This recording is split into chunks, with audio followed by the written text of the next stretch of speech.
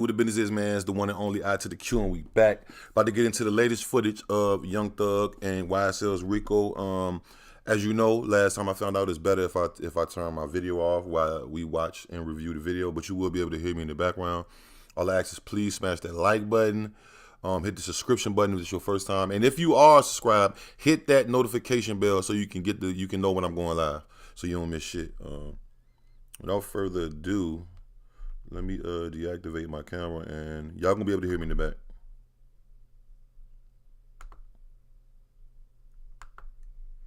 No kizzy. Let's get into it, man. Shout out to everybody in the chin that.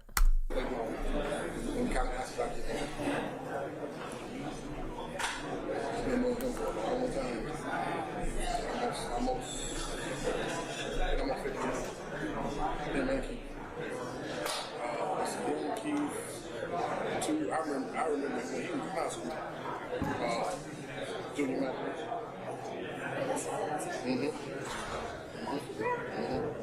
I was seeing this look alike. Me and Arthur, me and Eric, we go all the way back. He got down the road.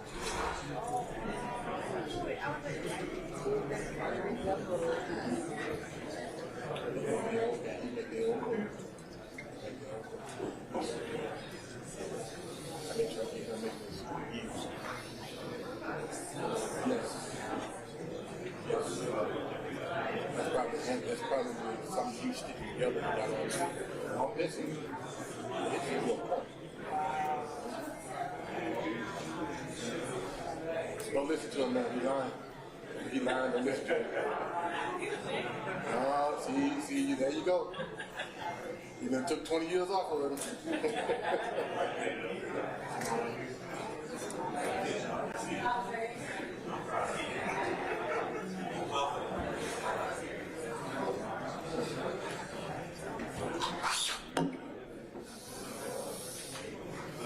so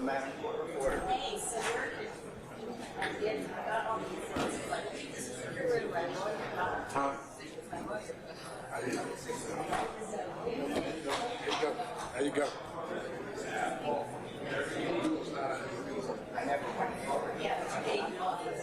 Yes. Yeah. I'm gonna take him to the weekend. I might even give you a breakdown to the double zero. Yes. Wake up Sunday. Check out the rest.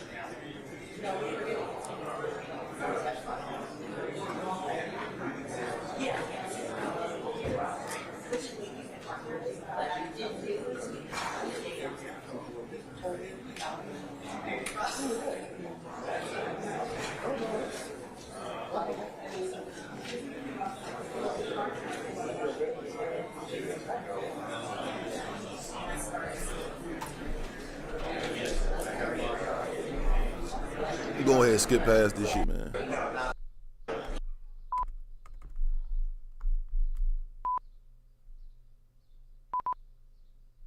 Here we go. My bad about that, y'all. Please hit that like button, and please hit the subscription button. Without further ado, let's react to this shit, man. Free Thugger.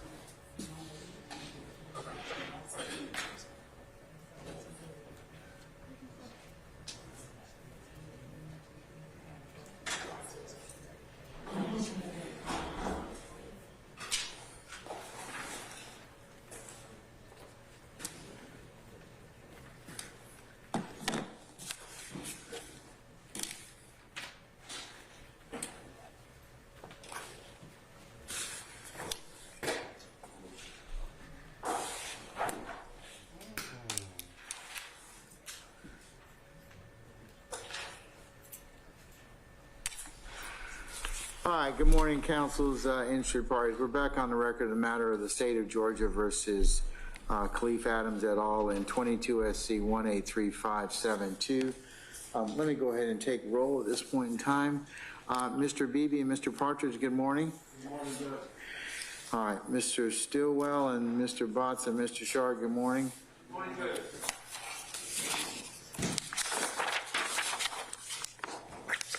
All right, Mr. Williams, Mr. Steele, Mr. Adams, good morning. Well, good morning, gentlemen. Mr. Mender, Ms. Fagan, good morning. All right, let's see, Mr. Kendrick and Mr. Weinstein, good morning.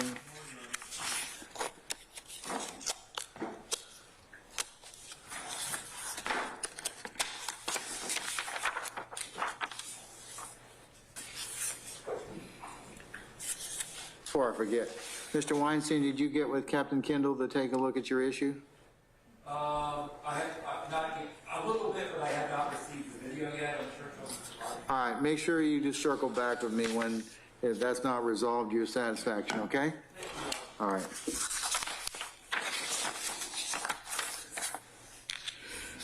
Mr. Huey, Mr. Matthews?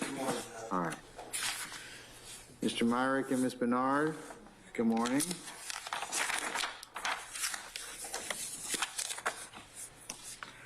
Let's see,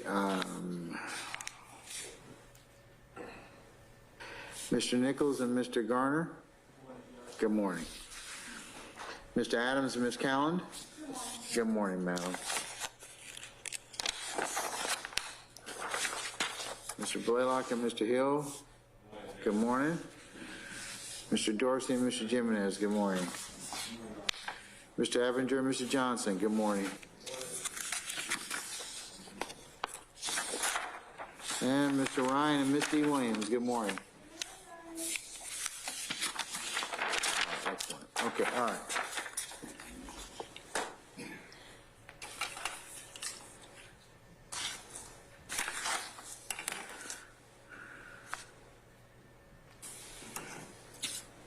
All right, Ms. Love, Ms. Hilton, and Ms. Weintraub, good morning. Good morning, Your Honor. All right.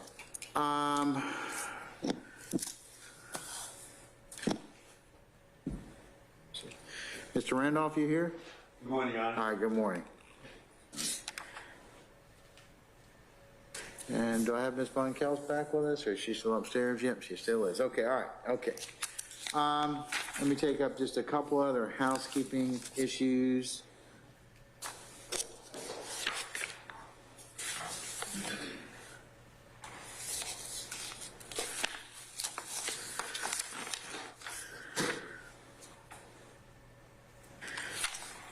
Ms. Bernard, in regards to, I'm in receipt of your motion that you filed on the 19th of April in regards to your intent to adopt Mr. Steele's plea and bar motion. I have it. I wanted to make sure I just addressed it, that I'll deal with it in the order that Mr. Floyd is going to prepare. And if there's anything else you need to add, you can let me know at that time, okay? All right. I'll mark it as the next court exhibit in order. Here, Christina.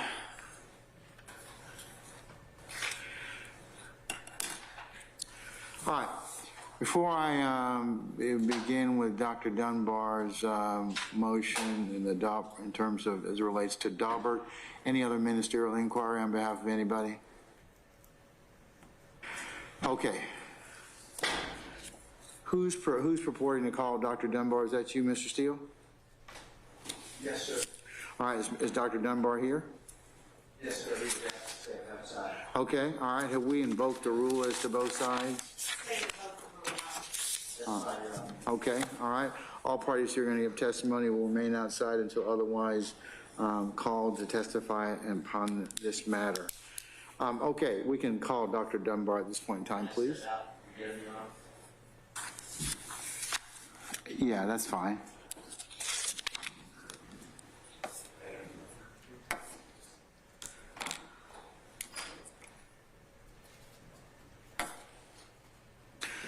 What is Dr. Dunbar's first name? Adam. A-D-A-M.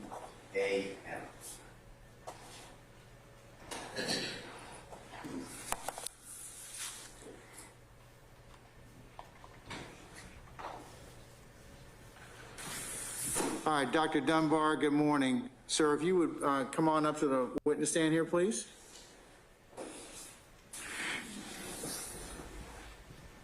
Once you get there, before you sit down, if you would turn and face Deputy Ingram and be sworn as a witness, please. You raise your right hand. You swear affirm the testimony to give the truth, the whole truth, nothing but the truth. Yes.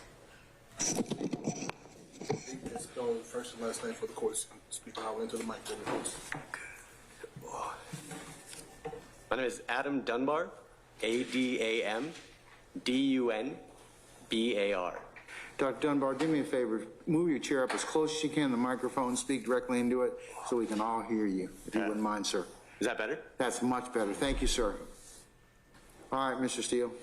Your Honor, I don't know if the court has a preference or if the doctor has a preference, but he's wearing a mask. If he would like to take it off, is that okay with the court?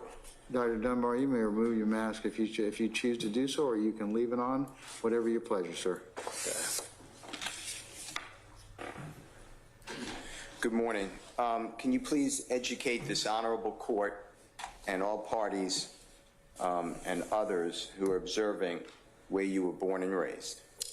Yes, I was born in San Dimas, California. And can you tell the court about your education starting at undergrad? In 2006, I started at Stanford University, majoring in psychology and sociology. And that's Stanford? Yeah, Stanford University. What did you do after graduating from Stanford?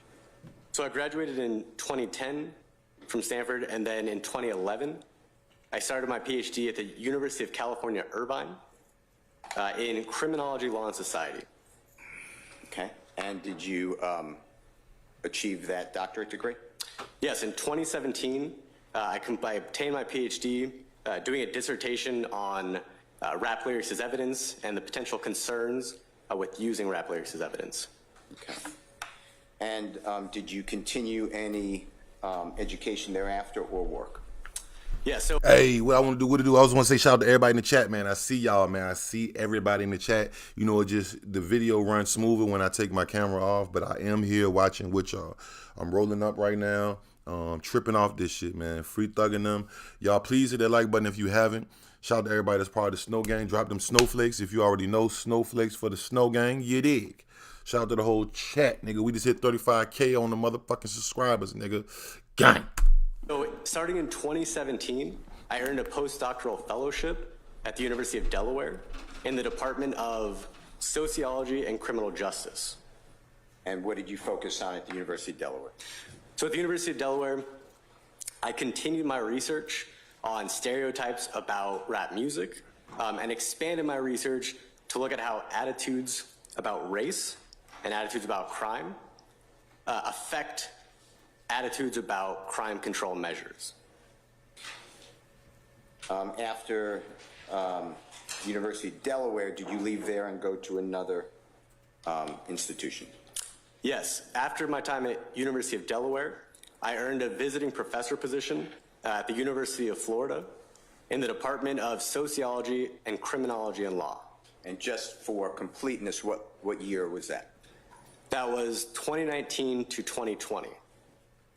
And are you still at or with the University of Florida? No, I am currently at the University of Nevada, Reno in the Department of Criminal Justice, and I've been there since 2020. And what's your position? Assistant professor. And what do you focus on at the University of Nevada at Reno? So my research broadly examines the intersections of race, ethnicity, and the criminal justice system. And then specifically, I have two areas of research. One of those areas focuses on attitudes about race and crime and the implications of those attitudes for support for criminal justice reform. The other area of my research focuses on the range of cues that people use to racialize and criminalize individuals. So included in that is my research on stereotypes about rap music and their implications for the legal process. Okay. I'd like to show you, with the Honorable Court's permission, what I will mark as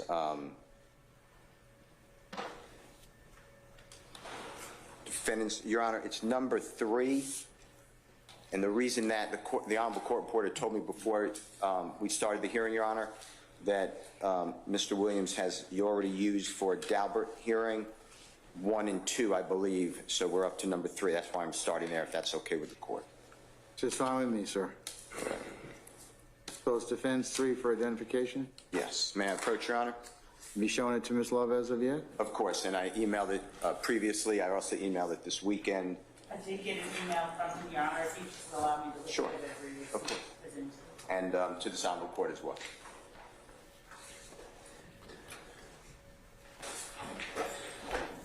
Approach. Yeah. Showing you this now marked as Mr. Williams, number 3. It's dated today's date, 4/24, 2003. Would you mind taking a peek at that and make sure that you recognize that and tell, if you recognize it, tell us how important what it is. Yeah, so I do recognize this exhibit. This is my curriculum vitae, or resume. It basically outlines what I've done throughout my career. Okay. And is it true and accurate depiction of your CV? Yes. Your Honor, I move for purposes of this motion, Mr. Williams, number 3. Any objection? All right, Williams 3 is admitted. Do you need to look at it? I have my own. May I So, first then yep. is, on the court for Mr. Clerk to copy? Thank you.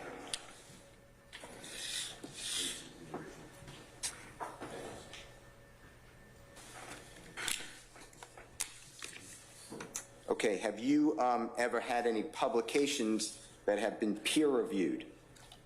Yes, so I've had, out of my 16 publications, 12 of them are peer-reviewed. And tell us about each one of the peer-reviewed publications that are dealing with the topic we're here to before today, with lyrics in hip-hop/rap music. Yeah, so in what was originally in 2018, but was reprinted, republished in 2020, is my article, Art or Confession, Evaluating Rap Lyrics as Evidence in Criminal Cases. And so that article was published in Race and Justice. It's a peer-reviewed journal that focuses on issues, or takes an interdisciplinary approach to focuses on issues of race, ethnicity, and the criminal justice system. For that article, I am the only author. And then I'm happy to explain that article, or I can move on to the next. You can explain the article, but do me a courtesy, and the Honorable Court probably knows, but other people may not. Explain what peer-reviewed means. Yes, so peer-reviewed is the process that we use in academia to make sure that what we are publishing is valid, is accepted by the field. So what happens is an academic or researcher submits their manuscript. It is reviewed by an editor of a journal. They decide if that article is worth sending out for further review. And then it is sent out to 3 other reviewers, or between 2 and 4 reviewers, who they don't know whose article they're reviewing. The researcher doesn't know who's reviewing their article, so it's this double-blind process. And then those reviewers give feedback on the article. Right? They evaluate it to see if they think it is worthy of publication. If it is worthy, then it moves forward. Sometimes reviewers will give feedback and say, look, we think this is great, just address these couple points. Or reviewers will say, look, we think there are too many issues with this article, and so we're not going to recommend publishing it. And which article were you specifically referring to when I stopped you and I asked you to explain peer review? Yeah, so for that article, I was referring to Art or Confession, Evaluating Rap Lyrics as Evidence in Criminal Cases. Okay. I am going to show you, with the Honorable Court's permission, what I will mark as Mr. Williams number 4, 5, as well as 6. Your Honor, may I approach? You may.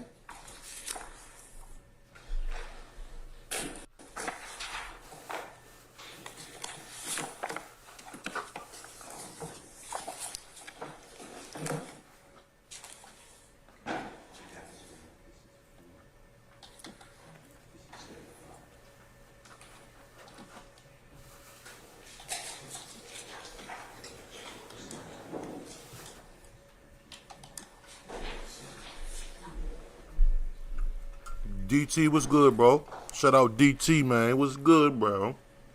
Tuned into this shit.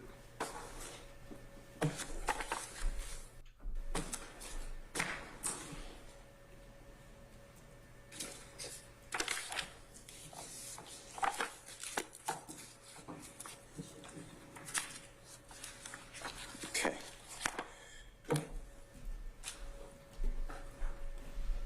Doctor, with the court's permission, I'm approaching you, and I'm...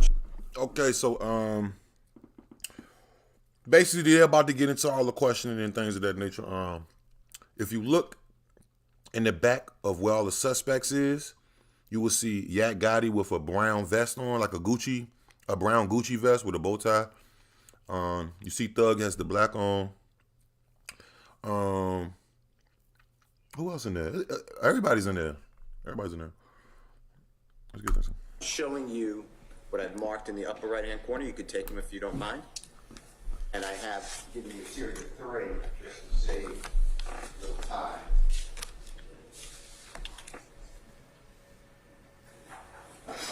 Can you take a peek when you can at Mr. Williams, number 4, dated today? Yes. And can you tell this honorable court if you recognize number 4? Yeah, so exhibit number 4 is my article, Imagining Violent Criminals, an Experimental Investigation of Music Stereotypes and Character Judgments, which is published in a peer-reviewed journal, Journal of Experimental Criminology. Okay. And is this a complete article publication, number 4? Yes. What is number 5? Number 5 is The Threatening Nature of Rap Music, another peer-reviewed publication. Okay, and is it also complete and accurate as to what you published and had peer-reviewed? Yes, it's complete. Number 6? Number 6 is the article Art or Confession, Evaluating Rap Lyrics as Evidence in Criminal Cases, another peer-reviewed article. And that's one you already talked about. Correct. And is this complete, the copy that I've given this honorable court and the parties? Yes. Your Honor, I move for the admission for purposes of the Daubert hearing, number 4, 5, and 6, which we will be discussing, I hope. Any objection? All right, Williams 4, 5, and 6 for purposes of this hearing are admitted. Okay. Now, explain, if you can, and you can go in any order you want. They're all in evidence, and that means that you're allowed to talk about them. If you need to refer anybody to any parts of these publications, I'd like you to just say, you know, defendant's number 4, look at page 5. Are his copies marked D4, 5, and 6? Right. Okay, all right. That's fine. Doctor, tell us about how you came about writing this article, what you did, the methodology used, and go slow and tell us which ones you're talking about, which 4, 5, or 6. So I'll start with exhibit 4. I'll just go in order. So for this study, the article titled Imagining Violent Criminals, an Experimental Investigation of Music Stereotypes and Character Judgments. For that study, I had a sample of 548 participants. And I told participants, look, you're going to read a set of lyrics, and then you have to make some judgments about the author of those lyrics. Now, participants were randomly assigned to learn that the lyrics were either rap, country, or heavy metal. What participants didn't know is that they were all reading the same lyrics from a 1960s folk song called Bad Man's Blunder. Now, after reading the lyrics, participants evaluated the character of the songwriter. They responded to 12 different items, assessing things like how likable the songwriter is, right? How aggressive they think the songwriter is, right? How trustworthy they think the songwriter is. Also things like what is the songwriter's criminal propensity? Right? What's the likelihood that that songwriter is involved in criminal activity? Right? What's the likelihood that the songwriter is involved in a gang? And so then participants go through, evaluate the songwriter using those 12 items. And then what I did was analyze participant responses. And so what I found was that when the lyrics were represented as rap music compared to country or heavy metal, participants viewed the songwriter as having worse character and a greater criminal propensity, right, than when those same lyrics were categorized as country or heavy metal. So just changing the genre label resulted in these different assumptions about the character of the songwriter. Is that a complete explanation of then you put it into writing what you did number 4? Correct. And then we wrote up the results, sent it out to a journal, in this case, Journal of Experimental Criminology. As I was describing before, the editor reviews the manuscript, decides if he or she thinks it's worthy to move on to the next step of peer review, sends it out to other reviewers, and in this case, the reviewer said, look, we think this study is important, it's valid, and therefore we recommend publishing it. And what years did it take for you to do from the study to the publication peer-reviewed? So this data for Exhibit 4 was collected in October of 2017, so it took about a year from start to finish. How about Mr. Williams, number 5?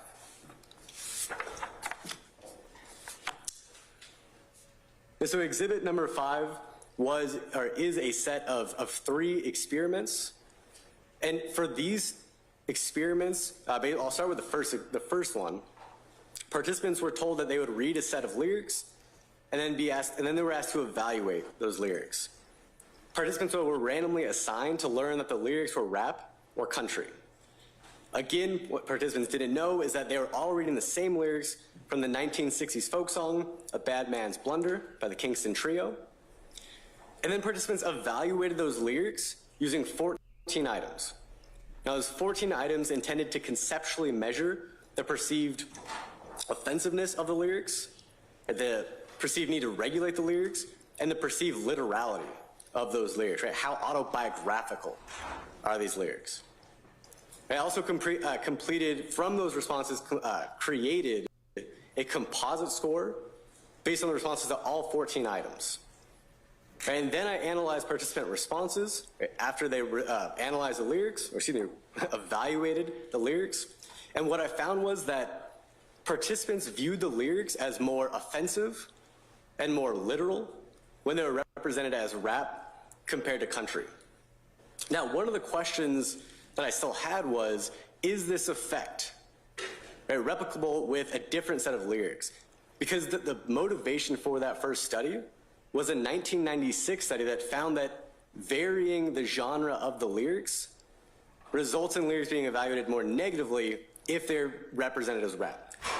So the question was, does this effect hold with a different set of lyrics? So in study 2, in this article, it's in the same manuscript, to use the same design as study 1, participants learned that the lyrics were either rap or country. In this case, they read lyrics from Johnny Cash's A Boy Named Sue, and then evaluated the lyrics using the same 14 items from the first experiment in this manuscript. And again, participants evaluated the lyrics more negatively when they were represented as rap rather than country. And then another question was, is what we're seeing about negative stereotypes related to rap or positive stereotypes about country?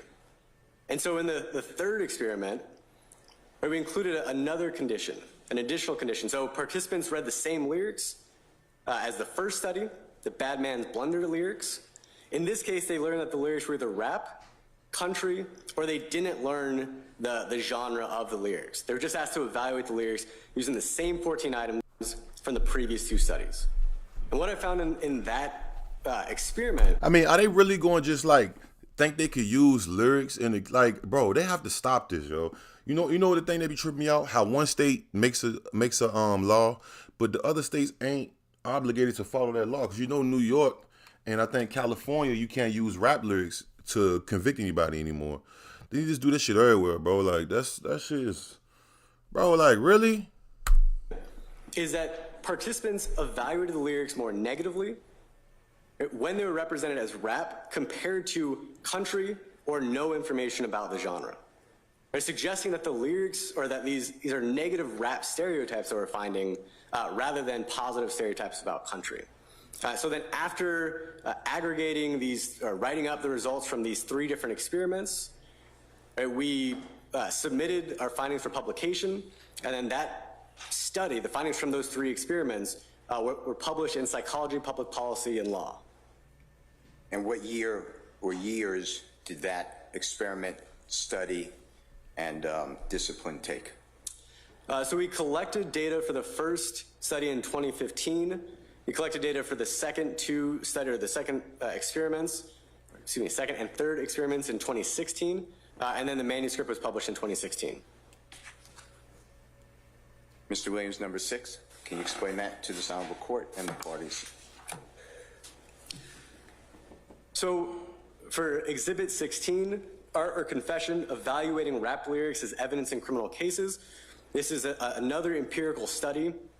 In this case, I had participants read 4 vignettes about each vignette contained a piece of evidence.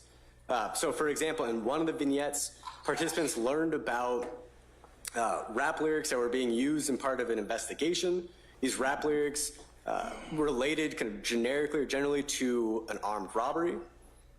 So participants went through and read each vignette, evaluated how incriminating that one piece of evidence was, and then they completed a set of analogies.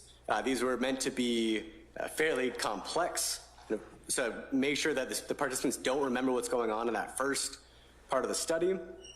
And then later on, participants read a vignette or a transcript of a vignette involving an armed robbery. And those same 4 pieces of evidence from what we describe as the pretest, right, those pieces of evidence were all in that vignette. So after reading about this case, participants indicate whether they think the defendant in that case is guilty. They indicate their confidence in their decision, in their verdict. And they also go through and evaluate each piece of evidence. So for example, with the rap lyrics, they indicate whether they agree or disagree with statements like these lyrics are the songwriter bragging about their criminal activity, or these lyrics can be treated as an admission of guilt. And then I go through and analyze the participant responses. And what I found is that participants shift how they evaluate the lyrics from what is known as the pretest, right, when participants evaluated those 4 vignettes in the beginning of the study. They shift those in the post-test, so that participants who think the defendant is guilty go from being somewhat uncertain about how incriminating the lyrics are to now in this trial context, right, thinking that the lyrics are a lot more incriminating and are like a confession. And that's for rap music? Yeah, rap lyrics, yes. For rap lyrics, Yeah. excuse me. Okay. All right. Have you been honored or given awards? And if yes, can you explain to this honorable court? Yeah, so in 2016, I received an award for the paper, The Threatening Nature of Rap Music, from the American Society of Criminology for being the best student paper for that year.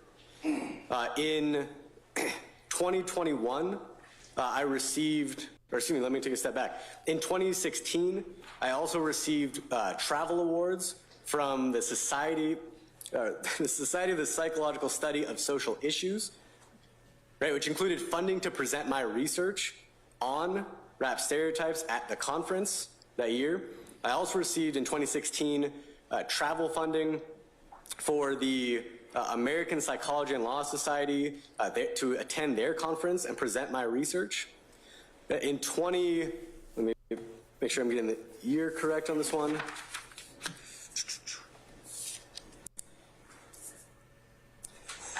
In 2021, I earned a early career scholars grant that provided me with funding to attend and present my research at the conference for the Society of the Psychological Study of Social Issues. And then in March of 2023, I received the College of Liberal Arts Dean's Award for outstanding research in the social sciences. So those are just the awards. In terms of fellowships, I received, as I've mentioned before, the fellowship to work at the University of Delaware and continue my research there. And that provided me with funding to continue my research from 2017 to 2019 at the university. In 2021, I received the Summer Research Institute Fellowship from the Racial Democracy, Crime, and Justice Network, which is an organization that focuses on particularly rising scholars who are studying issues related to race and justice. Have you ever presented? You've been invited to be a presenter. And if yes, tell us, Honorable Court and the parties, and educate us, please.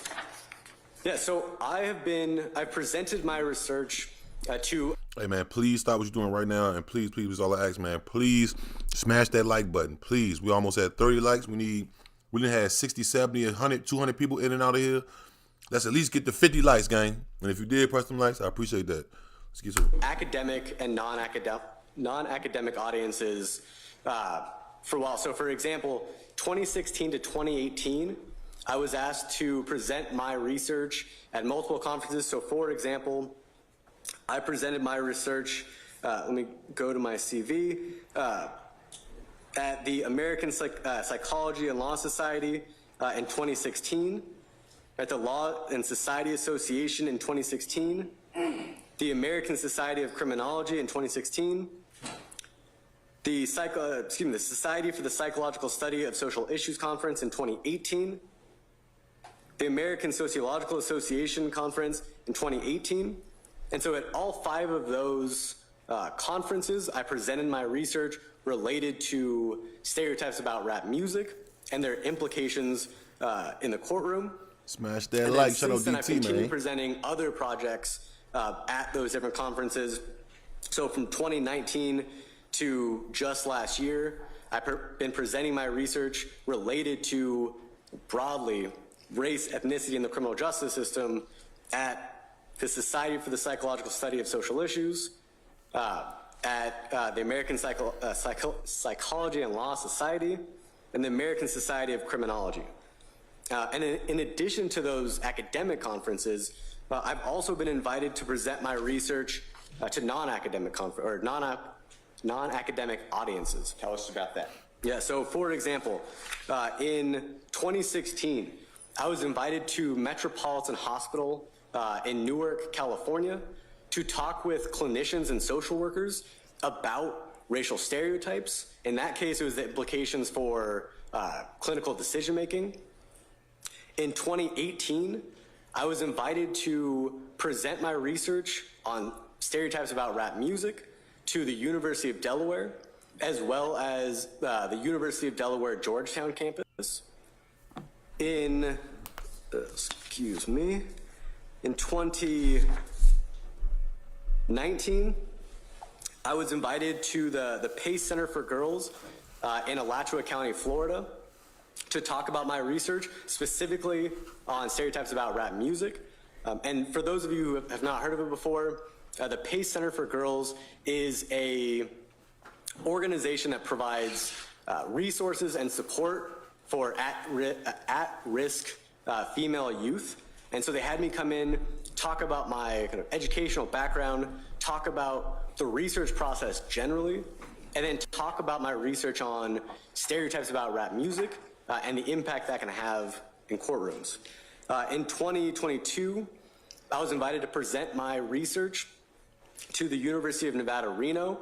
I was one of approximately 10 faculty that were asked to present their research in this interdisciplinary forum that was meant to highlight rising scholars from the institution across departments. And then in 2022, I was also asked to present my research at the Black Studies Research Roundtable, which is a forum that brings together faculty and the public from University of Nevada, Reno and University of Nevada, Las Vegas to learn about research that's going on issues related to, again, race and justice. How about any service that you have provided?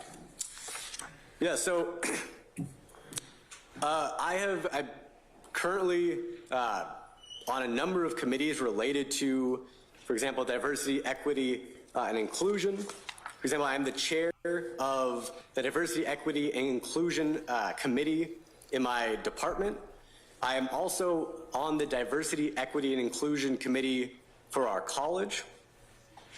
Back when I was in grad school, so around 2014 to 2017, I founded the Black Graduate Student Network, which is an organization to help bring black students from around campus. Hey, what it do? 2Z, what's good, broski? To create community and Shout out resources. Shmoney. I've done a similar. You heard? Shout out the homie Shmoney. Smash that like, man. Shout out to everybody in the chat. Y'all know I got to take my video so y'all can watch, so the video can play smooth while we react to it. How y'all doing, man? Hey, what's up, Shmoney? What's up, 2Z? What's good with y'all, bro?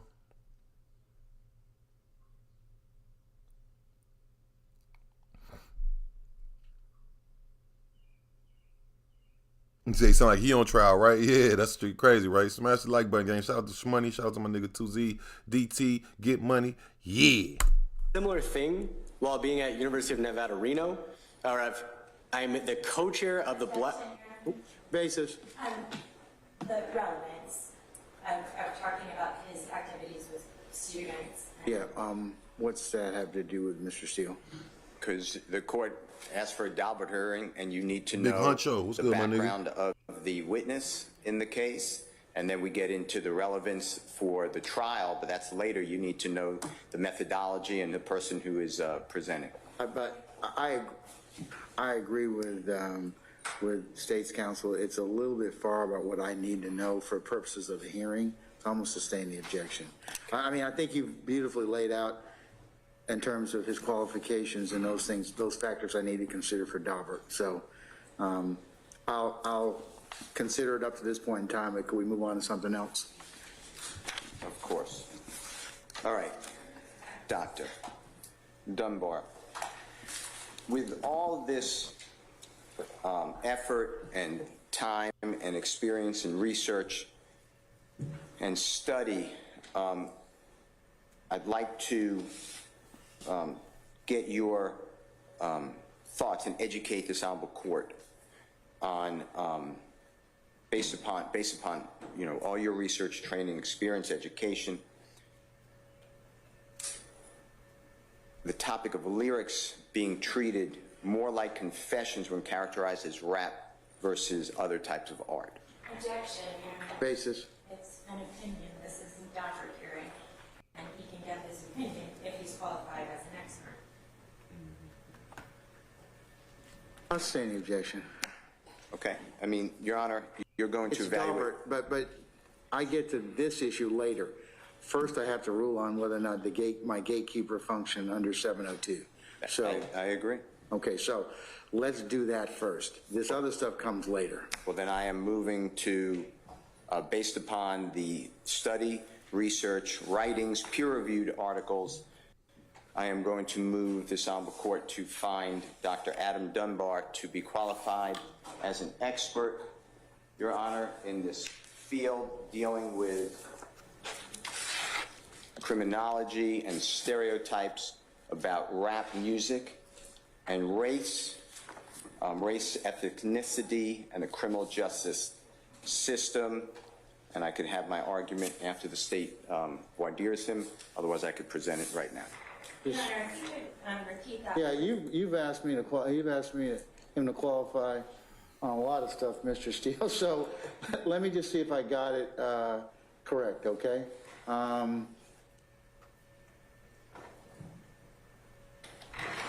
Honor. Hold on, madam. Hold on.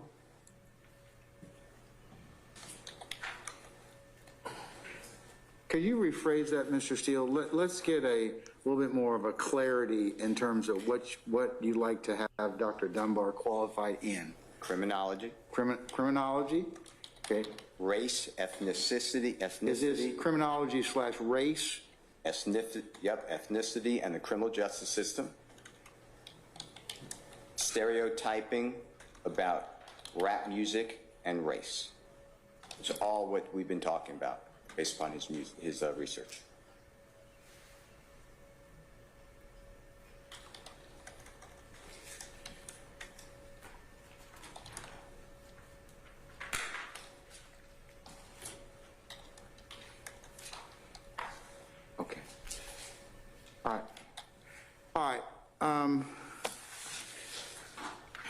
Ms. Weintraub, do you wish to voir dire Dr. Dunbar at this point in time? I do, Your Honor. All right, okay. May I also, on the objection to that particular topic, because the state did not receive notice. Can't hear you, madam. You're going to need to go to the either turn on your microphone at your table. The state did not receive notice that the defense would be presenting an expert in that topic. What did their notice to you put you in terms of? The notice was limited, Your Honor, to lyrics. There are 4 points that he was expected to testify about, that lyrics are treated more like confessions when categorized as rap, that lyrics result in more negative character inferences when categorized as rap, that interpretation of rap lyrics are affected by trial context, and that judges should be cautious when admitting lyrics. It's very clear, and it did not include those things. Care to respond, Mr. Steele, before I go ahead and take further testimony? Sure. What I laid out are the specifics, and the general categories are what I just said, but the specifics are what I wrote to the Honorable Court and the prosecution, specifically in my letter, in my motion of expert testimony. All right. Ms. Weintraub, anything else, madam? No, Your Honor. Okay, I'm going to overrule that objection. Go ahead and voir dire him, okay? Thank you, Your Honor. You're welcome.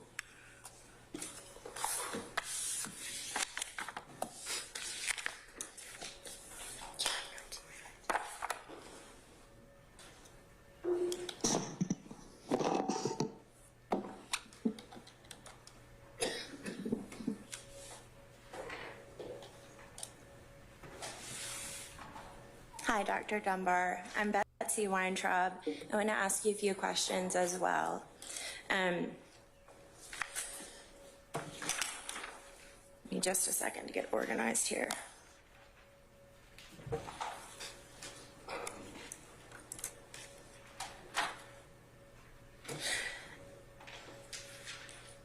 I'd like to talk first about the topic we're here for today. You referred to that several times throughout your testimony. What is that topic we're here for today? You mean in terms of my qualifications? I'm just talking about instantly the terminology that you used. You said that this is relevant for the topic we're here for today. Understanding stereotypes about rap music. Okay. I want to talk a little bit about your qualifications. Your research has not been exclusively on rap music, has it? Correct. In fact, you don't have any formal educational background in rap music, do you? You mean a degree in rap music?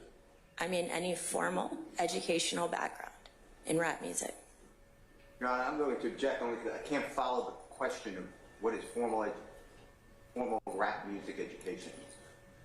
I sustain this to form. Why don't you rephrase, madam? I think you could break it down in terms of some other things that may be more understandable.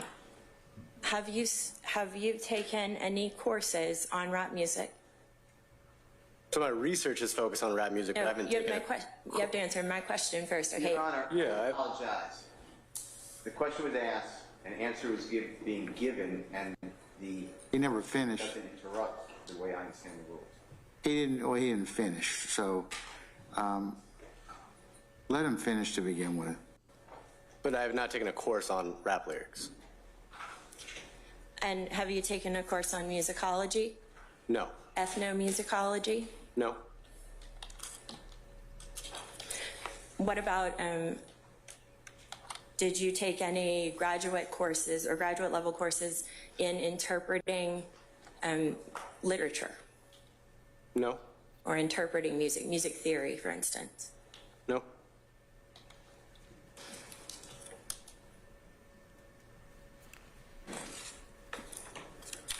And your studies have focused more on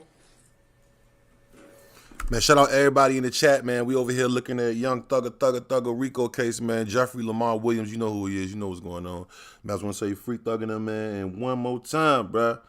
One more time. Please, please, please smash that like button. Do y'all think 1 in the chat if you think that rap lyrics should be used. 2 in the chat if you think that rap lyrics should not be used in a case. Cause this is crazy, bro. We in 2023, we still talking about fucking lyrics, man. Like, what the fuck? The perceptions that people have about rap music. Is that correct? Rather than the lyrical Correct. content?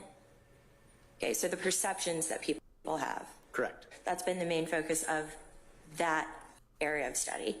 Yes. Now, you've also, your resume actually lists quite a few other peer-reviewed publications that are not pertaining directly to rap music, right? Correct. So it looks like of the 12 peer-reviewed publications, there are only 4 that pertain to rap music, right? Yes. And then in terms of the speaking that you've done, or I'm sorry, the non-refereed publications, you've done, I guess, 5 that are related to rap music. The non-refereed publications? 4. 4? Yeah, out of 6. Okay.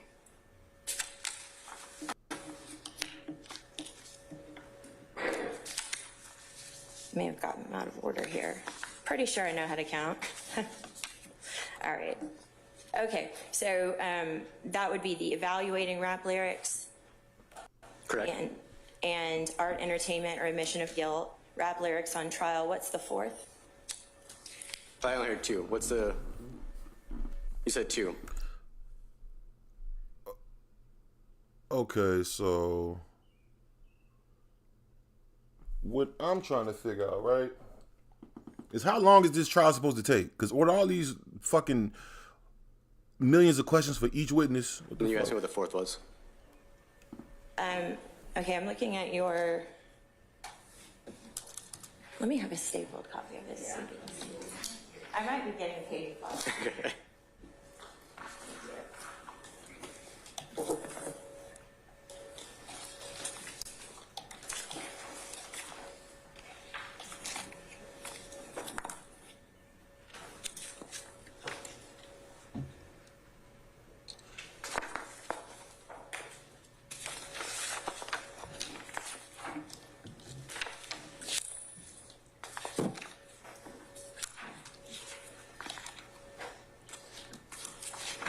All right, the invited presentations. Now, that's the one that starts on one page and then it continues, and the top of the next page, it says rap on trial. Are we going invited presentations or non-refereed publications? Invited presentations. Oh, well then, let me switch to that. I thought we were talking about non-refereed publications. So before, when you mentioned those 2 entries, those were non-refereed publications, not presentations. Just to make sure I'm clear on what we're... Okay. So on the invited presentations, Okay. looks like you've got about 12 of them listed, roughly, and then it looks like there's 4 that are on the topic of rap. Is that right? Just so I'm clear, what's the first one that we're looking at? Just make sure we're in the same section. Invited presentations, race, rap, and discrimination at the Pace Center for Girls. Okay. And gotcha. then on the next page, it says rap on trial at the University of Delaware. Then rap on trial at the University of Delaware. Yeah. Looks like that was the same month. Are those different campuses? Yes. And then rap on trial again in May of 2016. Correct.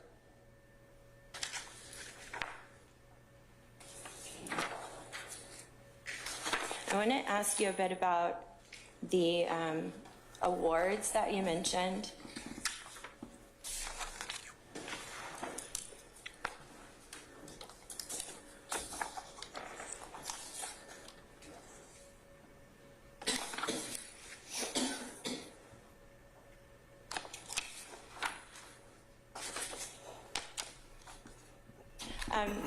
If you'll look at the page, see the And for those who don't know, man, the first artist, if I'm not mistaken, that was convicted or that was trying to convict for their lyrics was Lil Boosie. You know what I mean? Yeah, and he was on death row, damn near. He was, not even damn near. He was on death row. But yeah, man, shit crazy. Rap lyrics, man, they still using that shit. I'm gonna mute up real quick. Let's watch it. I ain't gonna pause it. Let's get to it.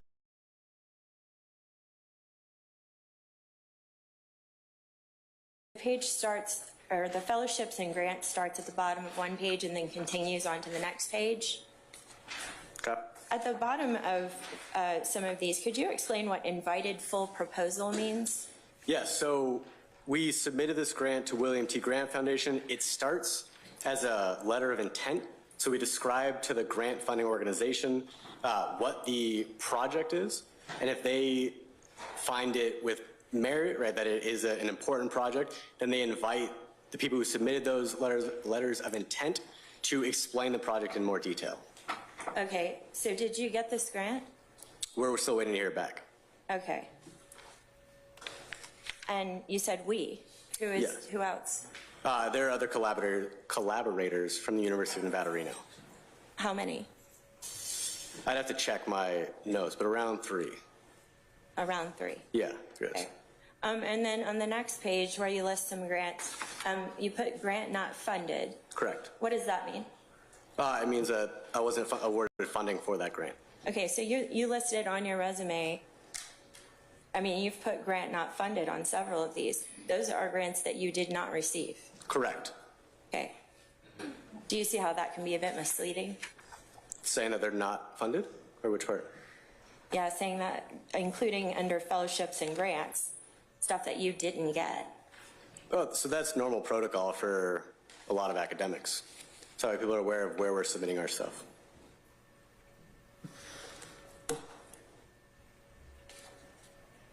Are you a member of any organizations or associations that focus on rap music? So there's research that presents, or that is presented on rap lyrics and stereotypes about rap at the American Society of Criminology, but it's not an organization that focuses specifically on rap music. Okay, so the answer is no. Correct. Okay, are you certified in the study of music or the study of rap? Any certifications? No. And what about gangs? Do you have you taken any courses in gang communication, slang, that kind of thing? No. You're familiar with Dr. Nielsen and Dr. Kubrin, right? Correct. No. And how do you know them? So Dr. Kubrin was my mentor in grad school, and then Dr. Nielsen I know through Dr. Kubrin. And how is your work distinguishable from theirs? So their research focuses a lot more on kind of one facet of their research focused on the interpretation of the lyrics, whereas mine is looking at public perceptions of rap music and the impact for interpretations of lyrics.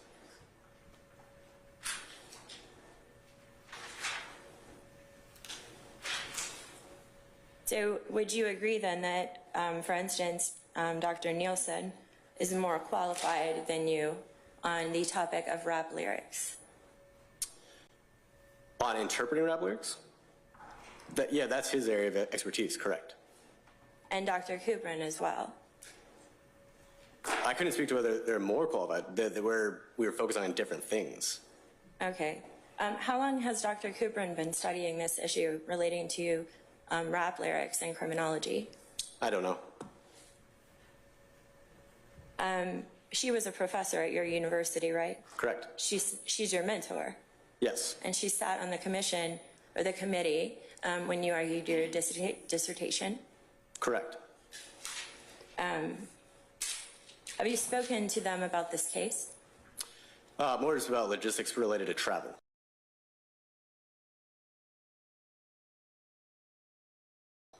So you haven't spoken to them about this case? No.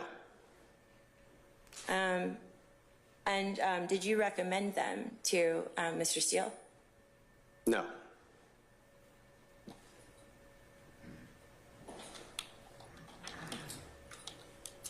Do you have any legal training? No. Anything about reading or interpreting statutes or the rules of evidence? No. Judicial decisions or appellate opinions? No. And can you tell me a little bit about your training on conducting research? Yeah, so for my PhD, for my dissertation, we have to take classes on research methods, on statistics, and since then, right, we have to kind of continually work on being proficient and being able to conduct the analyses and use the methodology that we need for our studies. Did you also talk about ethics in research? Did you learn about that at all? Yes, that's usually part of methods classes. I don't remember which week we learned, but yeah. Is it important to be honest in your work? Yes. And does that apply to every aspect of your work? Of research, or what are you asking about? About honesty. Yes, definitely.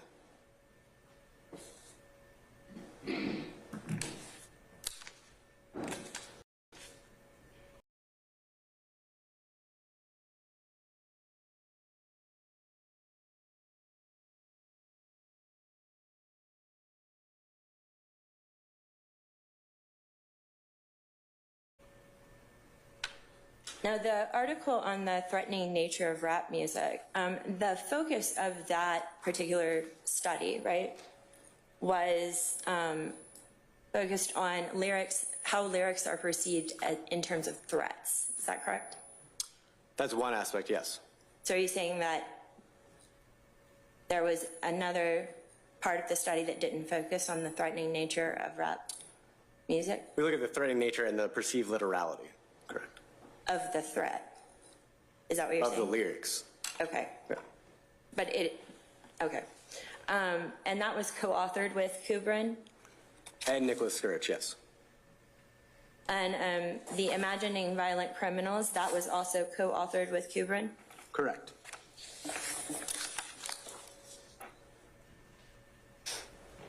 Now, have you ever testified in court before? No. This is your first time. Correct. How's it going so far? Yeah, let me know. Withdrawn. All right. Okay, in preparation for your testimony today, what did you do? Reviewed my CV and my research. Did you speak to any witnesses in the case? Yes, about the logistics about travel. Okay, the two that we spoke about earlier. And so what you stated was or what Mr. Steele stated was your area of expertise that you would testify about. You wouldn't have an opinion about this particular case. Is that correct? Although I have an opinion about rap music as evidence generally, I haven't come to a conclusion about this specific case, though. I'm just here to talk about my research, really. You're at trial, you're Yeah. going to be testifying about your research. Yes, yes. You're not going to be giving an opinion on this particular case. Is that correct? I guess the implications of my research for this case, yes. Okay, what are those opinions? That introducing rap lyrics as evidence can be highly prejudicial given stereotypes about rap music. Okay, how does that relate to this case? Because the rap lyrics that are being introduced, potentially introduced at trial. What are those rap lyrics that are being introduced at trial? I don't have them memorized. So. But you've already decided what your opinion is. About rap music or rap lyrics generally, yes. Okay, Yeah. and about this case. About rap music or rap lyrics generally. All right, I'm going to talk for a minute about your research. Do you know what the difference is between a juror study and a jury study? Yes. Can you explain that? Yeah, juror study would be when an individual is evaluating evidence in a trial context, or at least the implications of their responses for a trial context. Whereas a jury a jury study is when you have jurors together evaluating the evidence and you're analyzing their deliberation process. Okay, so the studies that you've conducted, which have they been? There'd be more of a juror study. Was there any deliberation involved in any of your studies? No. Because you recruited the participants through an online service, right? Correct. And that's called, for short, it's called MTurk, but you Yes. may know the actual name. Yes. Amazon, what is it? Amazon's Mechanical Turk. And Amazon's Mechanical Turk, it's basically like a website for people to bid on small jobs Not bid on. or No. sign up for Yes. small jobs. So they just, anybody who's on the site, they saw your little blurb that said, hey, come and participate in this study, and they click on that, and does that put them in the study? If they meet the qualifications, so for example, they have to be at least 18 years old, U.S. residents. So if they meet the qualifications, then yes, they're allowed to participate. Were those the only qualifications? Yes. Okay, and so you didn't ask them if they were convicted felons? No. Okay. But I have to double check, but we got 5 studies. So let me check real quick. Take your time.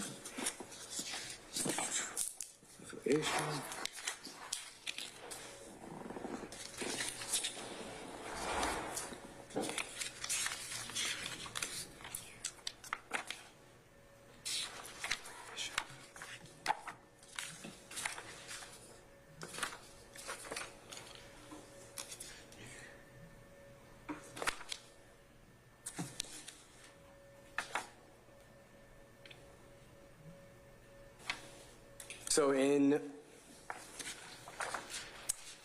Exhibit 4, Imagining Violent Criminals, we did ask if they had a previous conviction. Were they excluded if they did? No. Did any of them have previous convictions? 7.5%. Okay. So which study was that, did you say? Imagining Violent Criminals. The other 2 did not ask. So to be clear then, some of the participants in the study could have been violent criminals themselves. Potentially. And were they screened for any conflicts beyond a criminal conviction? No. No. No, Like were they asked if they had any biases or prejudices in advance of the study? About rap music? Or no, they weren't asked if they have any biases, because you don't want to signal what the point of the study is to the participants. And were they asked about if they'd ever served as jurors? And on the Imagining Violent Criminals article, yes, or study, yes. And had any of them served as jurors? Yes. How many? 10%, approximately 10%. How many let's look at the art or confession study, if you don't mind. Yeah.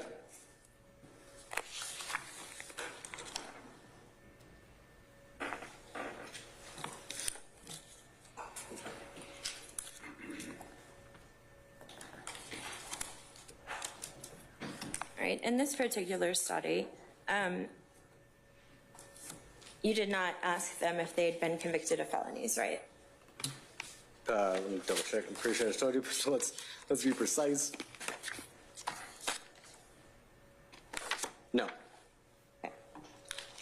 But you would say this was a juror study. Yes. Why didn't you include any black people besides the 5? So that's what happens with sampling. You're not dictating who is in your sample, right? You want it to be a random sample. So whoever opts in, that's what your sample is. Okay, you've done other studies using Amazon MTurk, correct? Yes. Those had very few black people as well, right? Go ahead, take your time.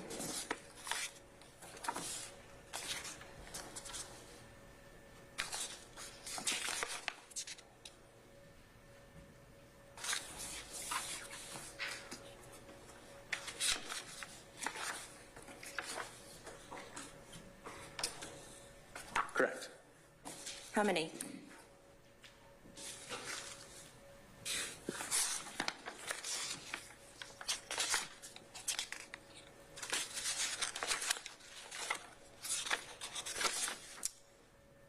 So for the first experiment in the threatening nature of rap music, we have approximately 6%. How many people is that? That is 8. So how many total? For those of us who can't do all that math. As the total sample?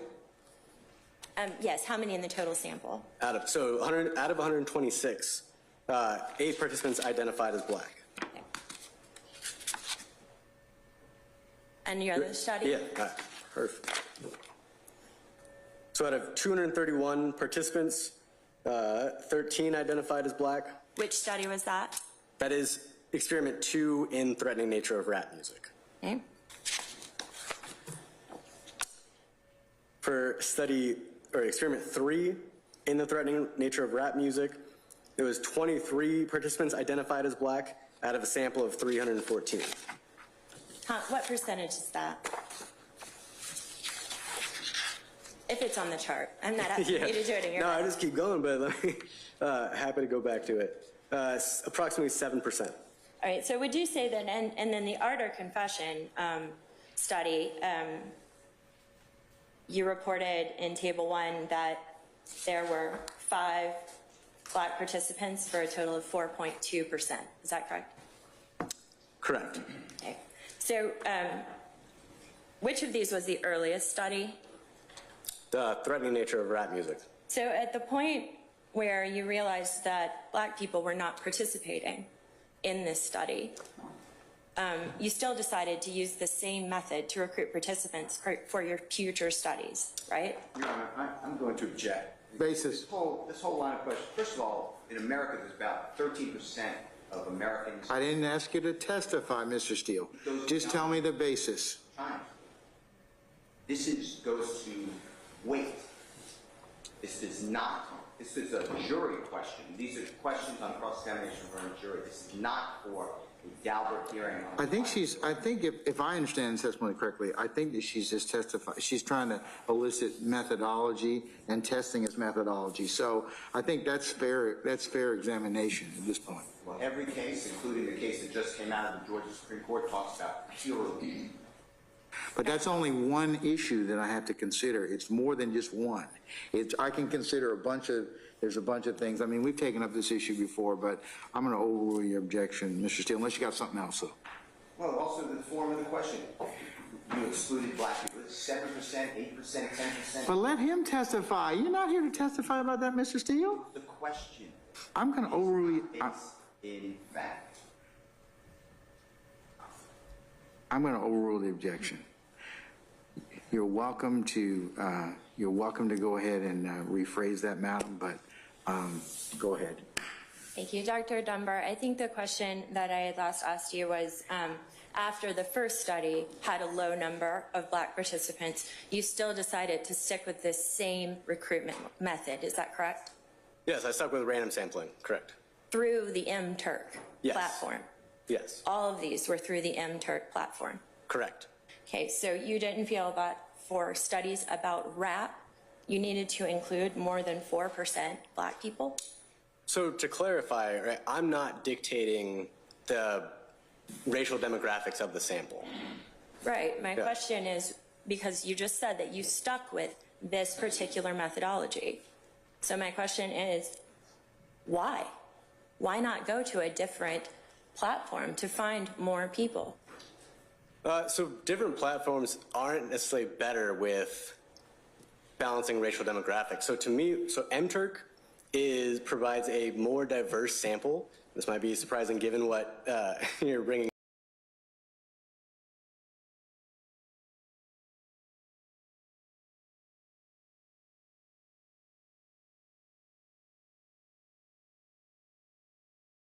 up, but it brings a more diverse sample than what is traditionally used, which are college students, right? Or going to just public locations and asking people to participate. So although MTurk, still is, or although my samples have a lower percentage of black participants, this still provides a more diverse sample than other sampling strategies. So you're saying then the previous studies that you have cited, like the 1996 study, the 1999 study. It was Friedel, I think, was the Freed. Yeah. Freed, Yeah. the author. You're saying that they had roughly the same or less Black participants in those studies?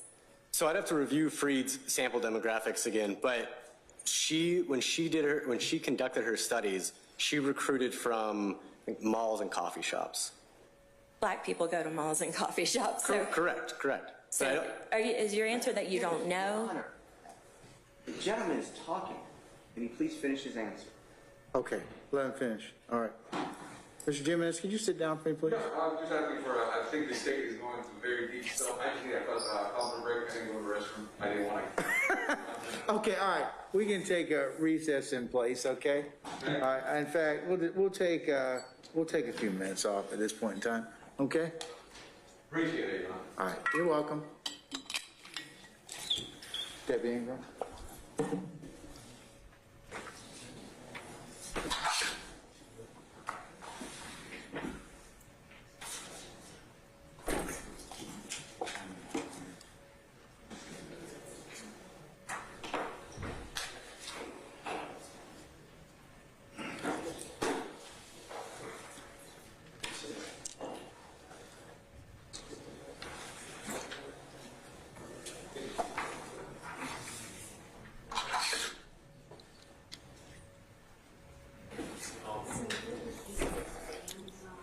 Say it again. Amazon's Mechanical Turk. Turk. Yeah. Wes.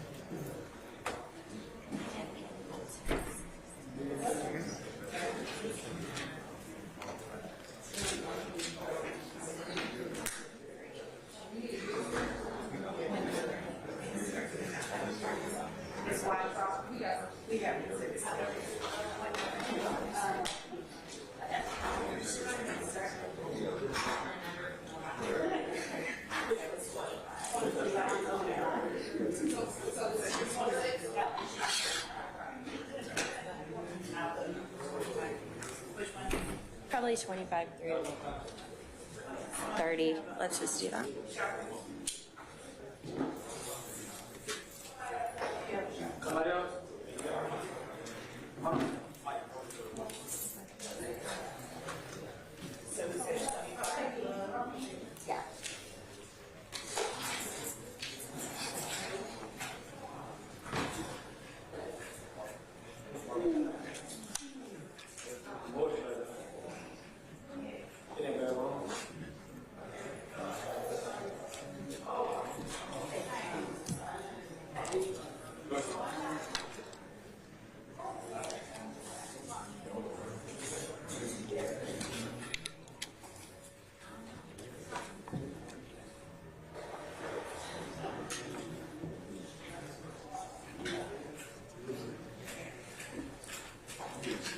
Oh, yeah, no.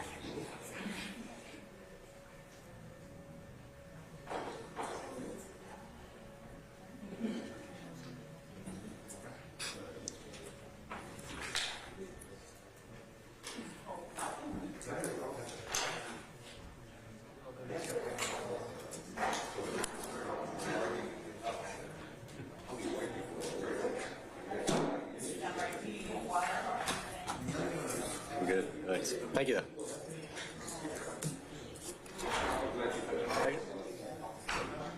Oh, he's done.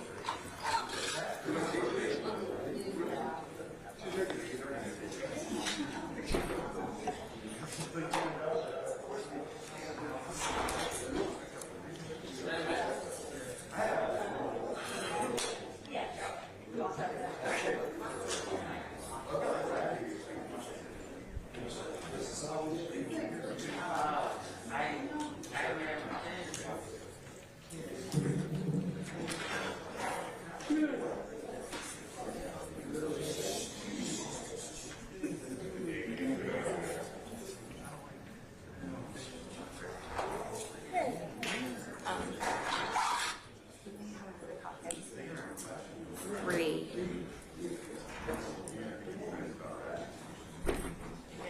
Mm-hmm.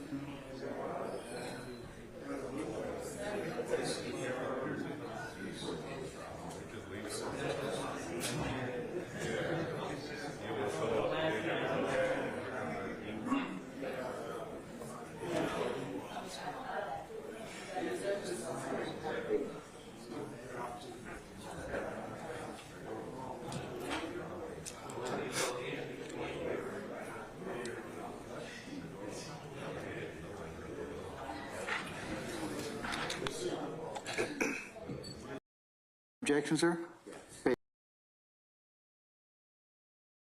Man, shout out everybody in the chat, y'all. I just want to let y'all know I'm still here. I'm watching. I just had my shit muted because I didn't want this dryer. I'm washing clothes. I didn't want my dryer to make noise. But yeah, man.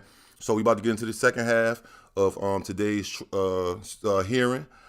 Smash the like button. We got 100 and some people here. Appreciate everybody. If you hit the like button, I appreciate you as well. If you didn't, please smash that bitch right now. Snow gang or no gang. Let me mute this bitch so I can dry these clothes and they won't be loud as fuck. I'm right here watching with y'all. Gang, gang.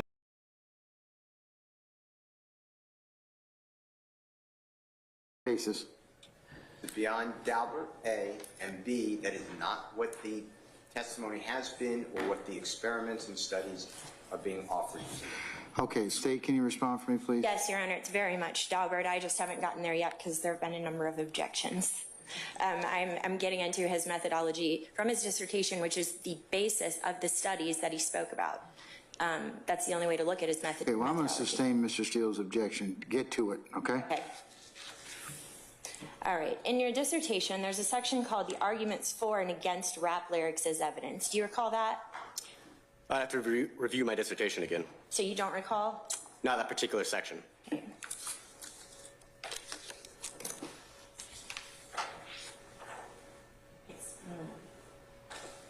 Let me get a copy. You mind if I copy that? Oh, yeah.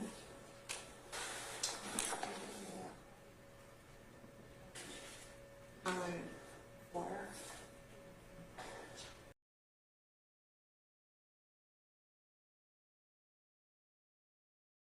Hey, Mr. Montana, what's good, nigga? I see you. I got my shit on mute because I'm trying to dry these clothes in this fucking dryer, but I'm sitting here listening to the shit in the headphones. What's good with everybody, man? Shout out to make all the choppies, man. You already know. Smash that motherfucking like, man. Real niggas do real things. Support your content creators. Free Thugger. After this shit is over, we're gonna talk about it. I'm gonna put my face back on the screen because when I do, the only reason I got my face off the screen is because it kind of slows up the screen. So that's why I just did only audio. But I'm still here, y'all. I'm right here with y'all niggas. I'm still live, nigga. 4 through 9. Got it.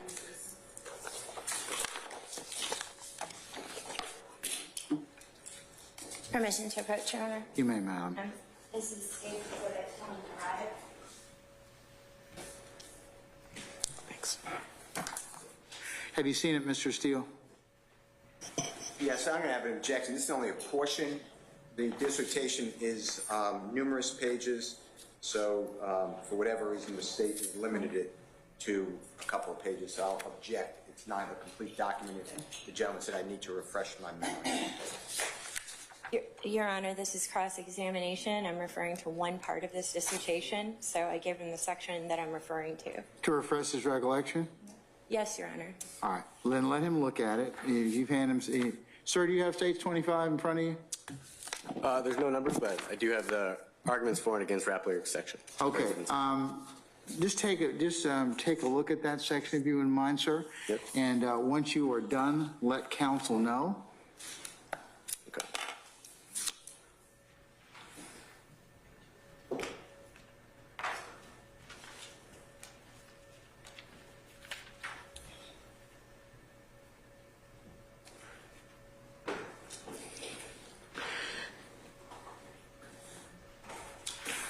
Mr. Steele, I'm gonna overrule your objection. This just, if it's refreshing recollection, I'll admit it. I'll allow it for that particular limited purpose, this particular section. So I just wanted to complete the record in regards to that.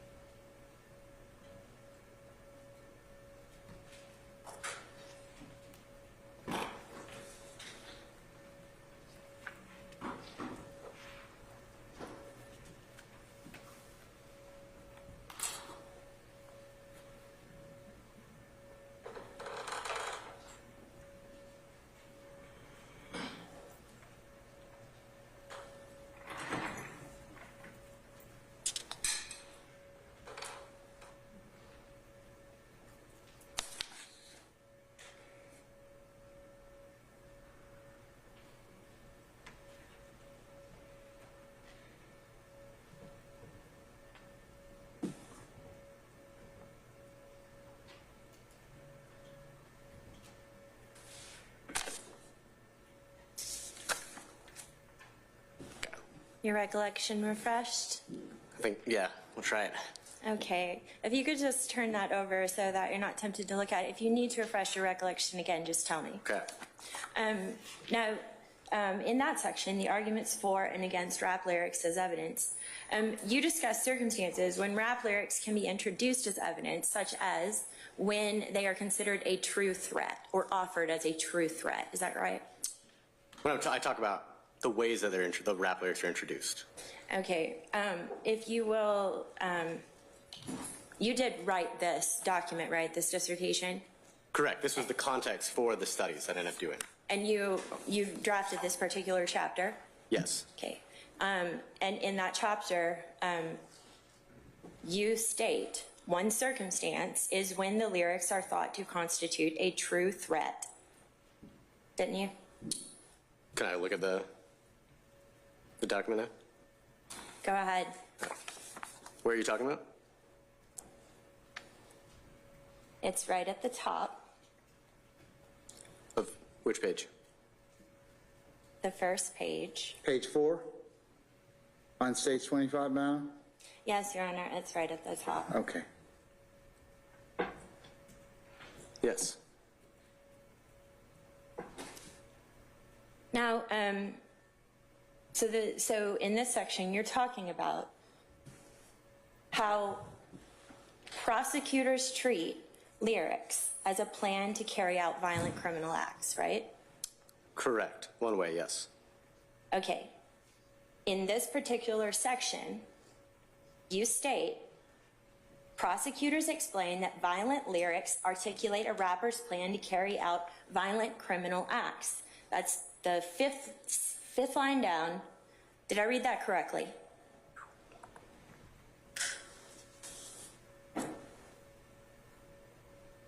Yes. You didn't say one way, did you? When I asked you if you said that in this paragraph, you didn't say one way prosecutors do it, did you? I don't remember what I just said about 2 minutes ago. In this document, Yes. Dr. Dunbar. Now, Dr. Dunbar, Mr. Steele, do you have something you objecting or something? Yes. Your Honor, this is the introductory paragraph. This is before the methodology is used and performed. This talks about how prosecutors may, excuse me. Yeah, but Mr. Steele, she's correct. You are testifying. Okay. Do you have an objection? What's the objection? Same objection. This is out of context, and it doesn't go to any methodology. This is the introduction. Okay, again, I'm not going to let you testify, Mr. Steele. Give me are you saying assumes not facts, not evidence? What is it? Saying that we're here for a Dauber hearing. This has nothing to do with the qualification methodology, if that's what we're going to. Okay. Ms. Weintraub, I would tend to agree with that particular part of his objection. Can we move on to something else? yes, Your Honor. Because it really goes to bias. I mean, it really goes to bias or any other reason that he may have authored this, but it doesn't go to methodology. May I, Your Honor, may I respond to that? I'm setting up to ask him about these particular cases that he sampled, which definitely go to methodology. I would rather you move to the methodology. Let's just get to that. Okay. Okay. All right.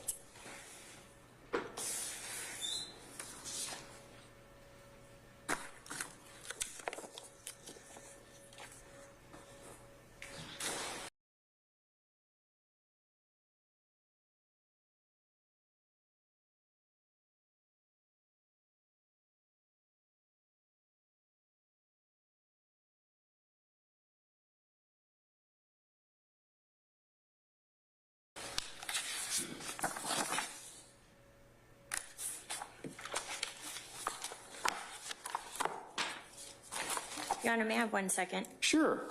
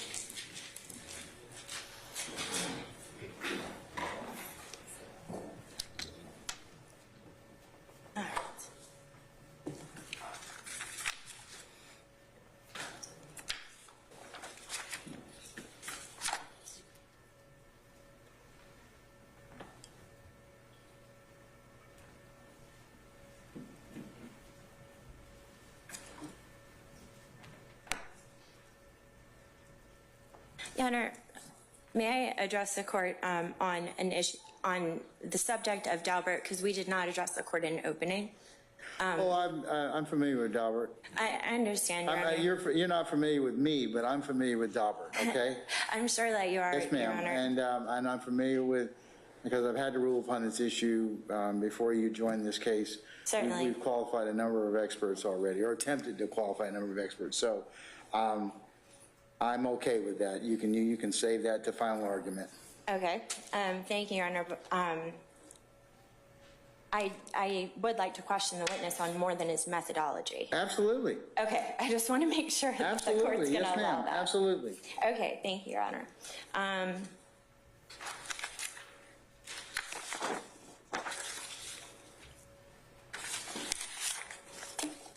right, I'm going to move on to the art or confession study that you did, which relied on the data that you collected in your dissertation. Your findings in the art or confession study, you know which study I'm referring to, right? Yes. Your findings or your conclusions were, your first conclusion was that evaluation of lyrics did not predict determinations of guilt, correct? That was one of the findings, correct? Yes, and another one was that the verdict affected whether the lyrics were evaluated as a confession. Correct. And by verdict there, you meant the way that the particular juror thinks about the case. Correct. When they are ready to go deliberate. And then your third finding was that the effect was stronger for participants who believed the defendant was guilty, correct? Correct. Okay. So in that case, you also used a mock juror study through the Amazon MTurk, correct? Correct. And when you received that participant pool, you screened out people who were not over the age of 18, right? Mm-hmm. And you screened out people who identified as being outside the United States. Let's see. Do you not remember using the MTurk? I want to review the methodology to make sure they're on the same page. Okay. If you're going to review a document, we need to ask permission to do that. Go ahead. Are you wanting to look at the art or confession document? Yeah, I was looking at who I sampled for that, just to make sure we're on the same page. That's William 6. All right, so I'm sorry, let me know when you've refreshed your recollection. So you did screen out anyone who is under 18 and people who identified as being outside the United States, correct? Yeah, so Mechanical Turk excludes participants who are outside of the U.S. if you click that option. And you did click Yes, that option. yeah. Are you aware of what a VPN does? Yes, to an extent. So you know that it can obscure where a person is when they're taking a test. Correct. So it is possible that people could have been using your survey who were outside of the United States. Potentially. Now, there was also a financial motive for the participants, right? Yes. And you tried to give them what you called a very, I think you said like it was a very fair rate or something like that. And it was like $1. Okay. But that's standard for that program, for that marketplace or whatever. Did you meet with any of these participants? No. Did you talk to them like even over video chat or something? No. It was completely anonymous, right? Yes. So you were unable to verify that they were who they said they were. Correct. So a person under the age of 18 could certainly click that they're over 18 and participate in your study. Potentially. As well as someone who's not a United States citizen. Potentially. Did you screen out people who were not United States citizens? No. Just people who were living outside of the U.S. Okay. And so you're unable to verify that the statistics that you presented in your study, the demographic statistics, are actually true.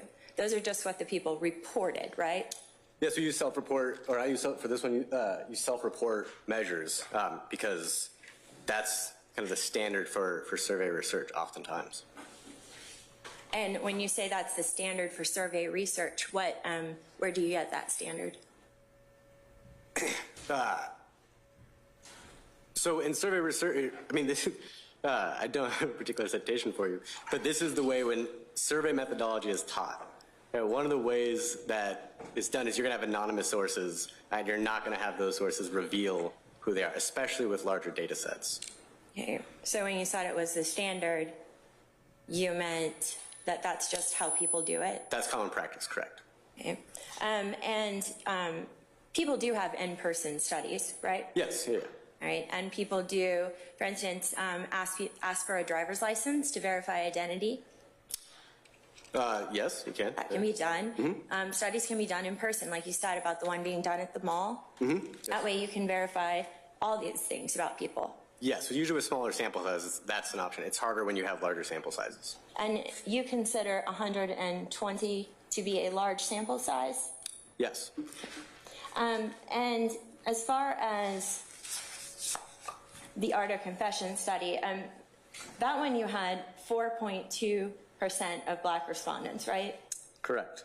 Okay, and in that particular study, I mean, are you aware that in the United States, the population of people of color is much higher than that? Okay.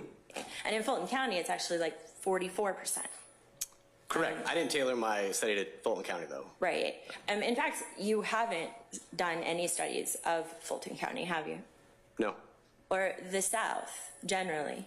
No, this was a sample that was collected from just the U.S. Right. Or at least they reported they were from the U.S. Okay. Now, in the test itself, you had the design. There was a pre-test phase, and the participants were given 4 vignettes describing 4 types of evidence. Right. Correct. One of those was the suspect's alibi. Another was the possible motive, and another was rap lyrics. Right. Correct. And they were asked to agree or disagree with statements about the evidence. And that was from the very beginning. And that was all they were given, correct? Correct. So they didn't actually see any evidence in a case. What do you mean? Well, you didn't show them any evidence. You told them, describe Yes, the evidence it, right? was described to them, yeah. Right. And they didn't, to be clear, they didn't talk about it to each other because they were anonymous, right? Correct. Now, the test itself, you had them attempt to solve the analogies to, you said to make them forget how they responded earlier.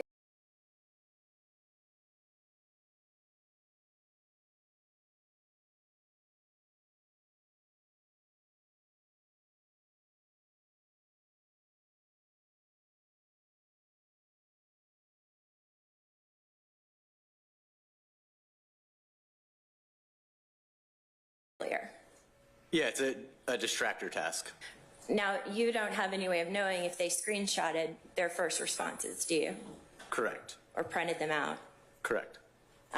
So then they were to read jury instructions and then render a verdict, right, in the post-test. They render a verdict. After reading the vignette, correct. Convict or acquit. Correct. Based on the evidence. Yes. Okay. And what you found was that the way that they evaluated those lyrics, they did not predict that they were going to vote guilty, right? The lyrics in that case did not predict verdict, correct. Okay. And this is the data that you used on your other projects as well, right? No. Okay, you didn't use this data that you gathered in 2017? This is separate. The data that you're talking about is for this particular study, and then there's different data for the different studies. So the data that you relied on in this study, when did you collect that data? 2016. Okay, so and this was published in 2020, correct? 2018, and then republished in 2020 as an electronic and hard copy. Okay. And was it the exact same copy that was printed? Yes. Were there any changes made? No. Now, in your particular example that you used, or this study that you used, would you say that, well, I mean, jurors they're more likely to be lenient if they haven't seen actual evidence, wouldn't you say? That they're, I think this I don't is understand the beyond- question. Say again, sir? This is beyond the scope of this witness's, asked about jurors and when they're lenient. I object. Well, he's purporting to be an expert in the topic, so. But it really doesn't go to methodology. Don't sustain the objection.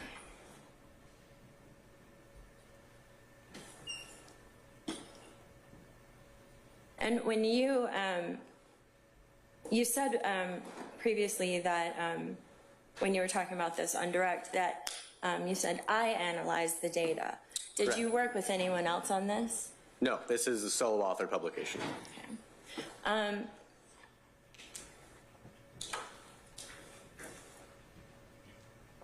Did people report their educational level in this study? You want to kind of review the, If you need to, yes, sir. Just let us know when you're done. okay. Yes, they reported their education level. And were people excluded from the survey for any educational issues if they didn't have an education or they did? No. And then moving on, there was no deliberation as part of the study, right? Correct. And deliberation, it eliminates something that is important in jury studies, right? What do you mean? Well, when you were talking about jury studies earlier, you said that jury studies included deliberation. Yes. So deliberation is an important part in a jury study, isn't it? Yes. And there's no deliberation in yours. Yeah, correct. This is a juror decision-making study. And your particular test pool, they were not actual jurors, were they? No. Did you talk to a single actual juror when you were studying this? No. Did you go and sit and watch a jury? No. Did you go to any of the cases that you talk about to watch the arguments or to watch the evidence being presented? No.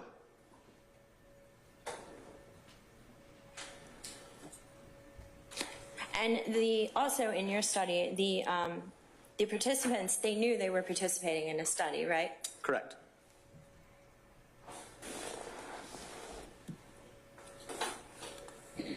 All right, I'd like to move on to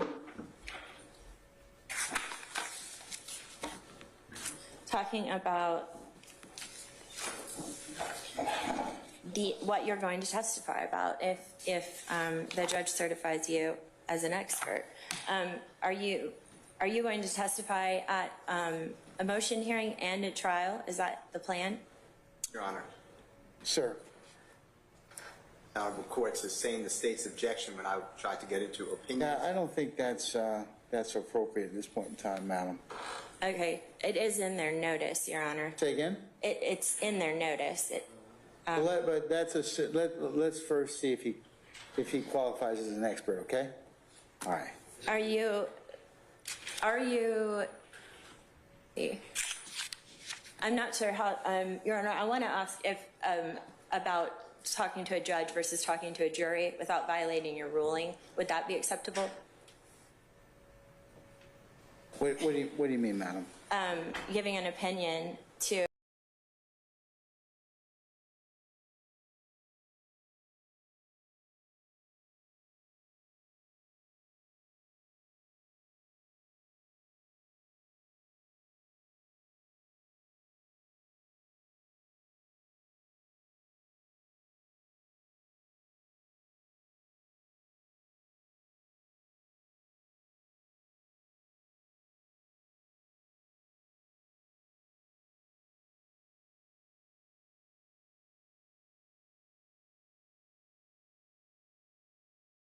a judge, an expert opinion to a judge on a particular issue? Because that was, it's mentioned in the notice, so I wanted to. Well, first, let's see if he qualifies to begin with. I mean, we're just going to take up whether or not he's qualified. Whether or not he can give certain opinions or other things is a question for another day.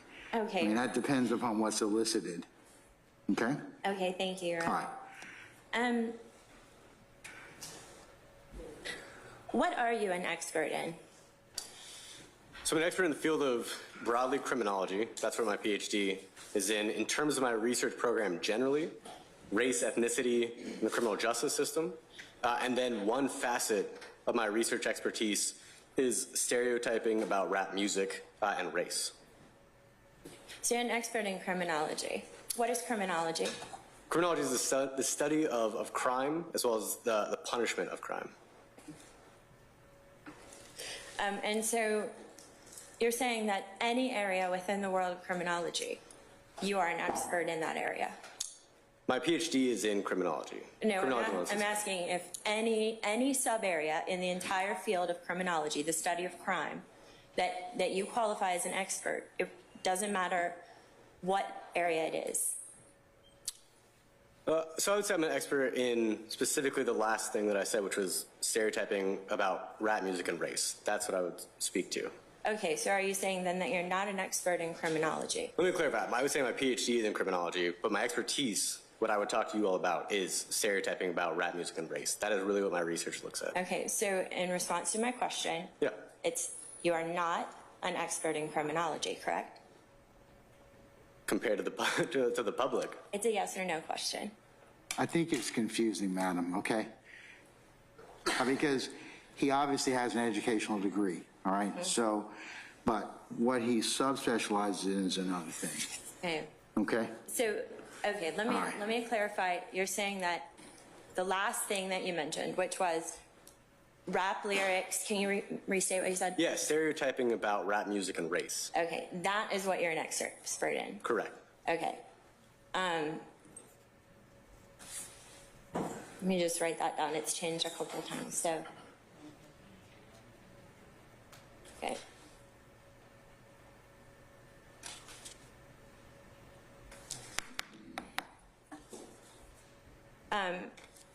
As part of your criminology degree, did you read cases? Yes. Okay. And you used those cases in your research, correct?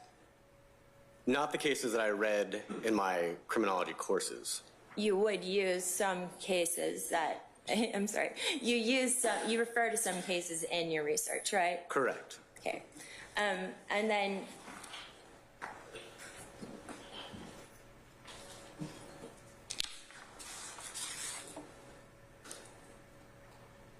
sorry, give me just 1 minute, Your Honor. Yes, ma'am.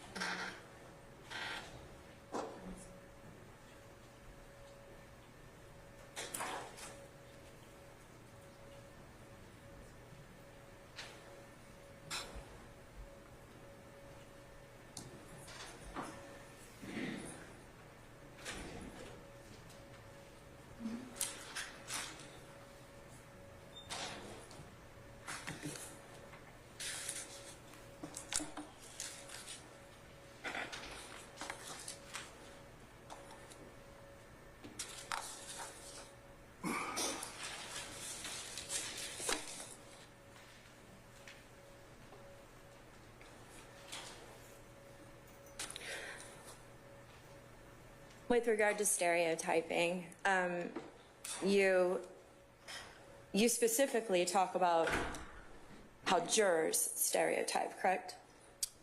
Where? Are you asking? In your research. I talk about stereotyping generally. Okay, so you don't talk about how jurors stereotype?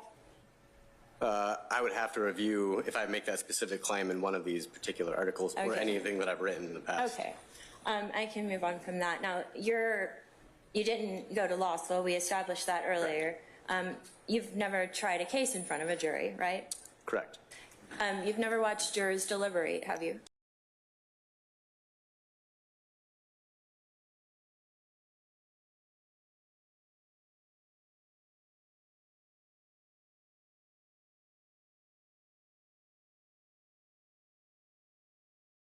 Correct. And you have never interviewed real jurors after they've heard lyrics evidence as part of a criminal case, have you? Correct. I use an experimental approach, not interviews. So you've never interviewed jurors after they've viewed evidence in a criminal case, have you? Correct. And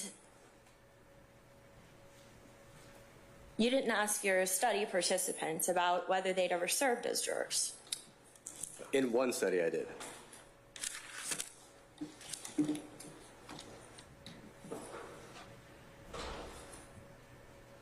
And have you interviewed an actual judge? No. Did you consult with an attorney when you were preparing any of your research? No. And you've never taken a course in evidence? No.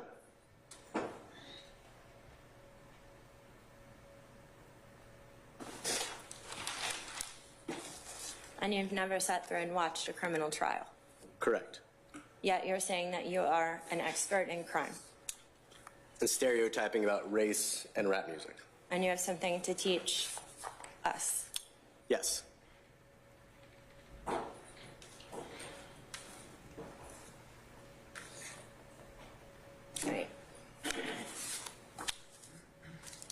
All right, I have one final section I want to ask you about. And this goes to the reliability.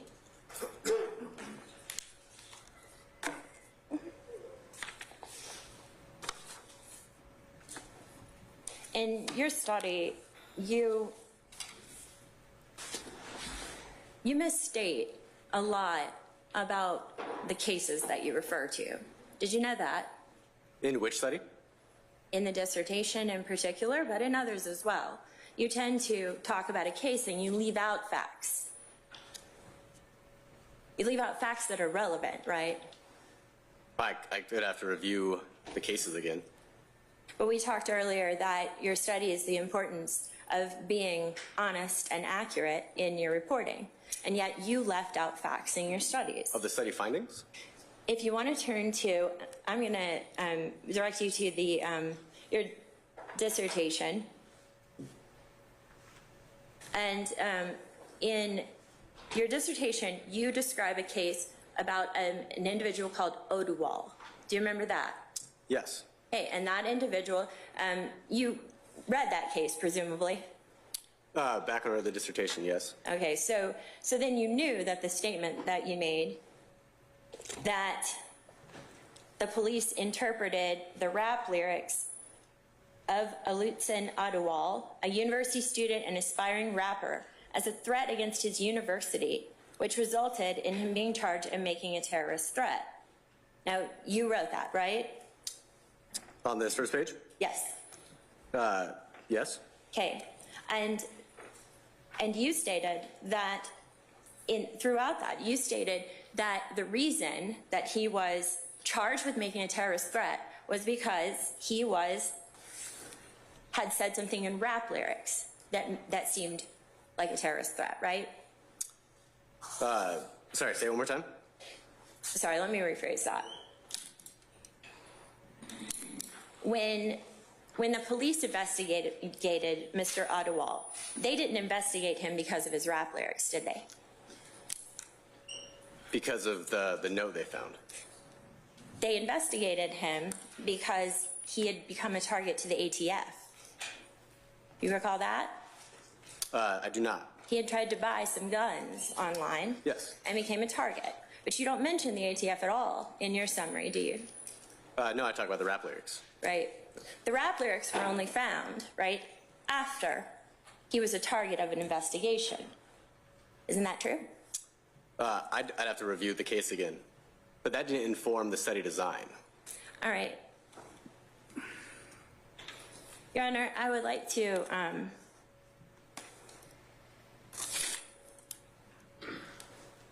enter into evidence a copy of the Oduwal decision. The what? I'm sorry, madam. Of the Oduwal decision that is being referred to. And if I You got to mark it and then ask, go through the foundation. Yes, Your If Honor. you wouldn't mind. Sorry. Yes, Your Honor. Go ahead. Stand correct. Have you shown those to Mr. Steele already?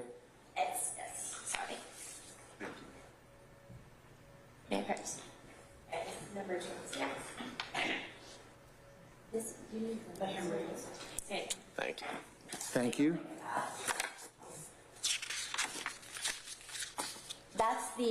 That's the opinion in People versus Ottawa, correct? Yes. And that's the case that you were talking about in your dissertation, correct? Yes. Okay. Now, if you will turn to page, well, on that opinion, it's 318. Council, we try to manage without Mr. Dorsey. May we get a copy of this? I don't believe this. I can read out the citation, Your Honor. I need some time to pull it up.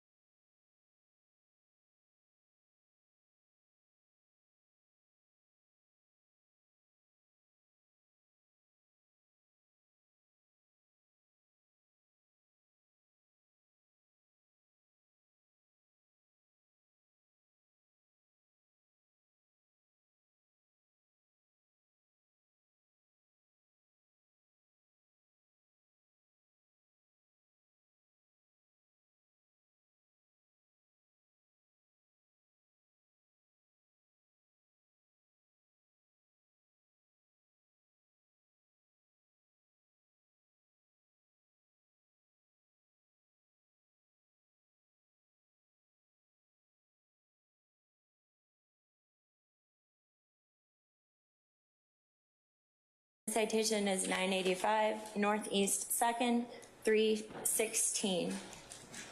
Repeat it one more time, madam. Yes, of course, Your Honor. People versus Ottawa, 985 Northeast 2nd, 316. And Ottawa is spelled O-D-U-W-O-L-E. O-D-U-W-O-L-E. All right. Now, if you're looking at page 318 of that opinion, were you able to locate it? Yes. Okay. There's a line where, or it's talking about how the defendant was already the subject of an ATF investigation when police found the abandoned car. Do you see that? Where do we want me to look? Which paragraph? It's page 318 going into page 319.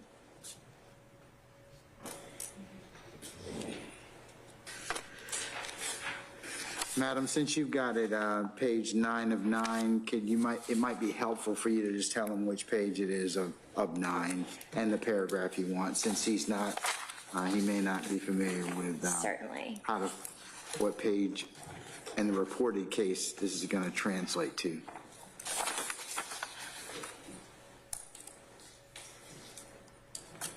Find where I put mine.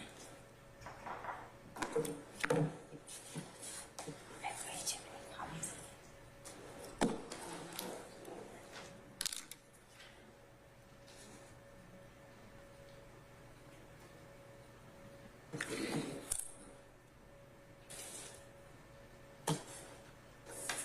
That's probably okay. I don't know, it's probably.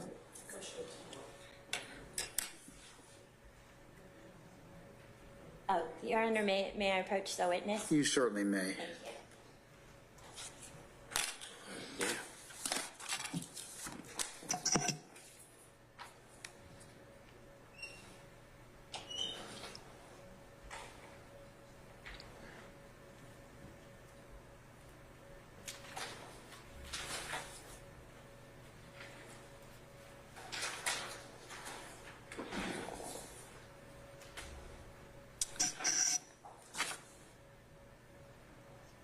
I believe that's marked as P7, that particular paragraph.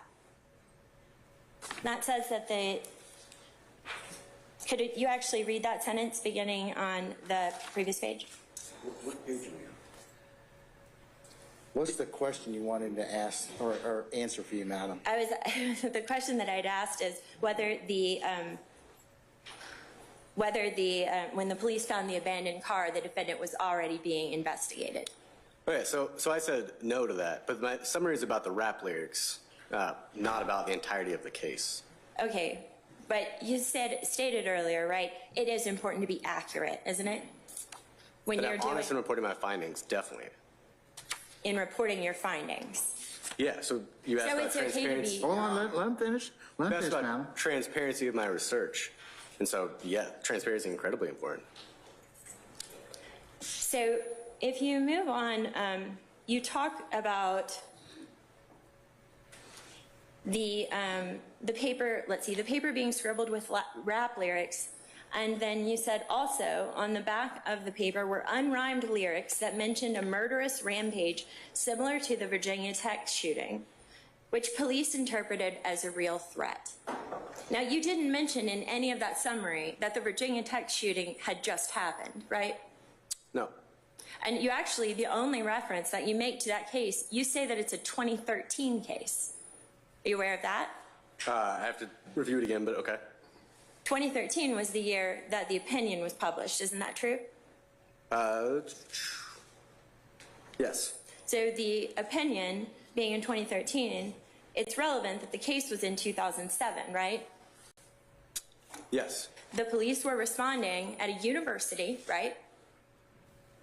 2 months after the Virginia Tech shooting. They'd been alerted about the ATF investigating a student, right? Okay. Isn't that true? I'd have to review that case again. I don't remember the 2007 case. You don't remember what you just read?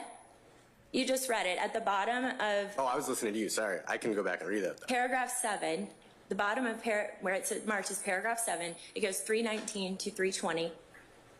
The ATF were already investigating him, weren't they?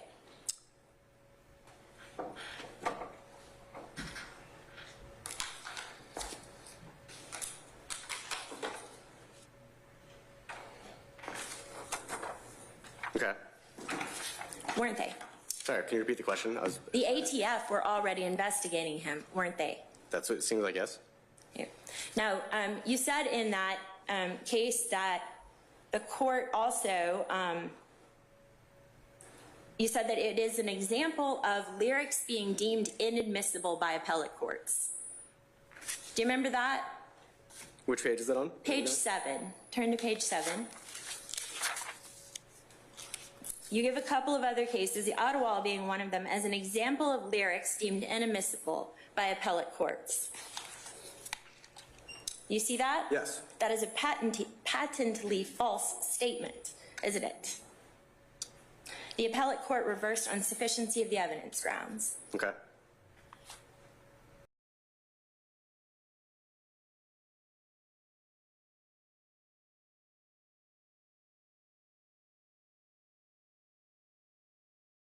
So there was no commentary on the admissibility of the threat. Right, so this one case did not inform the study design of my... Another case that you mentioned is called, and I'm not going to go through the whole thing. I do want to bring up one more.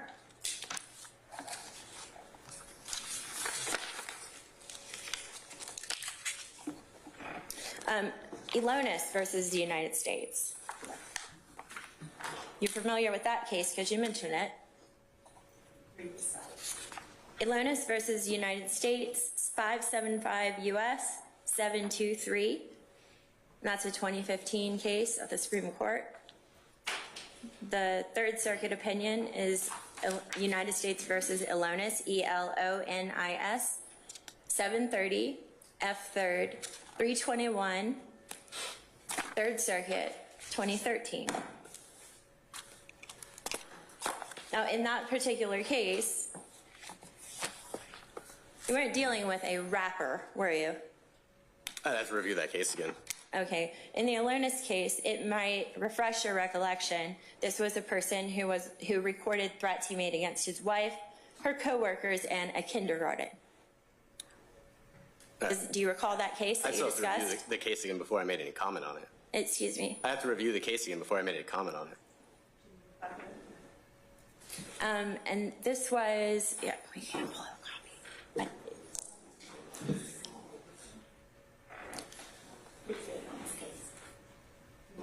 Yeah, I mean, I'll pull up, I've got Do you some have a copy of that case, madam? Yes, Your Honor, I'm pulling it up You now. show it to the witness potentially? That'd be Yes, Your great. Honor.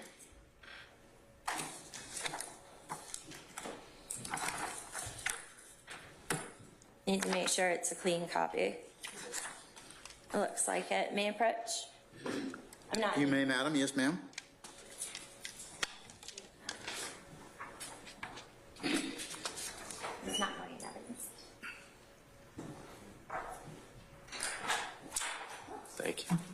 Versus the United States.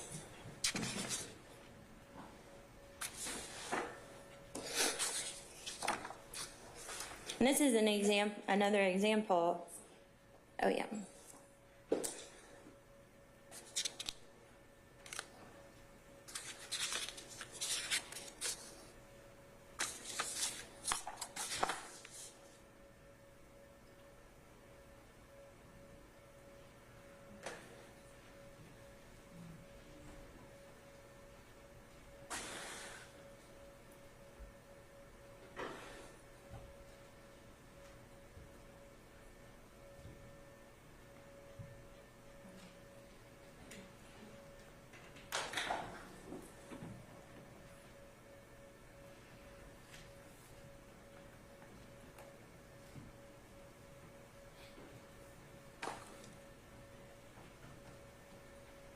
Let me know when you have completed reading the case that you cited in your dissertation.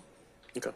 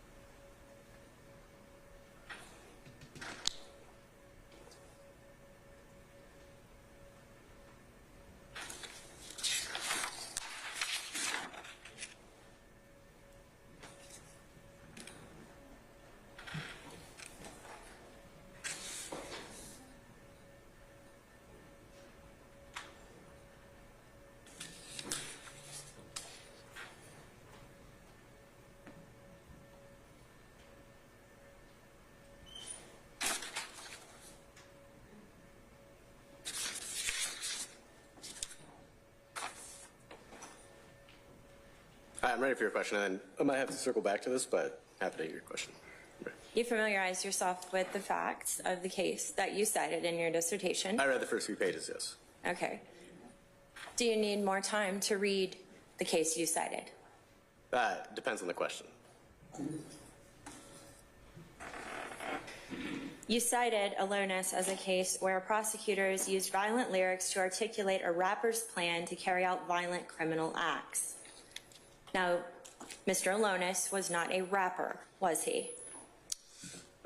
He described his lyrics as rap music. He was not a rapper, was he? I don't understand your question then. You're an expert in rap lyrics. No, and if you're saying, I just don't said interrupt me, okay? Hold on, wait, let him finish. Madam, let him finish. Sir, you got to wait till she finishes her question, okay? All All right, okay, all right. Right, you're purporting to be an expert in rap lyrics, but you don't know what a rapper is. I just said you described his work as rap.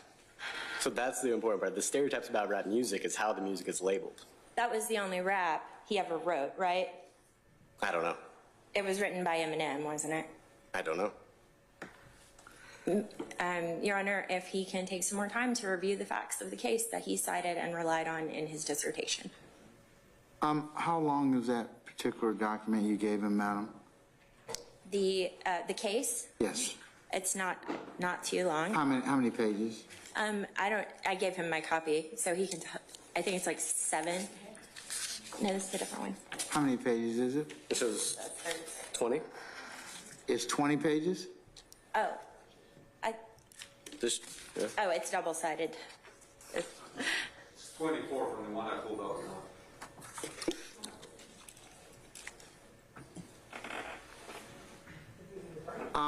I'll just take, we'll take 30 minutes and let him read it, okay? Thank you, Your All Honor. right, we're in recess. All rise.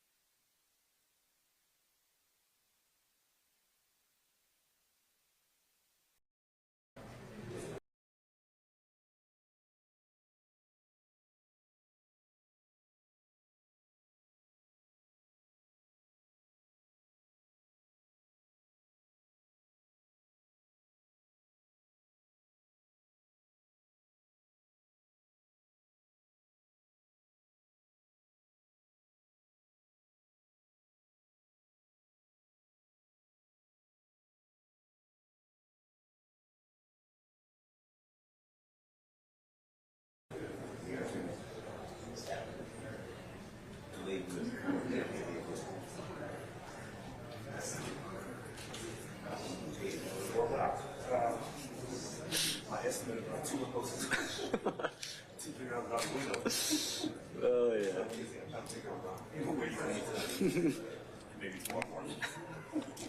I'll find the spot.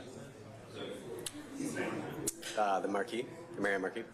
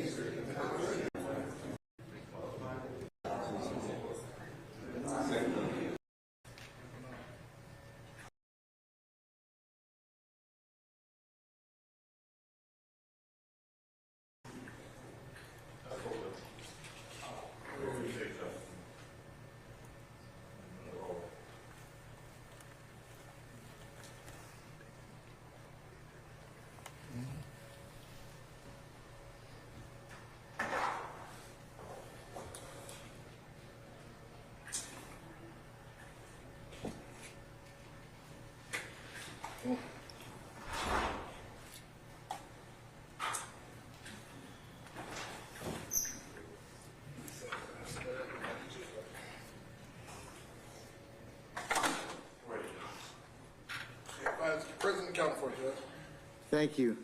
All right. Dr. Dunbar? Yes. Sir, good afternoon again. Have you finished reading that particular opinion, sir? Yes. Okay, all right.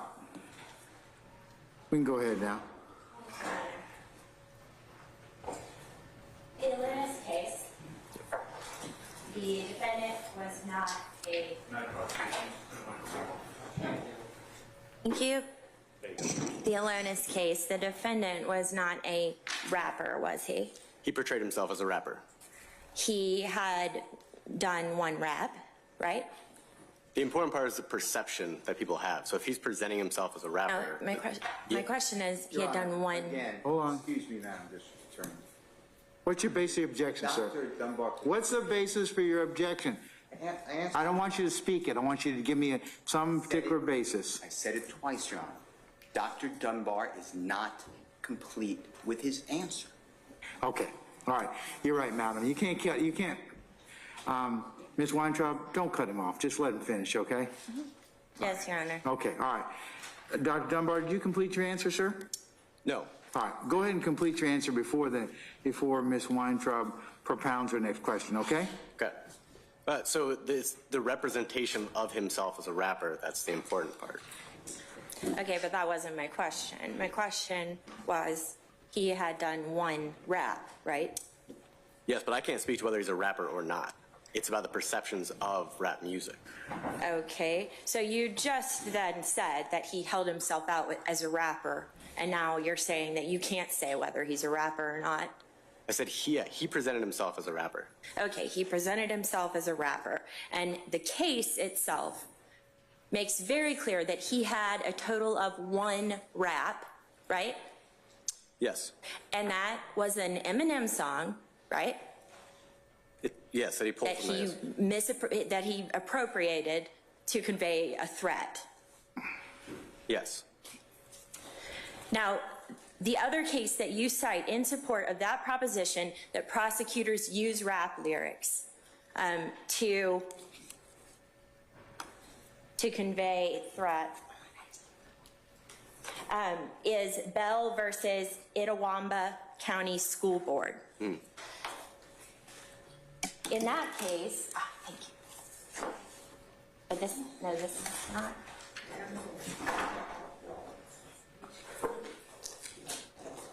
Excuse me.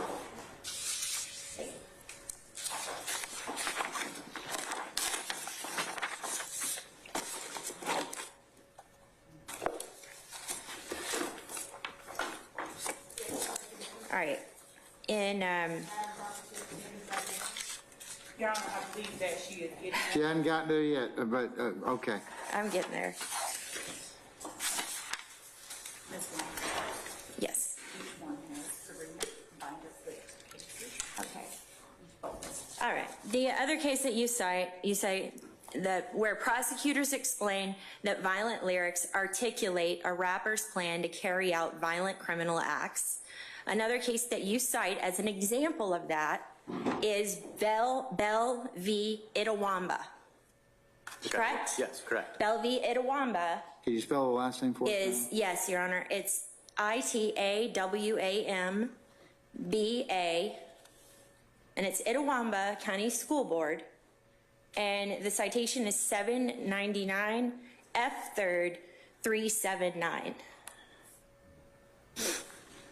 What did the prosecutor do in that case? I'd have to review the case again. It's in your dissertation. You cited it and you relied on it. And you said that you reviewed your research before you testified today. Correct, my empirical studies, my research, yes. So you still need to review cases that you cited. In my dissertation, yes. Your Honor. Your Honor. Needs Hold on. something to refresh. Basis? He needs something to refresh his recollection. These questions are just impossible to answer if he can't refresh his recollection. A witness is entitled to do so. Okay, do you have a copy of his dissertation, madam? Yes, Your Honor. Why don't you just give it to him? Yes, Your Honor. Oh, the dissertation? Yes. Are these cases in your dissertation, Dr. Dunbar? Potentially, I have to see. That was in 2017. So you don't know whether or not they're in your dissertation or not? I'd have to make sure. Because the dissertation is really about the research methodology, the study designs. So a bulk of this is the studies that I ran, describing those studies, and describing the findings from those studies. Dr. Dunbar. Sorry. Oh, I'm sorry. I didn't mean to interrupt.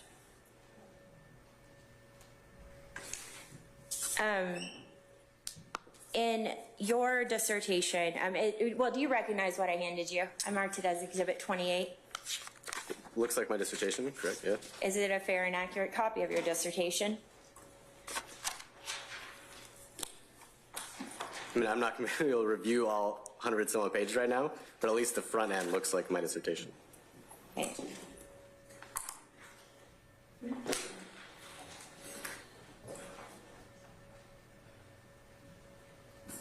Your Honor, I'd like to tender the dissertation as evidence. I have given a copy to opposing counsel. And may I put it in? Let's just see it, first let's see if that's his dissertation, okay? So right. why don't you let him look at it? Sure. And I'm sure if you've given a copy of that to Mr. Steele, right? Yes, Your Honor. Okay, all right.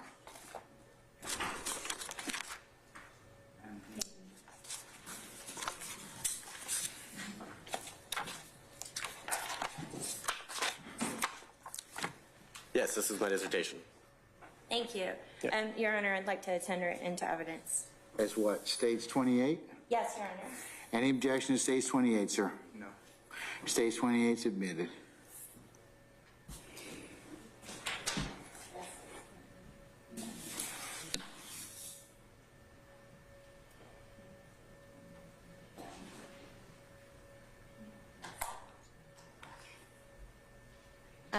All right, on your dissertation, Line and page. Please, Page. madam.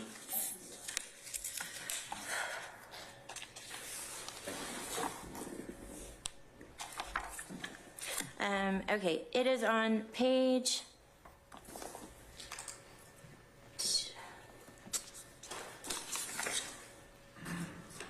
4, and I'm gonna have to look to see what the line is.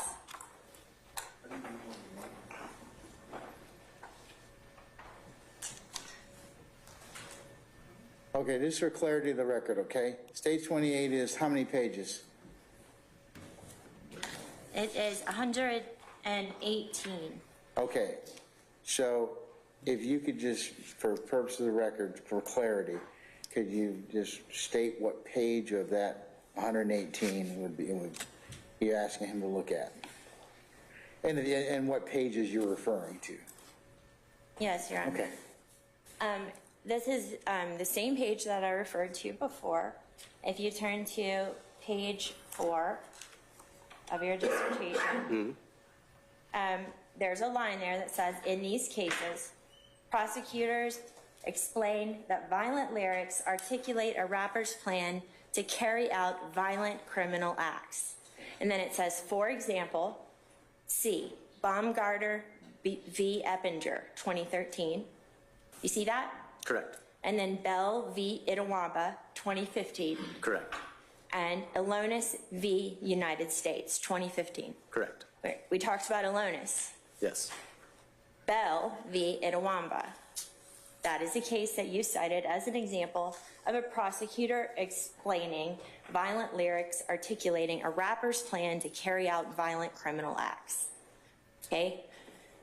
Bell v. Itawamba County School Board was not a criminal case, was it? I don't remember.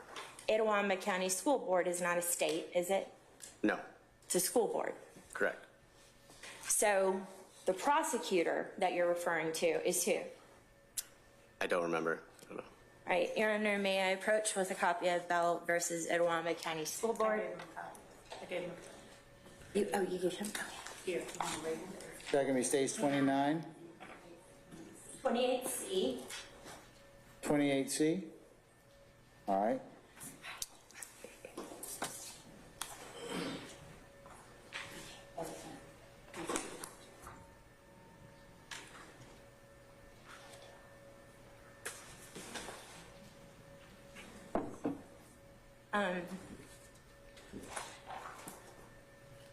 Do you see what I just handed you?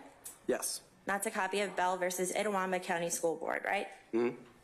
And that is the case that you refer to in your dissertation as a case supporting the proposition that prosecutors explain that violent lyrics articulate a rapper's plan to carry out violent criminal acts, isn't it? Yes, And it is a school board decision. correct. Okay, moving on. In your dissertation, you talk about the samples. Well, let me back up for a second.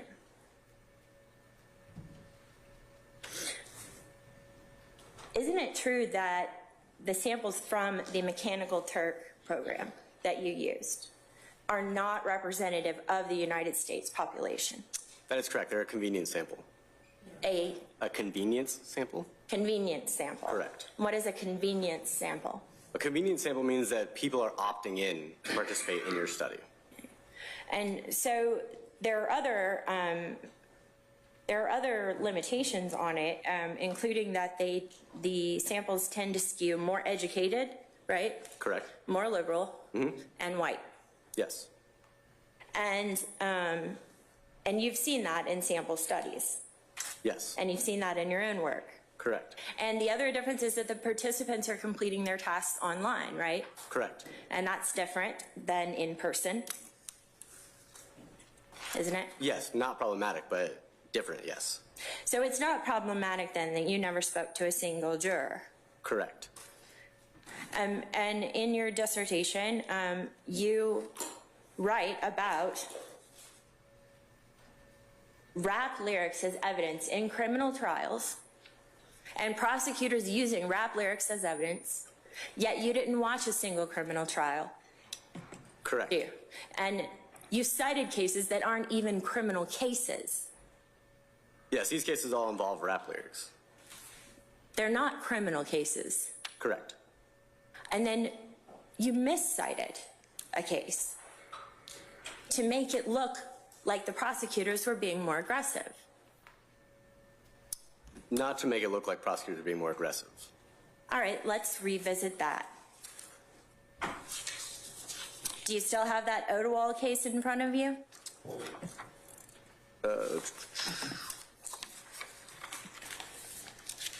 Yes. All right.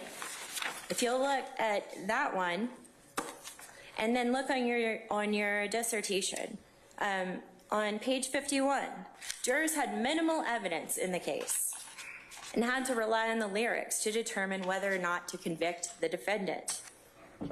These findings suggest that jurors' evaluations of Odewall's intentions in writing the lyrics were potentially informed by the genre ascribed to the lyrics. You see where you wrote that? Let's see. On page 51 of your dissertation. All right, now, the jurors, they looked at more evidence than the lyrics, didn't they? Yes, but the statement about the concern about the stereotypes is still true. It's just everything else about the case that's not true. No, it's true. The stereotypes that you talk about are not proven by this case, are they? What do you mean? They're not shown by this case, are they? Yeah, I think so. What about Odewall? On page 51, that same page, you put the note included rhymed rap lyrics and unrhymed rap lyrics. And even though Odewall explained to the jury that the lyrics were ideas for a new song, he was convicted. How did Odewall explain that to the jury when he never took the stand? I don't remember. But you stand by that statement that Odewall testified at that trial? I'd have to review the case again. Again, most of this dissertation is a research. Hold on, let him finish. Of this dissertation is the research. Most people, go ahead and reread your dissertation, the portion of it, page 51, so that you can familiarize yourself with it.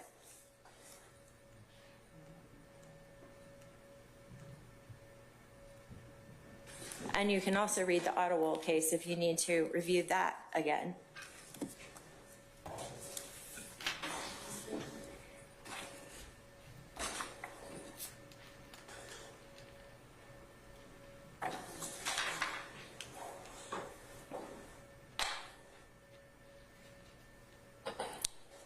Okay.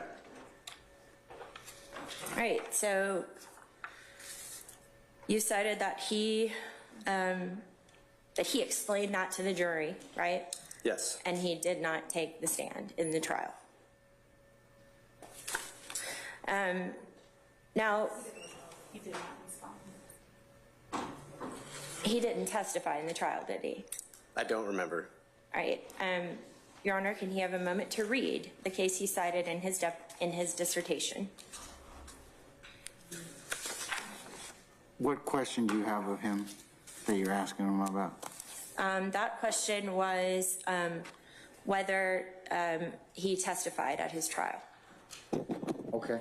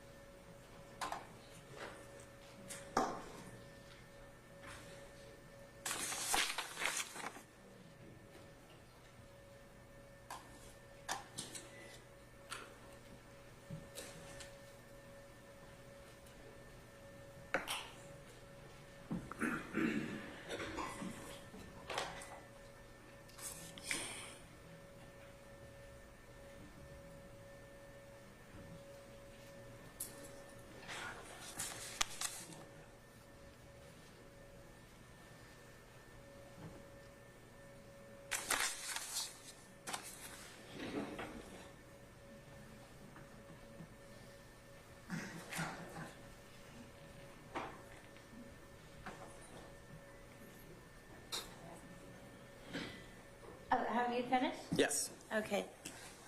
And he did not testify at his trial, is that correct? Correct. Okay. And you wrote that he did. Yes. What was your thesis of your dissertation, or the point of it? Yeah, to examine how stereotypes about rap music can affect evaluations of violent lyrics and the people that write those lyrics, as well as the implications for the trial process. And did your research prove your hypothesis? Research doesn't really prove a hypothesis. It's more we look to reject the null hypothesis, which is that there's no effect. And so what we found, or what I found with my data, was that there's support for the hypothesis that stereotypes about rap music impact evaluations of the lyrics and the people that write those lyrics. And how does that relate to jurors? In one of those studies, I examined the impact of rap lyrics in a trial context. Right? How do people evaluate rap lyrics as evidence outside of the context of a trial as well as inside the context of a trial? But you didn't use a trial, right? Say it again? But you didn't use a trial. I use a vignette about a trial, correct? A vignette. Yes. What is a vignette? A story describing a trial. Right. That is not a trial, is it? Correct. It's not in court. Correct. So these were not actual jurors. No, correct. Mock jurors. You never conducted a study where you interviewed a single juror, did you? Correct. And you've never talked to a single juror? Correct.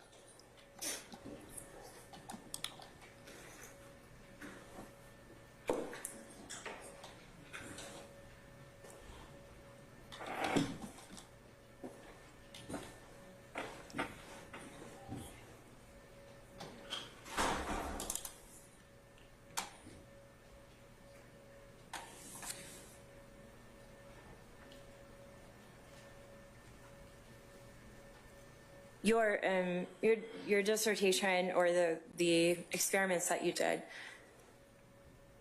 according to your studies, what was the result?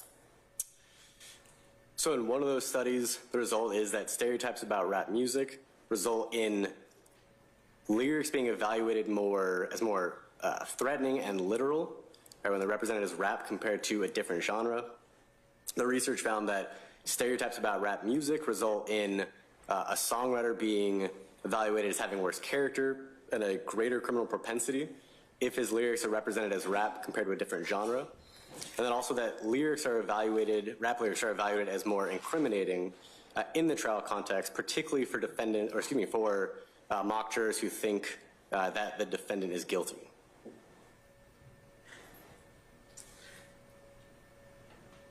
Were you able to correlate rap lyrics with guilty verdicts? No.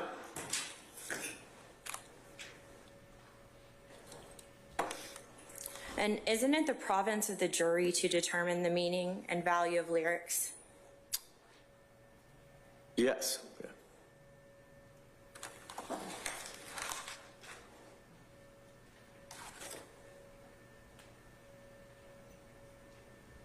May I have just one moment, Your Honor? You may, madam.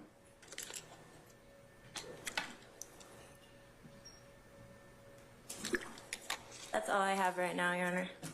All right, redirect, Mr. Steele.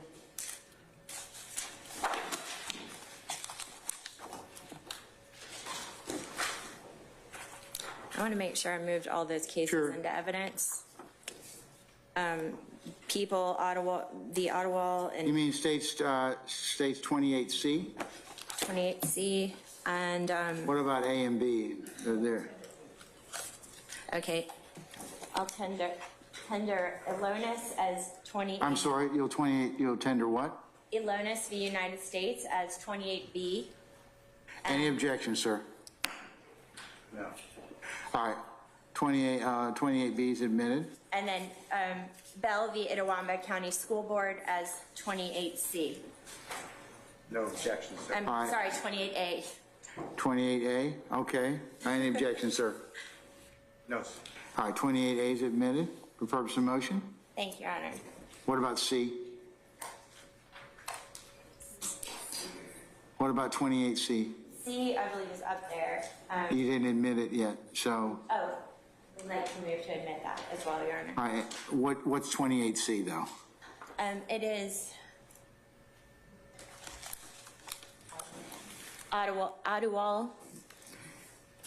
Oduwal.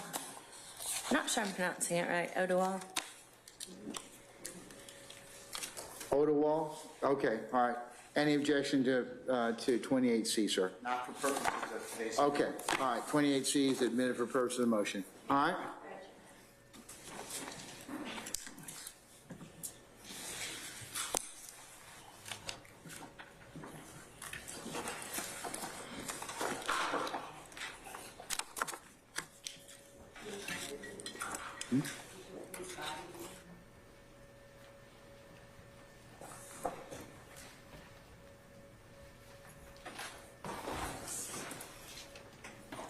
I don't have a 25 for this. I've got defense 3, 4, 5, and 6. And then I think I got stage 28, A, B, and C.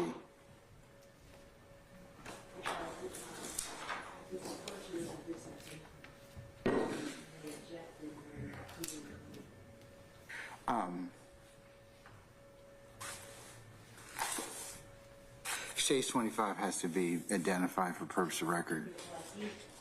25 was the little section of the dissertation. All right, that's for refreshing recollection, Christina. So, yeah, stage 20, it wasn't admitted, madam. It just needs to be, that copy just needs to be provided for the record.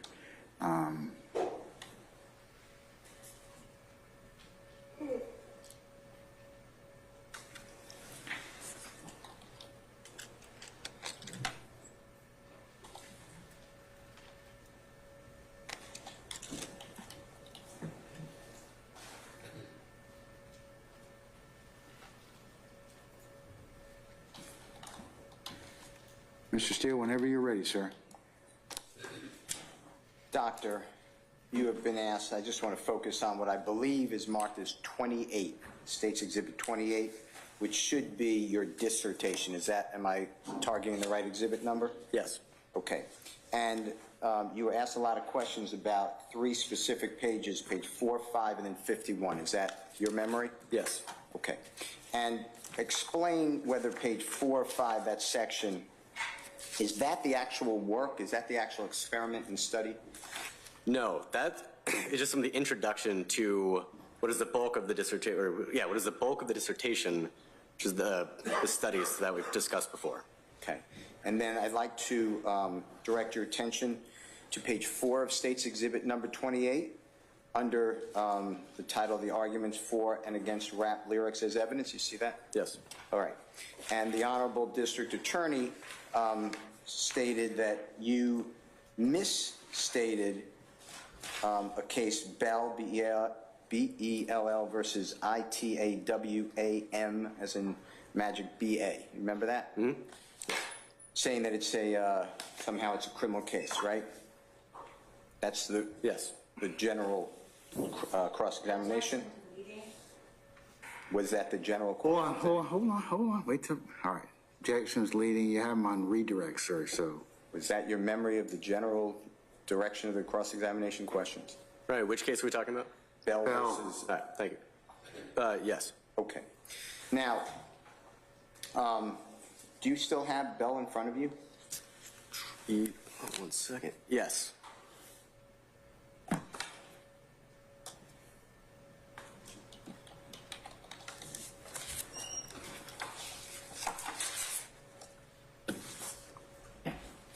And if we have the same copy, since we got them from the prosecutor, and I think that is 28C, am I correct? Yeah. Okay. Turn to page 17 of 43, if you don't mind. That opinion. Okay. See what I'm getting, the number 17 of 43? Yes. And do you see on the right-hand side under B as in Barry? Yes. And tell this honorable court, and this honorable court's very familiar with reading cases. Objection. But Cases? Leading. I think he's just getting to the point of where the examination is, so I'll let him direct him to that particular portion, but don't lead him, okay? Okay. Perfunctory, or I should say preliminary matters are okay to lead, but let's just kind of get to it. Under that section, do you see any cases Which cited? section? B? Which section?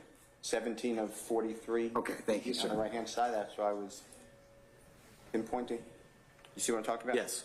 All right. Do you see any cases discussed in B? Yes, ma'am. Mine does not have 43 pages. I want to make sure counsel is looking at the right exhibit. Mine has 40. I approach and just share with You the may. district. Come up here just for the microphone.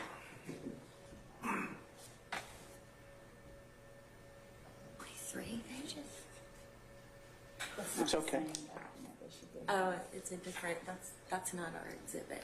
See what That's a Miss. different copy. See what Miss. That's not what I gave you.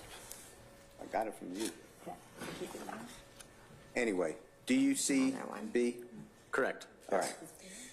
Do you see cases cited there by the Fifth Circuit Court of Appeals? I'm sorry, Your Honor, but I still don't know where he's looking in the opinion. Can you just come here? Or I could come there. I just need a microphone. Thank you.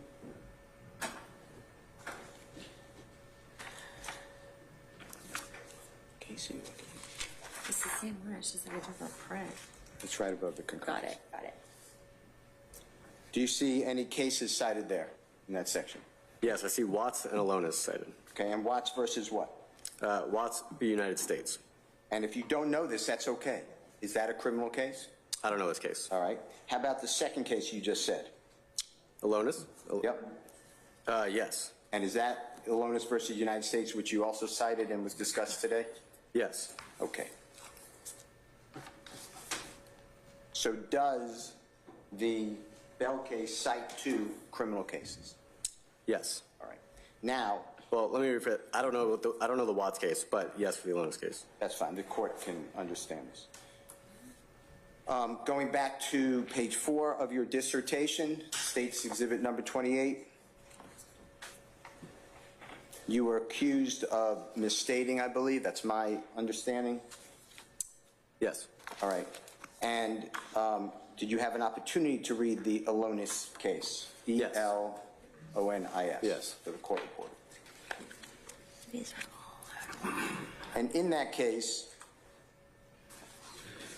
does the court talk about the reasonable person standard? Yes, my recollection. Okay. And that's what you cited that for? Yes. All right. And then... objection to leading, and that's inaccurate. Staying as the lead, Mr. Steele, just rephrase your question, okay? Did that case discuss a reasonable person standard? To my recollection, yes. Okay. And is that what you cited it for? I have to review that section of my dissertation again to make sure that's a specific argument. Well, you could look at page 4. It's the first 6 lines under the argument for and against rap lyrics as evidence. Yes. Okay. And then the next one that the prosecution pulled out is People versus ODU WOLE? Correct. Adewale? Yeah. And prosecution accused you of not including information that there was a prior investigation into Mr. Adewale. Do you remember those type of questions? Correct. Did that have, what was Mr. Adewale charged with? Do you remember? Making a terroristic threat. Did that have anything to do with the prior shooting? Objection. Cases, Leading, and it's inaccurate about the case. rephrase, I'll stand as to form. Did the opinion There is no other way. in People versus Adewale have anything to do with the prior shooting at that campus? To my recollection, no. Right. Okay. And when the prosecutor then turned to page 51 of your dissertation, if you can look at that on States 28, Yes. and they claim in the first full paragraph, it's in the center. I believe I'll direct you to 6 lines up from the bottom of that paragraph. I'll wait till everyone gets there. Tell me when you're there, Doctor. The line starting while these findings may not, that paragraph? So the paragraph starting while these findings? Yes. So the prosecutor, is it your recollection, was saying that you told the world in your dissertation that Mr. Adewale testified to the jury? Can you say the question again? Yeah. Do you recall being questioned by the prosecutor that you wrote that Mr. Adewale testified to the jury? Yes. Did you write that? I wrote that even though Adewale explained to the jury that the lyrics were ideas for a new song, he was convicted. And do you remember in the case, which is People versus Adewale, it's Illinois case, that other people explained? I'm sorry, I apologize. Here's the question again? Yeah. Did you refresh your memory about People versus Adewale? Yes. Okay. And did, from reading that case, refreshing your memory, did people testify on behalf of Mr. Adewale at trial? Let me review it That's in fine. that section. You need to refresh your memory. It's on page 6 of 9. starting with the second to last paragraph on the left-hand side of the copy that the prosecutor provided everyone. Yes. And what you wrote on 51, is that a true statement about what the facts were that was presented by the defense?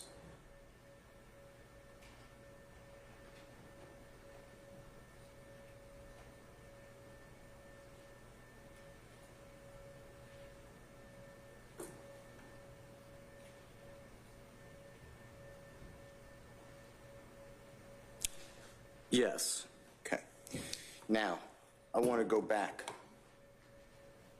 What the prosecutor was asking you about and all the questions I just asked you, does that have anything to do with your research that was peer-reviewed? It does not have to do with the methodology of my research. Okay. Now, what does you explained what is peer-reviewed, but what does it mean to a person in your position, in your field?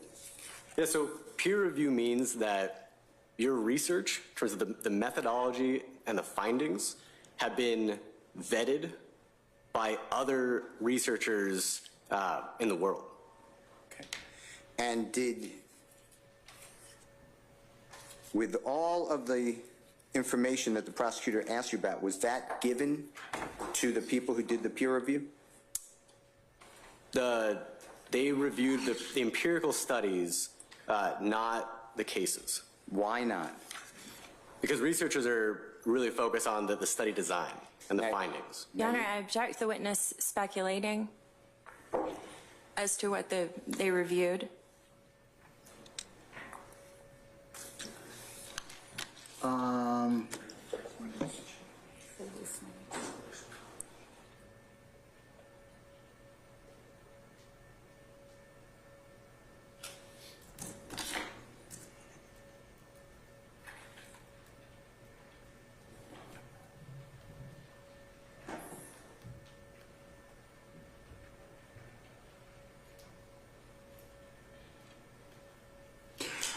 Also saying it's a form, maybe you can ask him the question, does he know what was peer-reviewed in his, as it pertains to his particular article, his particular dissertation?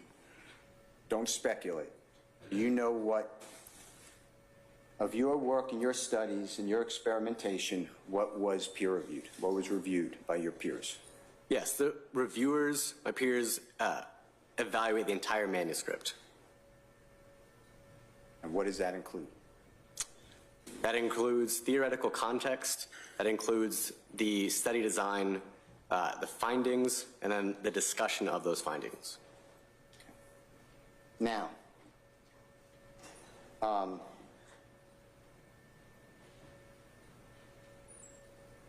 you were asked a lot of questions about, did you take a course in evidence? Did you have a law degree? Something to that effect. Do you remember those? Yes. Okay. And I'm including everything. I'm just not going to repeat it. Did you watch a trial? Did you interview a jury, et cetera? Okay? All those questions. You understand what I'm entailing? Yes. All right.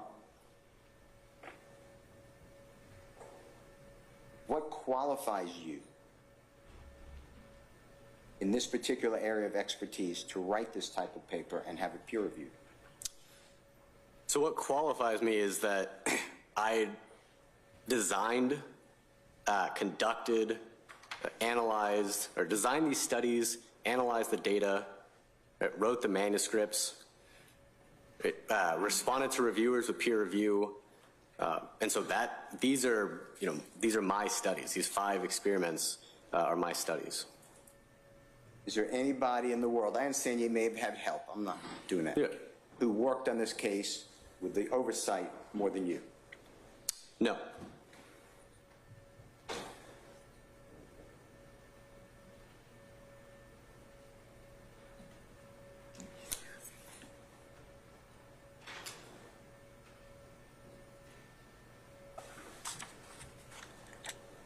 With regards to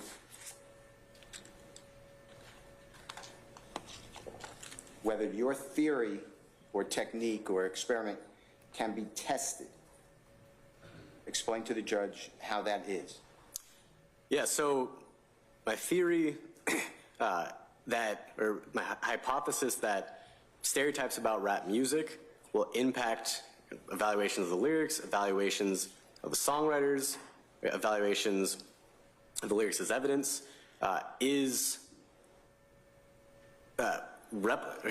you repeat the question? Yeah. How do you, if this honorable court, the honorable court's weighing a particular case, particular evaluation, how can the court be aware and satisfied that your theory and technique can be tested?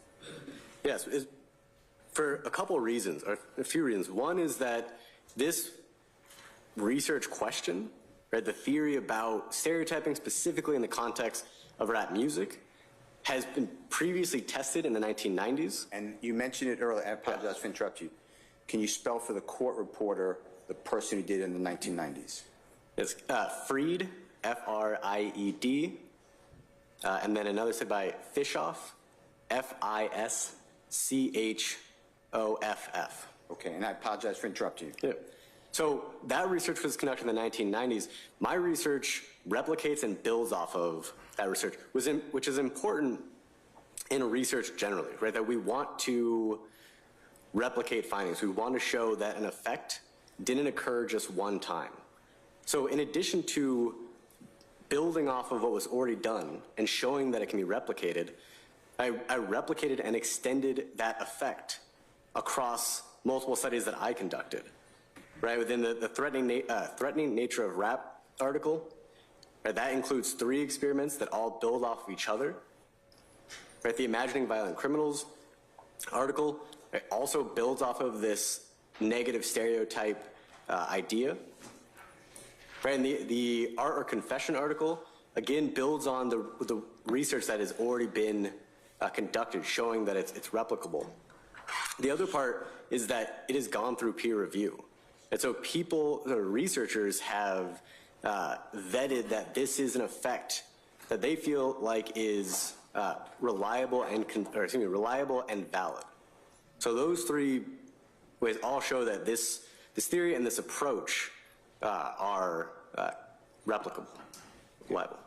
And then how about publication? Has your work been published? Yes, so... Objection, Your Honor. This has already been asked and answered on direct, and it's outside the scope of cross. Okay, respond. Yes. There's nothing in the Code of Georgia that says anything beyond the scope of cross-examination. That's first of all. I'm not, that she said on direct. That would be for her. Yeah, I'm gonna overrule the objection, I should say. Madam. All right. Publication. Yes. So I have 4 peer-reviewed publications on this topic. So we've already talked about 3 of them, right? Imagining Violent Criminals, The Threatening Nature of Rap Music, and Art or Confession.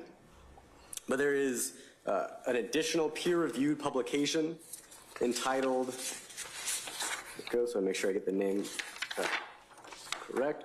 Rap Music, Race, and Perceptions of Crime, another article that went through the peer review process. And then I was invited to write 2 different chapters, one for a reader and then one for a research methods encyclopedia. So the chapter in the reader is Art, Entertainment, or Admission of Guilt, Contextualizing Crime and Rap Lyrics. And then the chapter for inside the Research Methods Encyclopedia is Evaluating Rap Lyrics, and that's the end of that title. And what is the general degree of acceptance in the relevant professional community that we're talking about of your work? The reception of my findings, I think, has been incredibly... The fact that it's peer-reviewed, it suggests that my field views this research, understands that it is reliable and valid, that I have presented this research at conferences. It suggests that the conferences and the professional organizations want that research to be presented. And then also to be asked to write chapters for these different books also shows that the field wants this research, and values this research and wants it included in these books. Courts also are going to ask the Honorable Judge Glanville to weigh, if this is relevant, the known or potential rate of error for your theory or technique. Can you opine on that? Give Objection outside the scope of cross. Georgia doesn't have a scope rule, madam, at least in state court. They got a scope rule in federal court, okay? So they don't have one in state court. So he can ask anything pretty much he wants in terms of it wasn't asked, but, all right. Go ahead and complete your thought, Mr. Steele.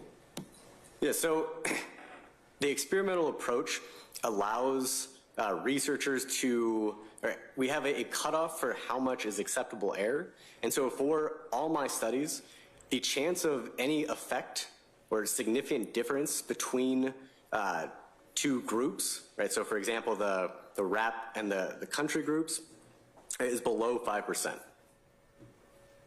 And then, I believe if you weren't complete, tell us anything additional, you don't have to repeat, about your range of experience and training. I understand it goes back and you've talked a lot about it, but is there anything you left out? Let's see. So in terms of training, I think it's important to note that the classes that I teach are also on these topics, right? That I teach a class on research methods, right? That is, I go over with students about issues of reliability and validity. I teach a class on the relationship between race and the criminal justice system, where as a class we talk about the role that race plays in criminal justice outcomes. And so the classes I teach also kind of build off of the research that I do, right? Where we're talking about the experimental approach, and right, how the experimental approach is the gold standard, right, for conducting research. Because we know as a field that in doing an experiment, you're isolating one particular variable, right? We know that, for example, in my research, it is the label of the lyrics that is generating these negative perceptions. And then similar with the class on race and the criminal justice system. You were asked questions, if you recall, about, and my memory, and the record will speak for itself, but something like 4%, 8%, 10% of people who have nice colored skin, darkest colored skin. Do you remember those type of questions? Yes.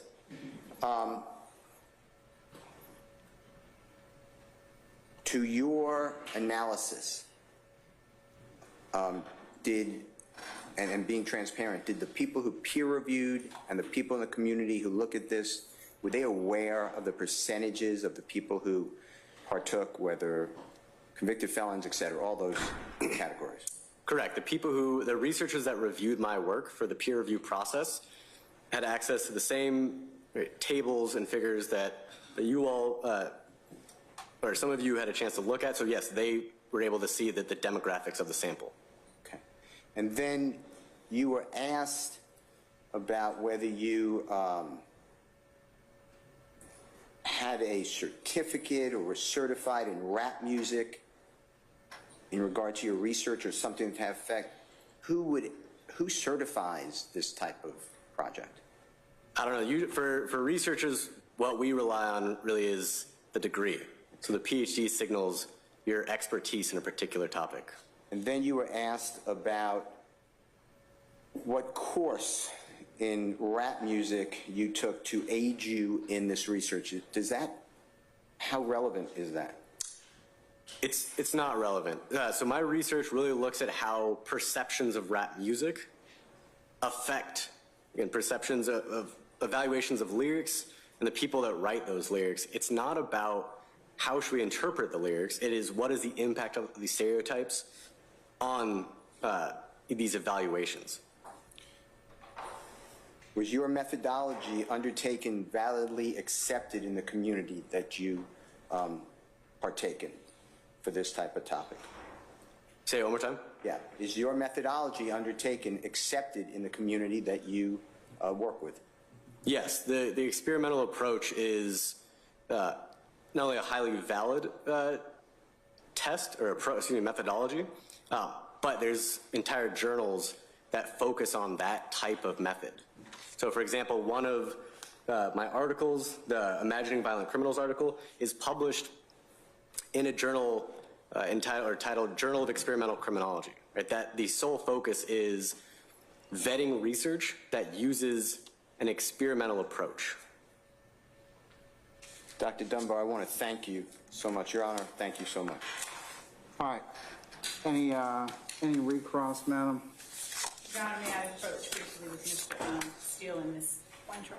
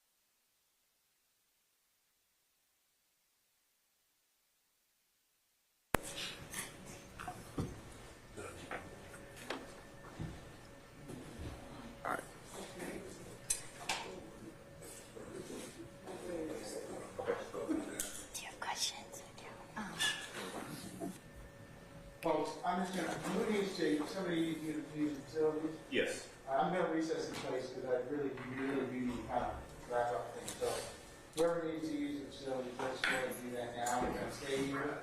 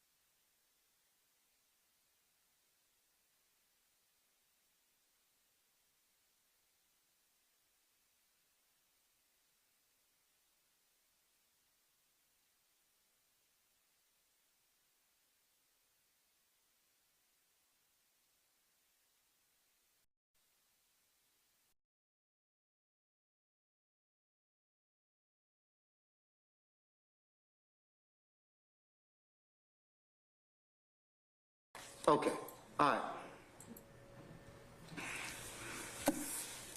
right. Anything else in regards to, Dr. Dunbar, I'm going to go ahead and ask you to just take a knee outside just for a second. We'll call you back in a little bit, okay? All right, sounds good. All right, thank you, sir.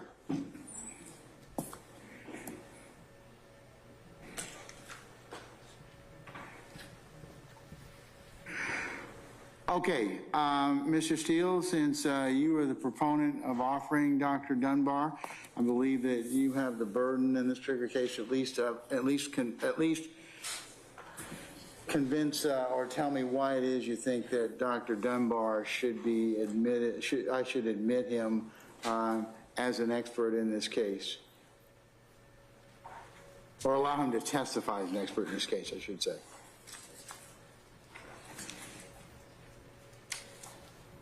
Your Honor, in Nundra, which is N as in nice, U as in umbrella, N as in nice, D as in David, R as in righteous, A as in Elisa versus State, it does not have a good site yet. It is case number, and I have a copy. Can I have it then? Sure. Okay.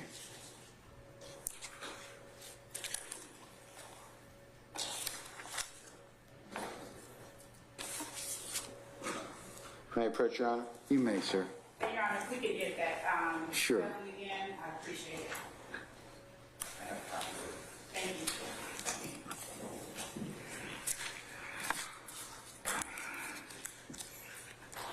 I'm going to use the military alphabet. November, uniform, November, Delta, Romeo, Alpha versus the state.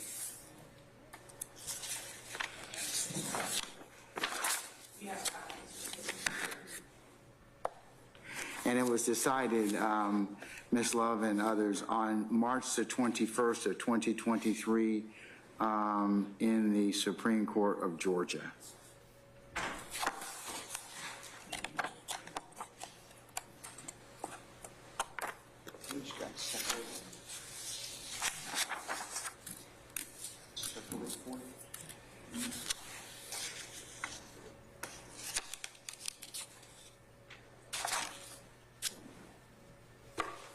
Your Honor, in page 33 of the opinion I've given this honorable court and the parties. Yes, sir. In footnote 5, so Nundra goes through, and it's the Honorable Justice Peterson, Peterson, and he talks about the old law and how it got to being and the history of it, but in footnote 5, he specifically talks about what we're dealing with, which is our trial in 2023, and we're under the law that was passed in 24-7-702 in 2022. And we look at Daubert, which is D-A-U-B-E-R-T versus Merrill Dow Pharmaceuticals Incorporated. And in footnote 5, Your Honor, on that page that I've given this honorable court, on the 6th line, the highest court wrote, under that standard, and they referred to the Daubert standard, a trial court must evaluate the reliability of the expert's proffered testimony. Proper considerations include, 1, whether a theory or technique can be tested. We discussed with Dr. Dunbar that this same theory or technology was done by Dr. Freed in the 1990s. He used and enhanced the methodology of doing it, and he obtained similar criteria that Dr. Freed did when she did this work. Number 2, whether it has been subjected to peer review. Your Honor, you've heard multiple times how all of his work has been subjected and peer reviewed. And publication, you've heard all of his work has been published, and in fact he has been asked to write with other people chapters of articles and other publications. The known potential rate of error for the theory or technique, we discussed that. And the general degree of acceptance in the relevant scientific or professional community, we discussed that, and this has been, his work has been in his CV, it has been written and adopted and published in some of the most respected journals, and the expert's range of experience and training. And you heard that he teaches this type of methodology to his students, and he has learned and done this methodology since 2017 at least. That is 6 years. In Daubert, Your Honor, which is 509 U.S.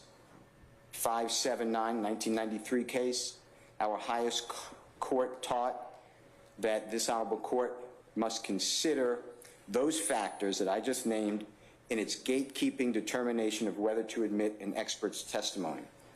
Pursuant to OCGA section 24-7-702, if scientific, technical, or other specialized knowledge will assist the trier of fact to understand the evidence or to determine a fact in issue, a qualified witness as an expert by knowledge, skill, experience, training, or education may testify thereto in the form of opinion or otherwise.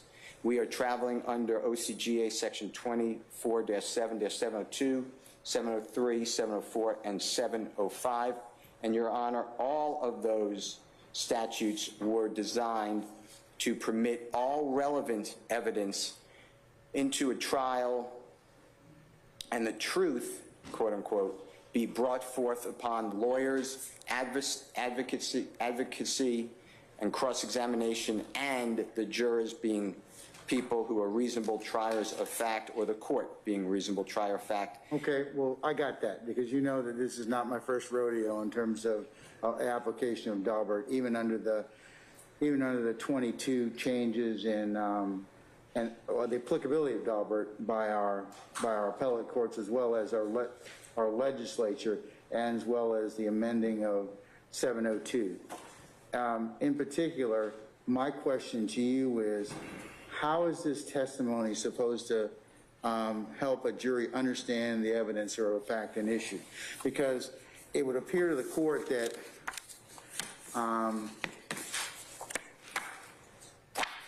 this evidence is only going to, it's not going to come in the case, the court's, I should say the state's case in chief. It would only really apply if your client exercises the right to come and take the stand and makes that particular issue in terms of the lyrics or any other things that have been proffered are admissions. So how would that otherwise help educate the jury? So, Your Honor, and respectfully, I don't believe that that's the only method. I believe that that's one method.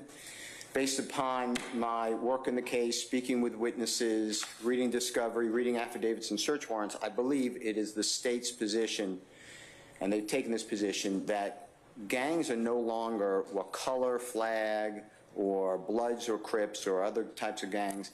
It is now follows a wrapper. These are in affidavits for search warrants. And that the lyrics are a rally cry to galvanize the members of the gang. And well, the lyrics, but here's the challenge, and I don't know what the state's necessarily going to do, but I can tell you that those unless, you'll put the defendant's character in issue if that's the case. So you have to kind of be very careful about that. So how is this going to help? Again, my question to you is, because it appears to the court that, how is this kind of evidence going to help the jury understand the evidence? Because it seems like it's more inflammatory than anything else. Because what is going to happen in sequence, and I won't mention it in opening statement, but in sequence, the gang experts that you have already qualified as experts, when I was not here, that's my own fault, but the court has qualified those people, they will talk about, presumably, these lyrics. And these lyrics are being looked at by people in a discriminatory, racist manner. And that goes to motive, bias, and interest, and how the state's witnesses get to that point. And that's why Dr. Dunbar's work is relevant. In addition to that, Your Honor, I have a motion pending on the exclusion of rap lyrics in this case, based upon multiple of reasons, but the Constitution, as well as 403, 401, 2, and 3, because the lyrics here are not biographical, as you will see as the motion comes forward. They are not predicting future conduct. They are just, KC shot someone in the face. That did not happen. There's no evidence of that. But that's what the lyric says, and the state wants to use that lyric. So in the motion that we have before your Honorable Court, I intend to use this testimony and the work of Dr. Dunbar to use before this Honorable Court and, of course, the appellate court, if this, God forbid, results in a conviction, to see the prejudice of admitting the lyrics. So I have those two bases, and that's why I put the state and the court on notice that we're using it for trial / as well as motions. So that's, I hope that answered your question, but that's how I think that it's relevant, not prejudicial, especially at a motions hearing, because there's no jury here. And well, okay, but and you're right. Maybe I don't have enough to perform my gatekeeper function in regards to this at this point in time, because it's going to depend upon exactly, and I think that we talked about this before, of what the state's trying to get in and whether or not it's admissible. So let me hear from the state to begin with. I may have, like I said before, I may have to take it under advisement, and depending upon what the state's asking to admit in terms of lyrics or other evidence, then I'll be in a better place to decide. And I think we had talked about taking those two issues in tandem earlier. you did, then you put it off, but that's why I filed the motion. Sure. And the state did respond to that motion to admit those lyrics. Well, maybe it would be helpful that, when we do our next scheduling, that I go ahead and hear that. But let me hear from the state to begin with, and I might have to wait until I hear that to determine those particular issues. Okay. Yes, sir. All right. Okay. All right. What's the state's feeling on that particular issue? I have given Mr. Steele's assertion, and I know we have not ruled. I have not heard testimony or ruled on the state's issue about what you are seeking to introduce in your case in chief. Your Honor, I think that Ms. Love is in a much better position to address the concern about what's going to be used in the trial. But with regard to this hearing, the burden was on them to show by a preponderance of the evidence that this person's testimony is admissible. That's the threshold.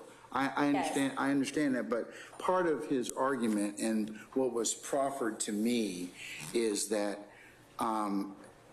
depending upon what is being offered by the state in terms of the particular lyrics or the theory of admissibility, that might make or affect my gatekeeper function in terms of whether or not it's whether or not it meets those certain thresholds, because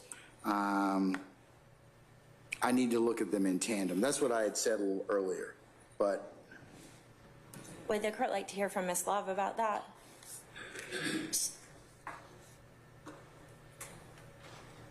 Yeah, either one is that's appropriate to talk about that issue. I mean, if it's some, like I said, I know what the standard is in terms of the gatekeeping function.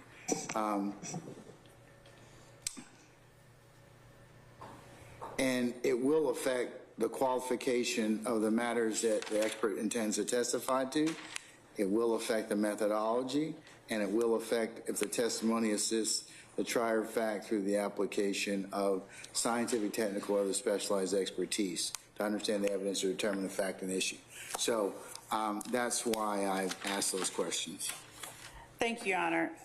Your Honor, I'll start out by pointing out that Mr. Steele has tendered Mr. Dunbar as an expert in the field of criminology.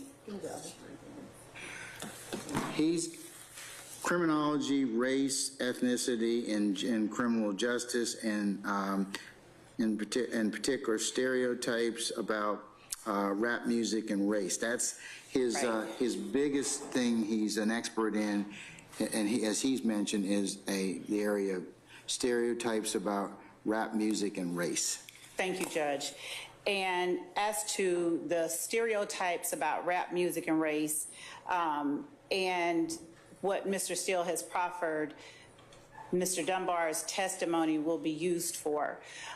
Essentially, Judge, the lyrics that are put forth as overt acts in this case are acts that the state is going to have to prove. We're going to have to prove that those lyrics were uttered or were made or penned by certain defendants in this case, and the state intends to tie those lyrics to certain acts. Whether or not, why wouldn't that put the defendant's character in issue to begin with? If you're gonna say, well, these acts are attributed to them, or the statements are attributed to them without them testifying first. well, Judge, we would have to first, one, prove that the statements are attributable to them, but two, anytime that a person is accused of a crime, the accusations, the evidence is it's going to put the defendant's character in issue, and in this case, they are charged. You got them in the indictment. That's going to be the issue that I have for you to begin with. I mean, because basically if you're going to say that these are attributed to a defendant, and I haven't even taken a stand, wouldn't a confrontation issue be a problem at that point in time? They are statements of a party opponent, so no, Your Honor. Yeah, but they got to take the stand first, right? No, Your Honor, not with statements of a party opponent. Not at all. You sure about that? I'm positive, Your Honor. And I know that we will be hearing the lyrics motions at a later date, Your Honor, so I wanted to speak to the idea that this proffered testimony on criminology and race and ethnicity and stereotypes about rap music all go simply to the weight that the jurors will give to any evidence being presented. If they're going to, and we haven't had the motion yet, but if they're going, you're correct about if they are statements of a party opponent, and we have to have a pre-admission hearing anyways to get those in. So if you certainly are going to, if they're attributed to that, and that's what you'd have to be able to that's your burden, of course. Right.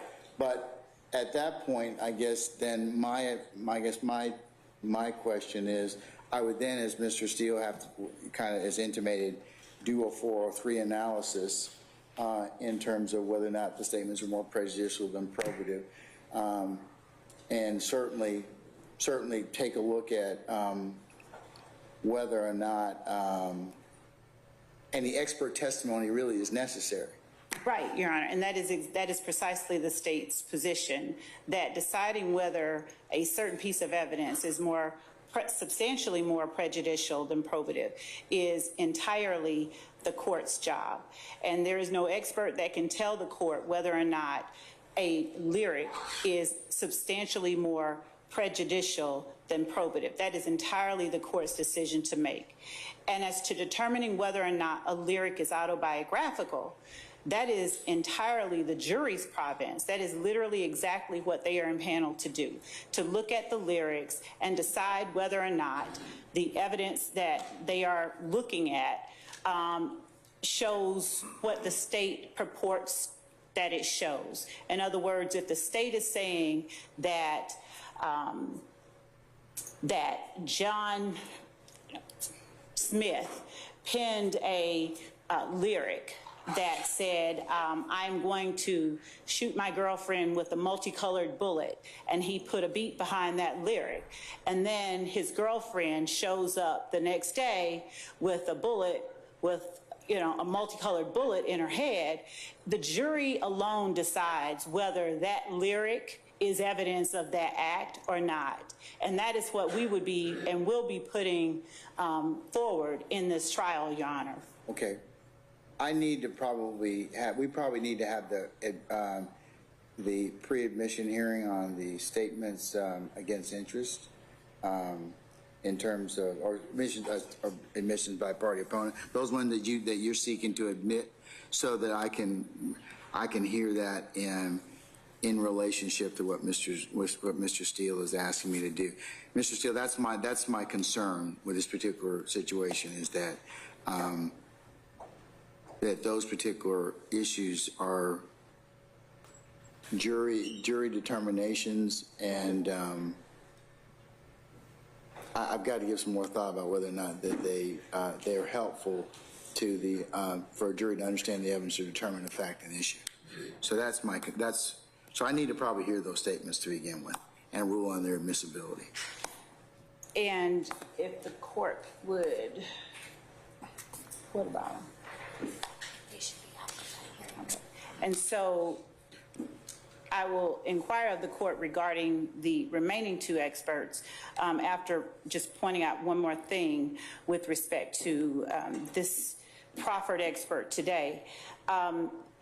The witness who testified today testified that he has done no experiments that deal with actual jurors and how they actually weigh lyrics against other evidence in a trial. He has conducted no studies, no research that includes actual evidence and actual lyrics used in a trial. He has conducted I think it was random or some type of hypothetical study on some hypothetical people with some hypotheticals that he's used, but he's never actually done any research that can inform the court as to whether or not certain lyrics are substantially more prejudicial than probative.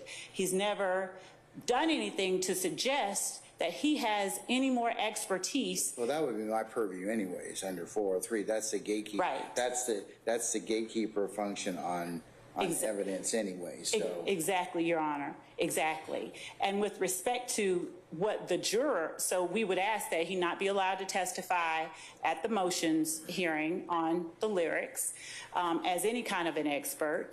And we would certainly ask that even if the court reserves its ruling until after that hearing, that he not be allowed to testify as an expert at trial, because the idea that he is being proffered as an expert in criminology, we still don't, he hasn't given the court any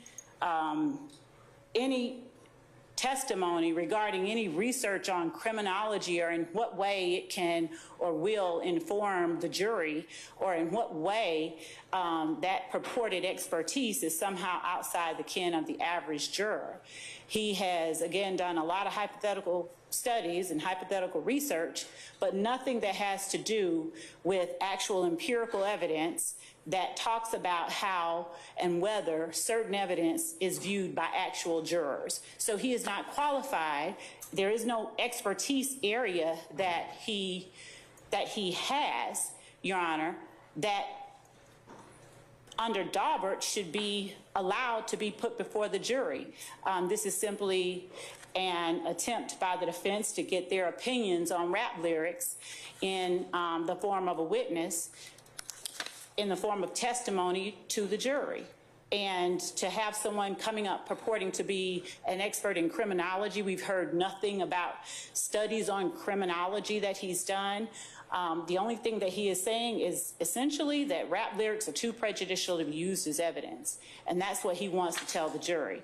Or if he wants to tell the jury how people in America look at rappers or look at African Americans or look at black people versus looking at other people, the jurors can do that. They live it every day.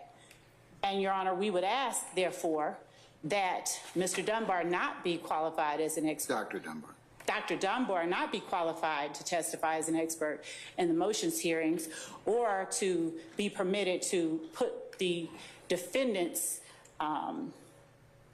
positions and, frankly, just assertions before the jury, given that he has no area that is outside the ken of the average juror that he can further educate the jury on. Would the court permit me one more second? All right.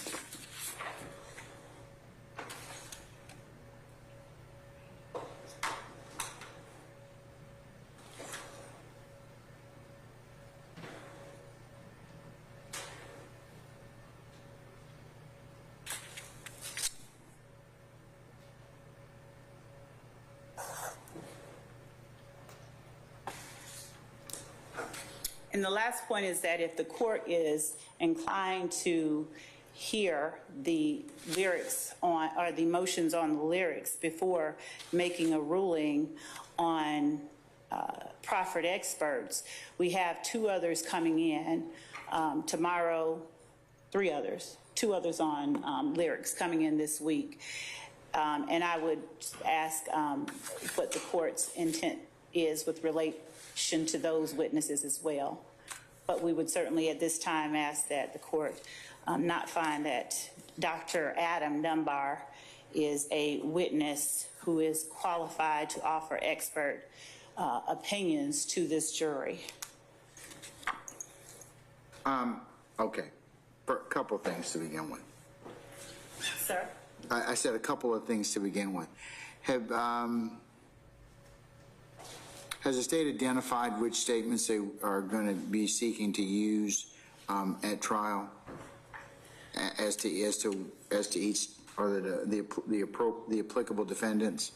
Judge, we have in the indictment, of course, listed some of them, and we have served on the defense others that we intend to use at trial, and it is our intention at the motions hearing to present to the court all of the ones that we intend to use at trial. Okay, have you done a consolidation of those particular statements that you wish to have admitted?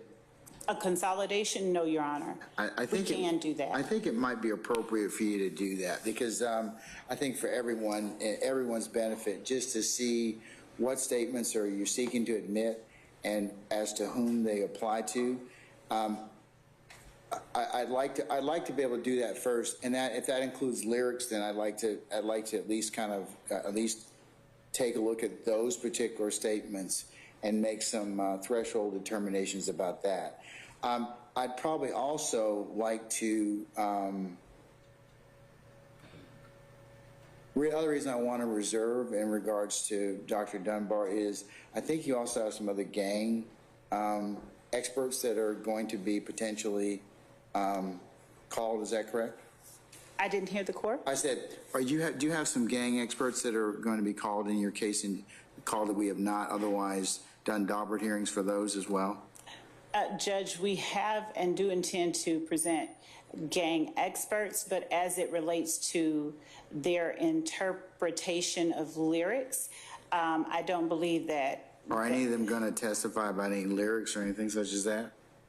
If they do, it will simply be that they heard them or are aware of them. They will not be interpreting the lyrics, as that, again, is in the province of the jury. Well, here's the thing.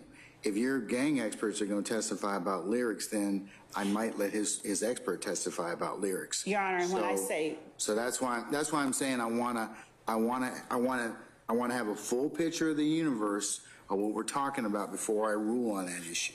Because I certainly understand that while there may be some issues as to whether or not this aids in the jury's understanding, I don't want to be premature as to if he can qualify or he's qualified about other things, depending upon what your experts are going to tell this particular jury in relationship to lyrics. So I need to kind of make some threshold determinations as to that. So that's why I don't want to rule on it at this point in time. I really think we need to, one, get the statements that you believe the state's going to admit during the case in chief. Let me rule upon those, and then I can kind of make a determination as to whether or not they fall within anything of Dr. Dunbar's expert testimony or purported expert testimony. I don't, you know, and so I think that that's why it would be helpful for me to resolve that issue first. Then the second area of examination, since Mr. Steele has mentioned motive, bias, or interest, then certainly Dr. Dunbar, depending upon what is elicited, might be appropriate to testify in that respect. So that's why I'm kind of reluctant at this point in time to kind of just say make a ruling. That's my reasons. Understood, Your Honor. And when the court said, as far as Mr. Steele represented motive, bias, or interest, yes, was the court speaking about the state's gang experts and whether or not defendant's witness would be able to speak to their potential motive, bias, or interest? I did not understand what the court referred to there. Well, I don't know what your case in chief is going to address that. That's what Mr. Steele is just telling me at this point in time. So maybe I need to get him to flesh that out a little bit more. But and Your Honor, we're also not certain of. We hear the areas that Mr. Steele has proffered the witness as an expert, but well, yeah, criminology. I don't know how that would be relevant for purposes of this particular case. And then the race or ethnicity and justice. I don't know how that would be appropriate in this particular case. And that's why I'm saying I'm really kind of just asking, and the stereotypes about rap music and race, because that's what he's also said he's an expert in the area. So it's so that's why I'm. Those are the three areas I heard. So, Judge, thank you for that clarification. As it relates to the stereotypes about rap music and race, would not those questions as to a particular witness be proper cross-examination topics as opposed to topics for a person to simply give their opinions? Yeah, I mean, Mr. Steele, the other thing I'm kind of concerned about is the introduction of motive, bias, and interest that wouldn't be in proper format. They're more appropriate for examination, for cross-examination, than they are to kind of just as a general, you know, whether or not you like rap music or not. So, which I don't, you know, I think doesn't really kind of get to any heart of the issue. I mean, maybe be appropriate for other purposes, but. And Your Honor, I would particularly point that out because the witness stated that he has absolutely no experience, no research, he has done no studies, he has read no studies, he has read no articles, no scholarly articles that involve actual juries and actual rap lyrics and actual evidence. So for that reason, coupled with what the court has already stated, I don't see an area of expertise where this witness could even be allowed to testify. It simply appears that this is an effort to state to the jury that rap lyrics are unduly prejudicial and when used against rappers in criminal cases. And he's done nothing, no studies on that, or read no studies on that. All right. Thank you, Judge. All right, thank you. Mr. Steele?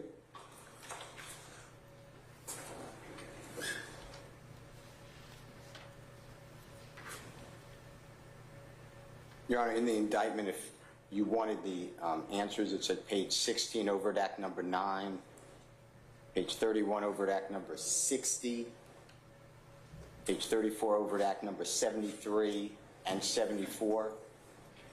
Page 35, overt act number 78. Page 40, overt act number 97. Page 42, overt act number And Your Honor, 109. I object to Mr. Steele reading into the record the indictment, as the court has the indictment on record, and every lyric that is in the indictment, the court is already aware of. Well, I could certainly use the help, though. Provide the court with a copy of I have the indictment, but I will take out everything except the lyrics that are put forth in the indictment. Sure, and certainly I would certainly be most gracious, but I think they do have to be for the purposes of the pre-admission of those particular statements. But in order for the court to be prepared, Ms. Love, I know you'll do that. So, but Mr. Steele, you were saying, I mean, I think 42, number I'm sorry, 109. you 109. You said 109, and that's on. Okay, what else? Yes, sir. It's overt act 109. It's on page 42 of the indictment. And Your Page Honor, is this going 43. to, objection, Your Honor, I would ask whether or not this is going to, why his witness should be allowed to tender some form of, I don't even know exactly what his witness will be testifying to, frankly. So. Well, I'm going to ask those. I plan on asking those follow-up questions. So, Thank you, Judge. okay. And therefore, I don't know the purpose behind simply reading the overt acts in the indictment to the court when we are here to determine whether his witness, whether the defendant has met his burden of why his witness should be qualified as an expert for something. We don't know exactly what in this case. So we would ask that I would object to the reading of the overt acts. Those are things the state has to prove, and Mr. Steele has yet to offer to the court, and I know the court will ask. But Ms. Love, I understand that, but I do have to, as a threshold matter, also determine whether or not those are admissible. So we're going to hear them anyways. So I understand what your objecting to, but I think he's tying it to what his expert is going to potentially testify to or area. So at least I hope so. So, so these are the overt acts that you Page 43, Your Honor. you left off at 109, overt act 109. The next one's page 43, overt act 110. Page 47, overt act 125 and 129. And on page 48, overt acts 130, 131. Your Honor, there's also videos that's part of this motion. So when Your Honorable Court ordered prosecution to get all of the statements that they contend is admissible under 24-8-801D2A as well as E, we would like it's the videos as well. Also, Your Honor, a main thing, as we discussed previously, before this Honorable Court even can get to that issue, as you said in prior dates, we raise a First Amendment bar to all of this. So this Honorable Court, it's protected speech. You're going to have to make that finding as well. I just want to alert the court that As to the videos or as to the overt acts? Both. The videos. Okay. Videos are overt acts, lyrics are overt acts, and then Ms. Love stated that there's also other statements that she will announce and particularize. So are they protected speech or what else? Right. That's right. So we're going to raise, excuse me, we're raising it, and it's all in the motion, under the First and 14th Amendments to the United States Constitution, the corresponding section of the Georgia Constitution, and then we go into 24-4-401, 402, 403, and 404A, which is what you also stated earlier, Your Honor, which is the character. That's it's a big motion, but that's the motion. And Your Honor, again, those First Amendment issues that Mr. Steele raises have nothing to do with the qualifications in the area, proffered area of expertise. Mr. Steele, what does that have to do with Dr. Dunbar? I mean, you You got three, as far as I'm concerned, as far as the court heard, I heard you want to qualify him as expert in the area of criminology, right? So how is that relevant for any of our jury's determination? Well, the first one, and I will answer that question, but the first one is also the motions. That's what I thought you were asking earlier, because you have to make a decision, and you further notice this decision today until you have the motions here. So the motions, the reason why Dr. Dunbar is important for the motions is obviously under 403. It's the balancing. But 403 is my determination. Of course, but you could have information. But I don't need him to test. I don't need his testimony to determine that. I mean, You don't think that it's important for a court to know that jurors weigh this evidence differently when it's deemed rap lyrics? And if not, I'm going to proffer it anyway for the appellate record. So to me, and I have to give you a case because I did not realize that would come up, but yes, I know that everything's within your breast, but you need to be armed by the lawyers on what is the field of information, and that's part of the field. We would be remiss if we didn't put in the fact, and you make a determination that, hey, I understand that out there are these experiments, these analysis, and jurors. But we have to get through the gatekeeper function to begin with. 403 doesn't have a gatekeeper function. I mean, it doesn't bring in 403. It just says, hey, will the testimony assist a trier of fact? And I have to determine that under the application of scientific, technical, or other specialized expertise to understand the evidence or determine a fact and issue. So it's relevant. So that to me, is something that I have to determine. I don't know how Dr. Dunbar's testimony is going to help me do that. Because at a motions hearing, it'll show this court how powerful and prejudicial that testimony is, which is exactly what the 403 is. So you go through the analysis. If it is even probative under 401 and 402, which I am not conceding. I am not conceding that. But if it can be tied up and say, yeah, this is an admission by a co-conspirator, this is a statement against party interest. These are not just lyrics that are being sung, and that would have a chilling effect if I let it into this case. If the Honorable Court finds that, then you have to, of course, go to 403. And part of 403 would be Dr. Dunbar's analysis that rap lyrics in a case are overwhelmingly prejudicial to the accused.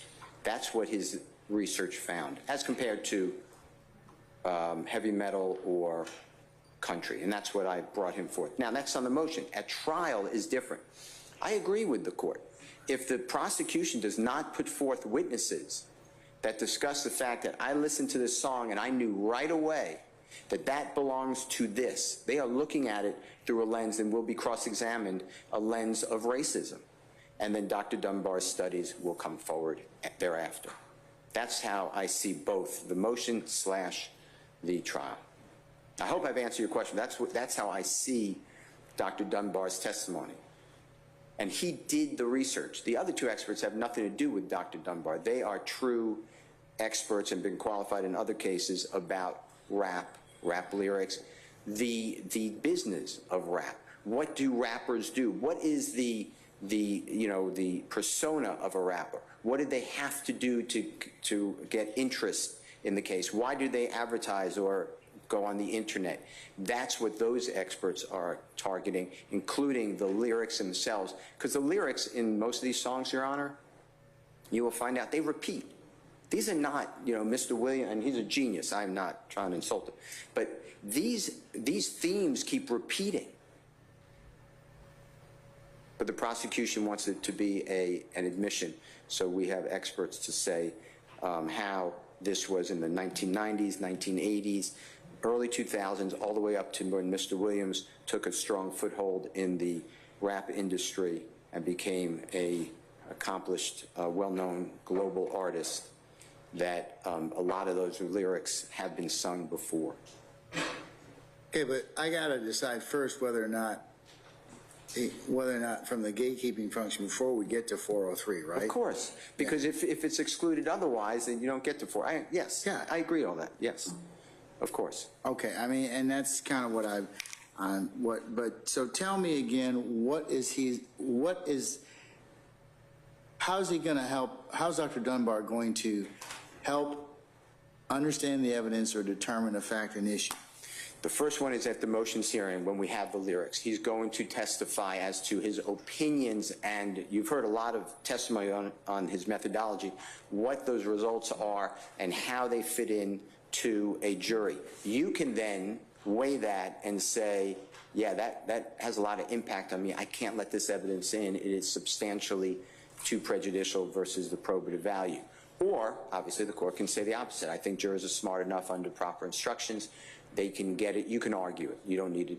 You don't need it. I'm going to let it in. Then at trial, depending upon how the states, I'm not talking about any of the accused, the states, and I believe from reading all the affidavits, it's the state's experts, and they're gang experts. And it's expert Viverito.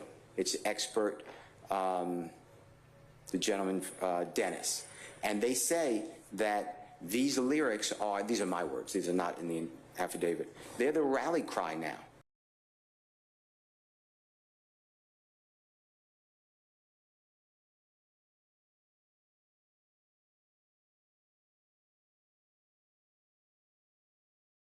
And the community goes behind the rapper. So it's community of rapper versus a community of rapper, and that became the new gangs. And what they're really doing is they're taking rap lyrics and they are making them into criminality. And that's what Dr. Dunbar would go to. All right. I think we need the statements first, Ms. Love. I'm sorry. I do think we need to hear the statements, or I need to do all the overt acts and the videos and get through that to begin with. I think that would be critical for me to.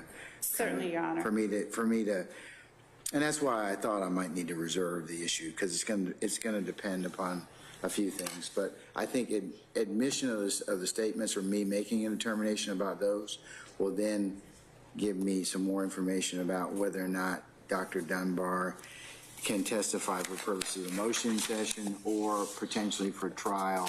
But I'll need to kind of make that decision in stages. Your Honor, thank you, Judge, and I understand the court's position. I would just like to state, in response to having heard for pretty much the first time exactly what it is that Mr. Steele anticipates offering Dr. Dunbar for during the motions hearing, he wants to offer it to help the court understand the evidence and to talk about what the results of his study are and how they fit into a jury. I find that telling, Judge, because, again, this witness has conducted no studies, no research, read no articles on the impact of lyrics on an actual jury. Not in conjunction with other evidence, not in the absence of other evidence. He has no expertise on the actual impact of rap lyrics on a jury's decision. The only thing he has done is polled some people he presumes are over the age of 18 and United States citizens, and gotten their opinion on whether or not a rap lyric is autobiographical. And he has read some cases that he refreshed himself on today that don't all stand for what he asserts that they stand for. He has no expertise on the impact of rap lyrics on an actual jury. He may as well have polled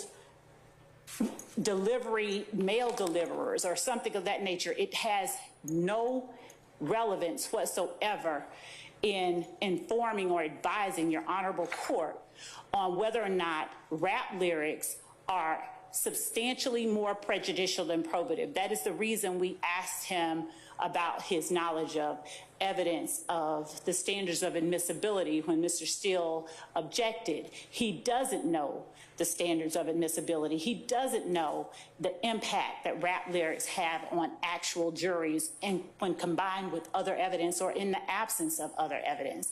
He doesn't know any of that. He doesn't know the court's function. He wrote in his dissertation that weighing the evidence is entirely within the province of the jury. And that point, that fact, is the one we stand on and ask the court to find that he should not be allowed to inform this court of anything because he hasn't done any research. He doesn't have any expertise in any area that this court lacks expertise in. None. He has less expertise in the area than Your Honor. And so we would ask Your Honor to not allow him, understanding the court's reserving the ruling on his ability to testify at trial until after the lyrics motion, but Your Honor, to allow him to give to this court his opinion on the prejudicial impact of lyrics on actual jurors, it defies logic. But Your Honor, of course, Your Honor, he doesn't have any expertise in that area. We would ask that the court deny this witness to testifying in the motions hearing as an expert to Your Honor.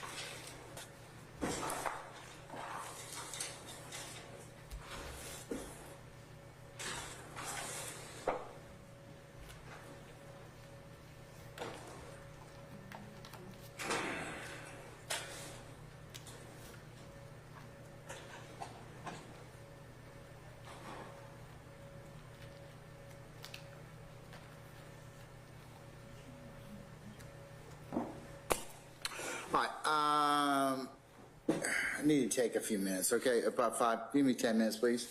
And, okay, all right. Remember, recess about 10 minutes.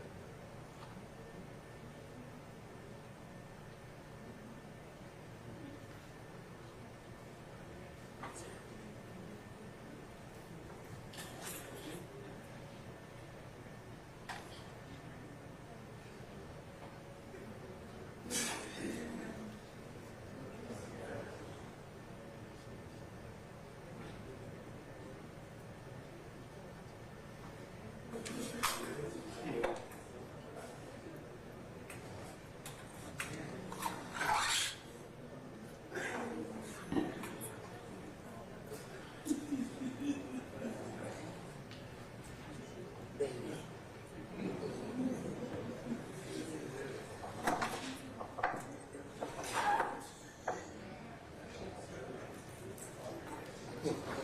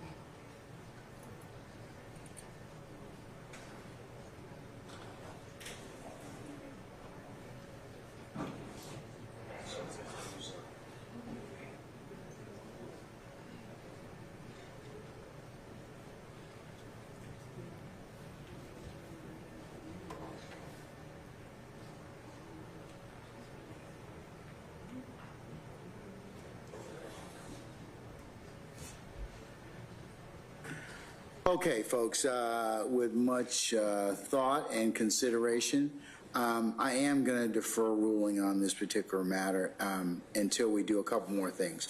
I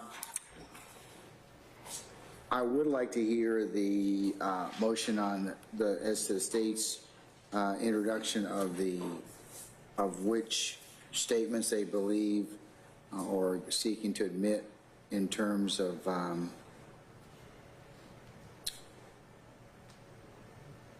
that would be admissions or statements by a party opponent as contained within the indictment, any statements that are involved in the videos, and any other statements that might be appropriate for the court to rule upon as a preliminary matter.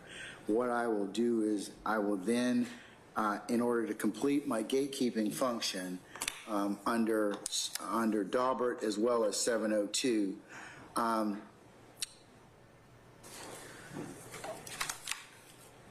the most recent pronouncement in Nundra versus the state,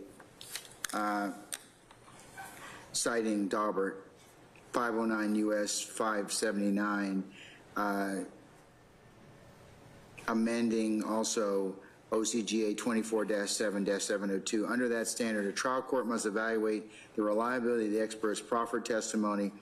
Proper considerations include whether a theory or technique can be tested, whether it's been subject to peer review and publication, the known and or potential. Hey, what it do, man? Shout out to everybody in the chat, man. Appreciate y'all, man. We nearing the ending of this screen. Shout out to everybody that pulled through, man. I appreciate y'all to the fullest, man. Snow Gang or no gang, please, please, please, if you have not, please do me one favor, gang. One favor. I ain't asking for nothing, man. You know I'm demonetized. I hate to keep saying it, but y'all know I'm doing this for free. But that's all I ask. Please smash that like button if you ain't smashed that motherfucker. One time for the Snow Gang. Drop them snowflakes in that bitch. You already do. Let's finish it off. Error rate or rate of error for the theory or technique, the general degree of acceptance in the relevant scientific or professional community, and the expert's range of experience and training. And that's just the reliability. But in order for me to complete my gatekeeping function, I have to determine whether the expert is qualified to testify competently regarding the matters he intends to address. 2, the methodology by which the expert reaches his conclusions is scientifically reliable as determined by the sort of inquiry mandated in Daubert. And 3, the testimony assists the trier of fact through the application of scientific, technical, or specialized expertise to understand the evidence and or determine a fact, an issue.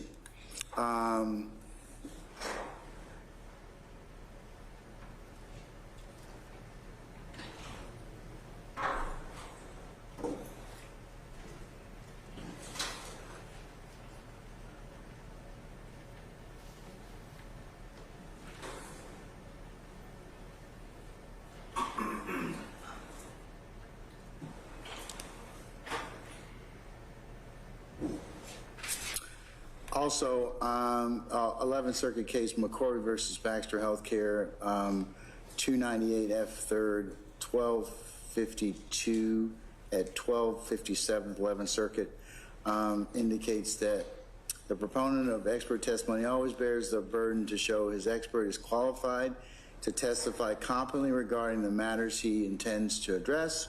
The methodology by which the expert reaches his conclusions is sufficiently reliable, and the testimony assists in the trier of fact. So I'm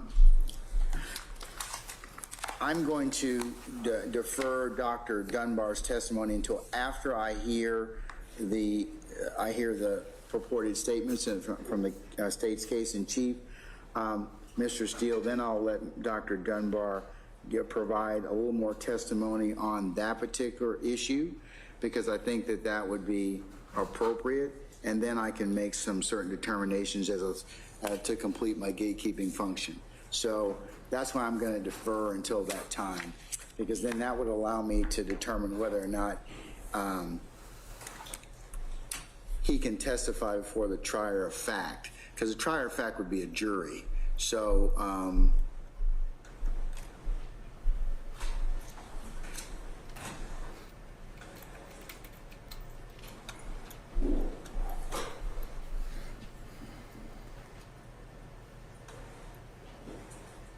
No problem, get money, no problem, my broski. You know I do it for y'all, gang. I do it for y'all, man. It's for the gang. The threatening nature of rap music. One of the exhibits? Yes, one of the exhibits was an article, the threatening nature of rap music. Yeah, that was Williams 5. Williams 5. Yes, ma'am. Your Honor, while the court is considering and scheduling us for additional motions and hearings, I would ask that the court refer to the portion in that article where this witness said it must be acknowledged that we did not test the effect of rap lyrics in the adjudicated context. Rather, we examined perceptions of rap lyrics in a general context and in isolation. Important differences between this general context and an adjudicated context exist. For example, in a criminal trial, such evidence would be presented as part of a narrative in conjunction with other evidence. It remains to be seen, therefore, how perceptions of rap lyrics might change as a function of the narrative, or how the lyrics might interact with the other evidence. Additionally, jurors are bound by legal rules when evaluating evidence and are instructed on permissible inferences that may be drawn from such evidence. Again, it remains to be seen how such rules and instructions might affect the perception of rap lyrics. Based on that current study, further research should examine perceptions of rap lyrics in an adjudicated and other contexts. I'd ask that the court take note of that portion of the defendant's purported experts' article.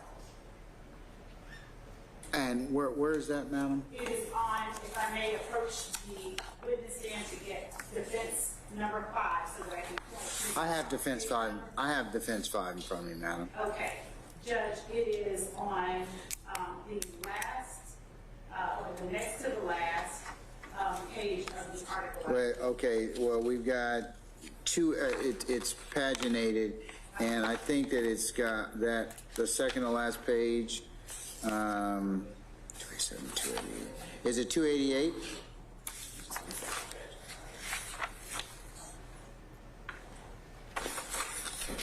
Because the article goes, I think, from 280 to page 290, and then there are references. It is on page 289, Your Honor. All right. And it is in the second column of words, the second full paragraph, the third paragraph down. It starts with however. On page 289. I'll pass this up to you. Okay, I see it. Thank you.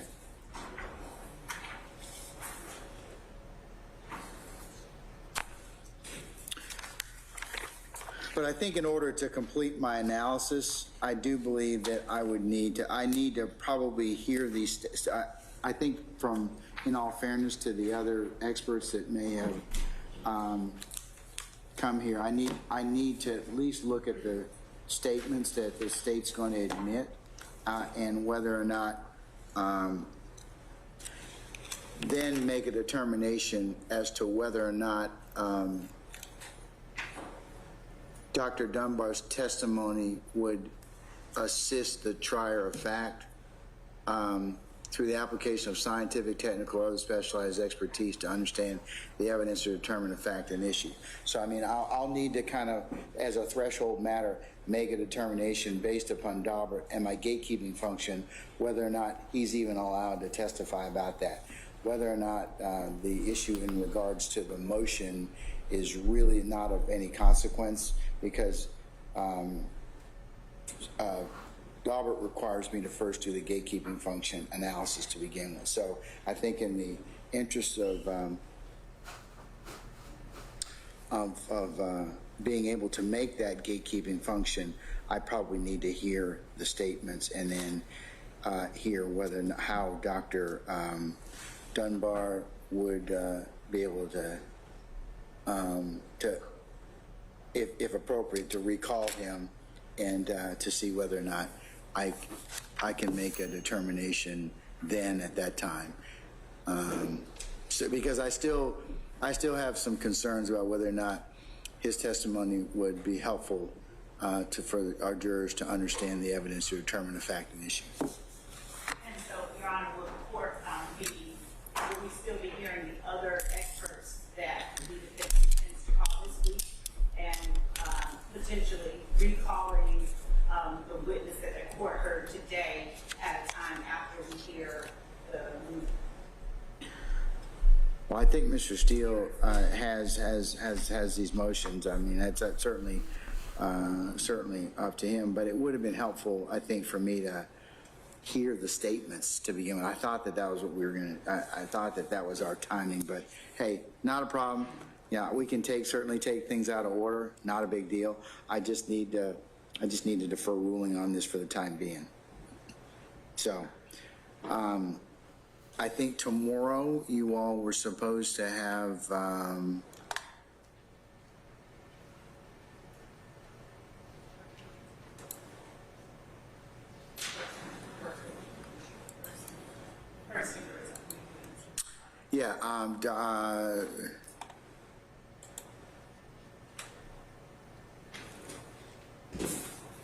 is it Dr. Persinger? Starting at, okay. Mr. Jim Persinger, or James Persinger. Okay, and he's supposed to be coming at 1:30? Okay. Is that correct? I believe it, yeah, I said 1:30. Okay, that's fine. Okay, all right. We'll be able, will we be able to take his testimony tomorrow? Yeah, he's not part of this. He's a cell phone expert.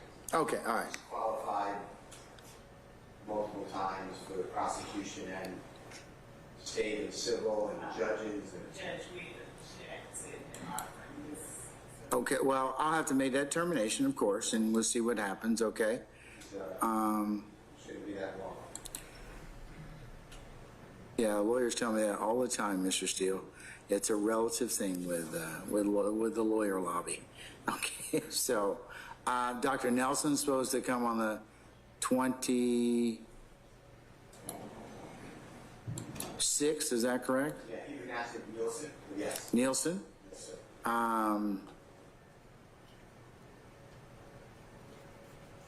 Any issues with taking Dr. Nielsen?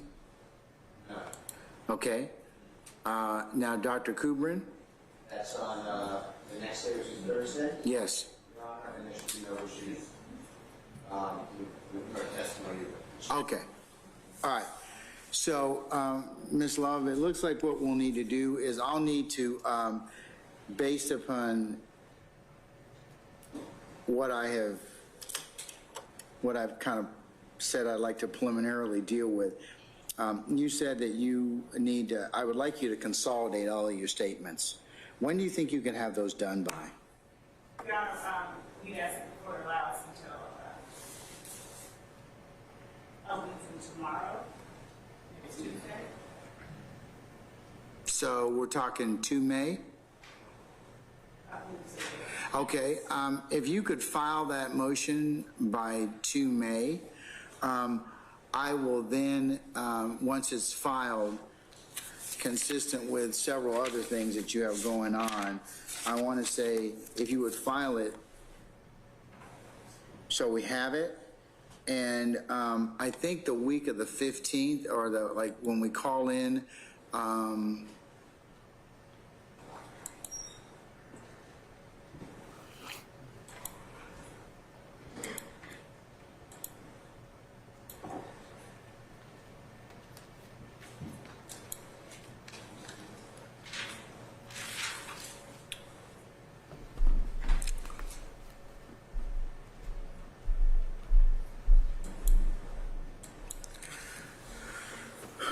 what I'd like to do, councils, is maybe the week of the 15th or the week of the 22nd. That's after Group 7 has come in. We could maybe do some, I know I need to schedule your planning days and circle back with there's some other motions that need to be addressed. And I need to put this particular motion in the hopper of things to be determined sometime thereafter the 22nd of May.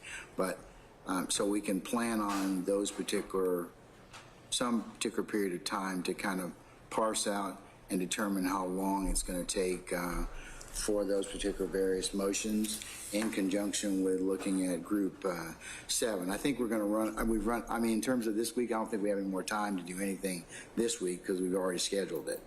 I do believe that since we have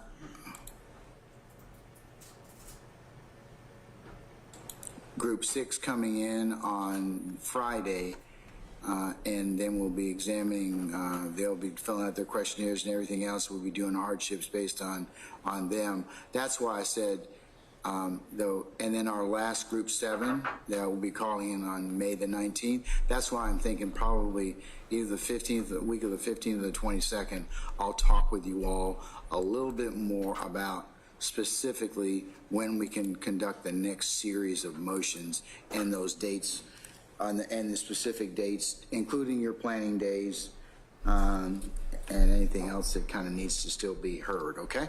You said May 15th through the 27th? No, it's either going to be the week of the 15th or the 22nd. I'm leaning toward right now. We're just going to discuss what dates, because I think that you all said you need 6 planning days for discovery. So I said that I would probably do that somewhere around the 15th, but it looks like we're going to be pretty well engaged through the 19th. So that's why I was saying, just based upon our schedule, Ms. Van Kels will probably call in jurors to fill out questionnaires on the 22nd, 23rd, and 24th is what I'm looking at. Yes, that's the first, like Monday, Tuesday, Wednesday after that, after the 19th of May. So what I would suggest is maybe on those particular days, since we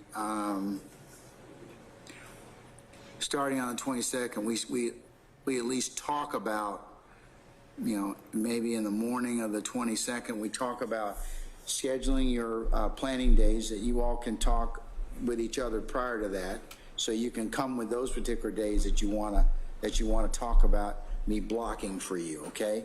And then I can kind of fit those in, because as you know, it will depend upon how many people identify on Monday the 22nd, Tuesday the 23rd, and Wednesday the 24th, and we can kind of work in some of your planning days and potentially some other motions that need to be heard, like I think the Ms. Cowan and Ms. Fagan have issues that I need to check on at that point, and then there are some other Mr. Williams' discovery and various motions in limine need to be heard, and this would be another motion that would need to be heard in terms of admissibility of these statements. So, yes, Ms. Love, if you could complete that you said you'd be able to get it done by the 2nd? I have support for until May 2nd. Yes, ma'am. If you could do that, that would give us, at least it would be filed, and then we can go ahead and put that in the batch of folks to the motions to be heard. And Your Honor, since we will still be hearing 2 of the defendants' tender witnesses this week, what we could do is at least question them on as to their testimony, I suppose. Hey, yo, I'm not gonna lie. This case is gonna be one of the longest celebrity cases, bro. This shit, the cross-examination is we're nowhere near cross-examination. Free Thug, man. Shout out everybody in the chat. Please hit that like button. As it would relate to certain evidence that we know, certain evidence that is currently, or certain overt acts that are currently listed in the indictment, that would get us beyond having to call them back after the motion. Well, I think as a threshold matter, they have to be qualified under DAW before they can testify about anything. So I got to go ahead and make that determination to begin with. If you're telling me I can't do that this week, okay, all right. No, I'm not saying it that way, Ms. Love. I'm just saying if you don't think that based upon the proffer of what's been stated to you, or what information that they have, that I can't do that at this point in time, then, you know, please let me know. We can adjust. But that's what I was asking.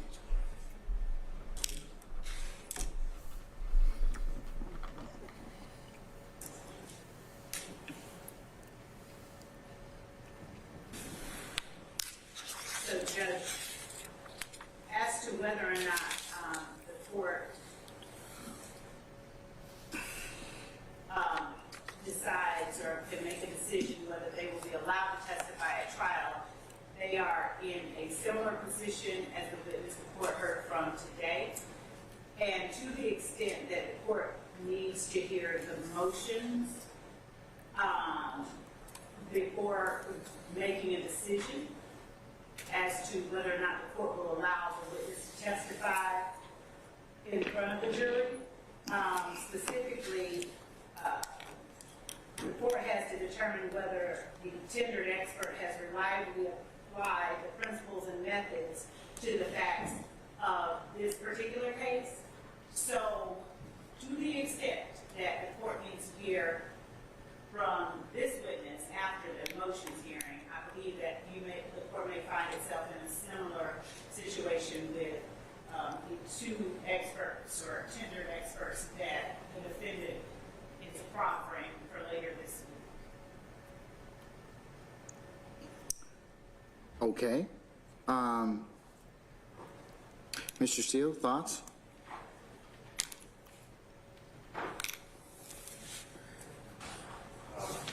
Dr. Nielsen, as I, of course, in front of it, but I filed on February 8th, 2023, Division 2 of the Notice of Expert Testimony, what you testified to. He did not do the experiments. He's not talking about things about prejudice. He spoke about the history from slavery in this country of rap, hip-hop, all the way to current day, how it intersects with the performers in today's world and what's expected of the performers. So I don't see this really Ms. Love saying that it has something to do with the motion to look at the lyrics. He's not looking at specific lyrics at all. And Mr. Williams, as of course, I know is aware, but Just for the record, he is in that, that's his business, that's his industry, and that will be part of the defense. And then Dr. Kubin, she talks about the background of rap music and the conventions, CONVENTIONS, of the music and the other items that I listed and I specifically wrote in the notice of expert testimony. So I don't agree. I just don't see how that collides with the experiments that were done by Dr. Dunbar. That's why I had them all. They're all separate experts. So I disagree. Judge, I'm reading page 3 of the Notice of Expert Testimony that Mr. Steele filed, and Part B of Section 3 states a content analysis of the rap lyrics in the case. Dr. Kubrin will describe common themes or tropes ubiquitous to rap music, especially the subgenre of gangster rap, including demanding respect for one's artistic skills, glorification of material wealth, misogyny, and most relevant to the case, violence and the threat of violence, along with the notion of keeping it real. Similar to content analyses Dr. Kubrin has performed on over 400 rap songs in her own research, she will conduct a content analysis of Mr. Williams' lyrics and determine the extent to which these themes are present in the lyrics in question. Dr. Kubrin, under Part C, labeled Rap and Bias, Dr. Kuberin will review findings from the experimental research she has conducted, which identifies stereotypes and biases linked to rap music and the artists who create it. She will explain that treating rap lyrics as literal statements or as autobiographical narratives or confessions can have unintended negative consequences, including introducing bias. Her published experimental research offers a comparative analysis showing that potential jurors are more likely to be biased in their assessments of both rap lyrics and rap artists compared to lyrics and artists from other music genres, raising a significant risk of unfair prejudice when rap lyrics are introduced into evidence. Now, I may have gotten that wrong, but I believe that this is Mr. Steele's notice. What Ms. Love leaves out is Part A, Part B, she reads, which has nothing to do with what we're doing here today. So they'll be here this week, Your Honor, and I'm confident that they will meet the Daubert test, or at least I hope the court finds so. All right. Can I ask another question? Oh, I'm sorry. We'll take it as it, and I'm going to also take a look at the Williams 4, I should say, in particular 4, 5, and 6, since they're rather lengthy, and that may aid my decision or aid my ability to make a decision. Okay? Yes, Your Honor. Thank you. Can I ask one more thing, Your Honor? Yes, sir. You can. I just want to alert the court. When you said that motions in limine, motions for discovery outstanding, that is true, but just to remind us, Honorable Court, there's also motions to suppress that need witnesses that are outstanding. So I'm not saying you didn't have that on your docket. I didn't want you to say, in 3 weeks from now, why don't you tell me? No, Mr. Steele, I understand. We have you have filed a number of motions, and I've heard some of them already, along with some of the other folks that are your co-accused. So, I mean, I will otherwise hear and attrit those motions as best I can. So, my suggestion to you is in the next, and this is why I think that it would be good planning to kind of, for those of you that still have motions pending, if you would send those that list to Mr. Kearns when they were filed in Odyssey and what's still outstanding, because I want to make sure there's an order that's entered on all of the motions. So if I have not heard your motion, if you're any co-accused, please let us know so I can rule upon, or we can go ahead and schedule those motions. So, Mr. Steele, to the extent that we need to have another conversation, which I believe we will, on what's still outstanding, not a problem. Absolutely. And thank you. And then the last thing, may I just ask one more thing of this Honorable Court? Okay. You stated in the prosecution, it was very courteous, that they would get us the jail calls that we have a lot of jail. I'm going to spend a lot of time on jail calls that they know as of now that they're going to use. We were supposed to get that last week. Now, I may have missed it. I'm doing a lot of work. I may have missed it, but I don't think I got it. Maybe the state sent it, and maybe one of our colleagues has it. And then the recording. I think we did talk about that, Ms. Love and Ms. Hilton. Ms. Hilton is reminding me that we said April the 28th.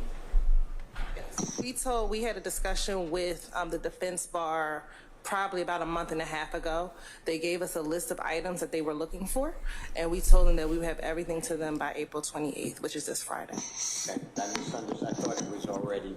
And then the recording of Mr. Zachary.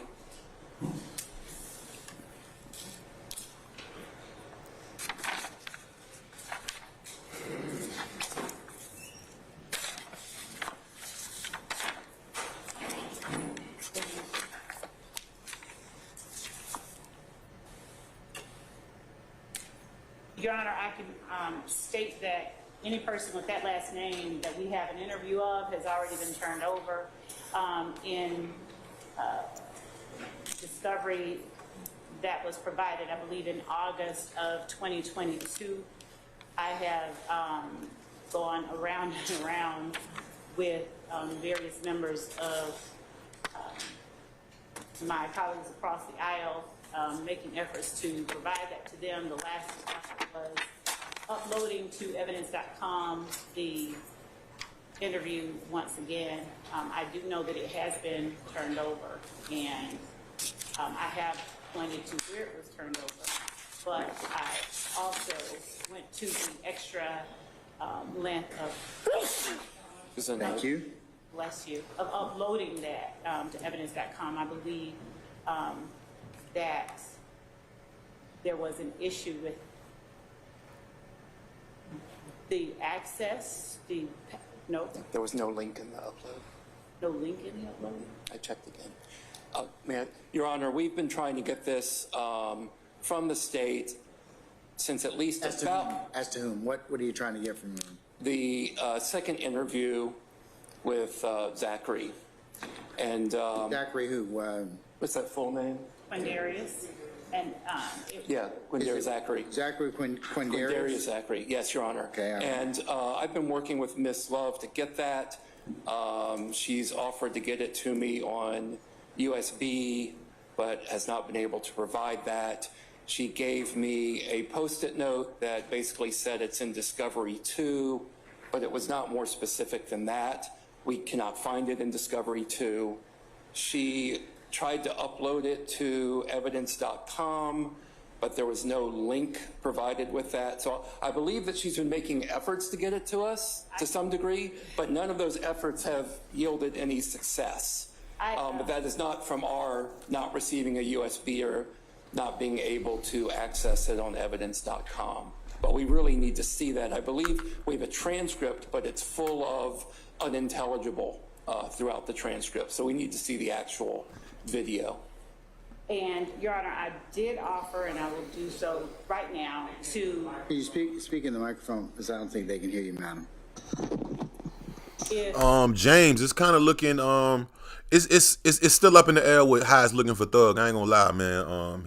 One of his co-defendants made bond yesterday though, so or he got a bond. I'm pretty sure he made bond, but it's up in the air still, man. It's good parts and it's bad parts. You know what I'm saying? You got good shit and bad shit about it. So we just in the beginning, bro. Just always keep that in mind. We in the beginning, and look how much shit done changed in the beginning so far. So imagine how much more shit could change. You know? everyone can hear me now. Speak in the microphone, so Yep. or you can share the, thank you, Thank you, madam. Judge. I did offer, and I will offer to do so right now, to point out exactly where that interview is, as efforts to provide it differently have apparently not been Is successful. it within Discovery you've It already, is. where? Yes, Judge, Where is it in Discovery you've already in the provided? Discovery Link 2, I believe that was provided in August of 2022. I will go specifically to it if the court would give me a few moments. And Okay, I'll defense pause in counsel can- place and let you do that, okay? Thank you. All right.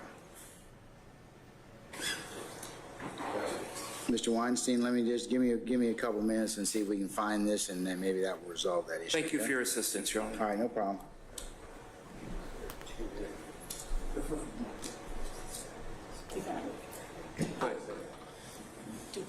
Excuse me. Remember, it's the second interview. I know. Okay.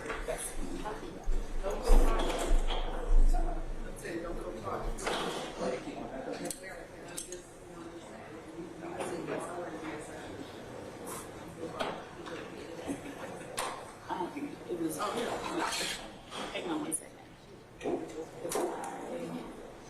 Send that to Max. For some reason, it didn't go through. I kept trying to send it. No problem, bro. No problem. Shout out James Fletcher, man. I appreciate you pulling through, man. Please smash that like button if you haven't.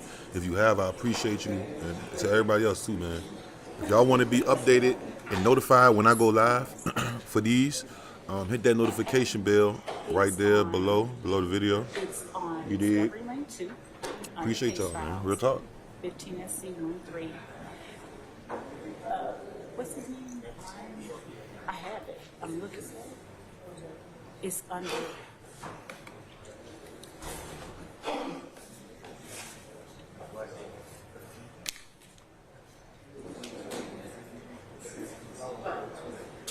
It's probably that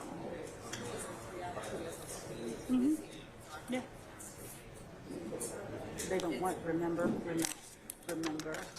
we are not supposed to see that plate anymore, so.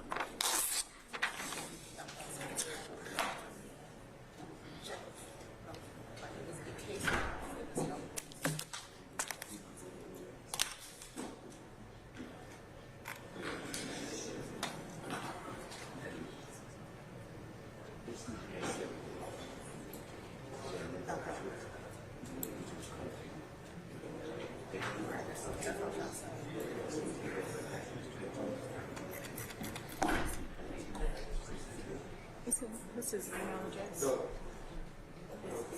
Him.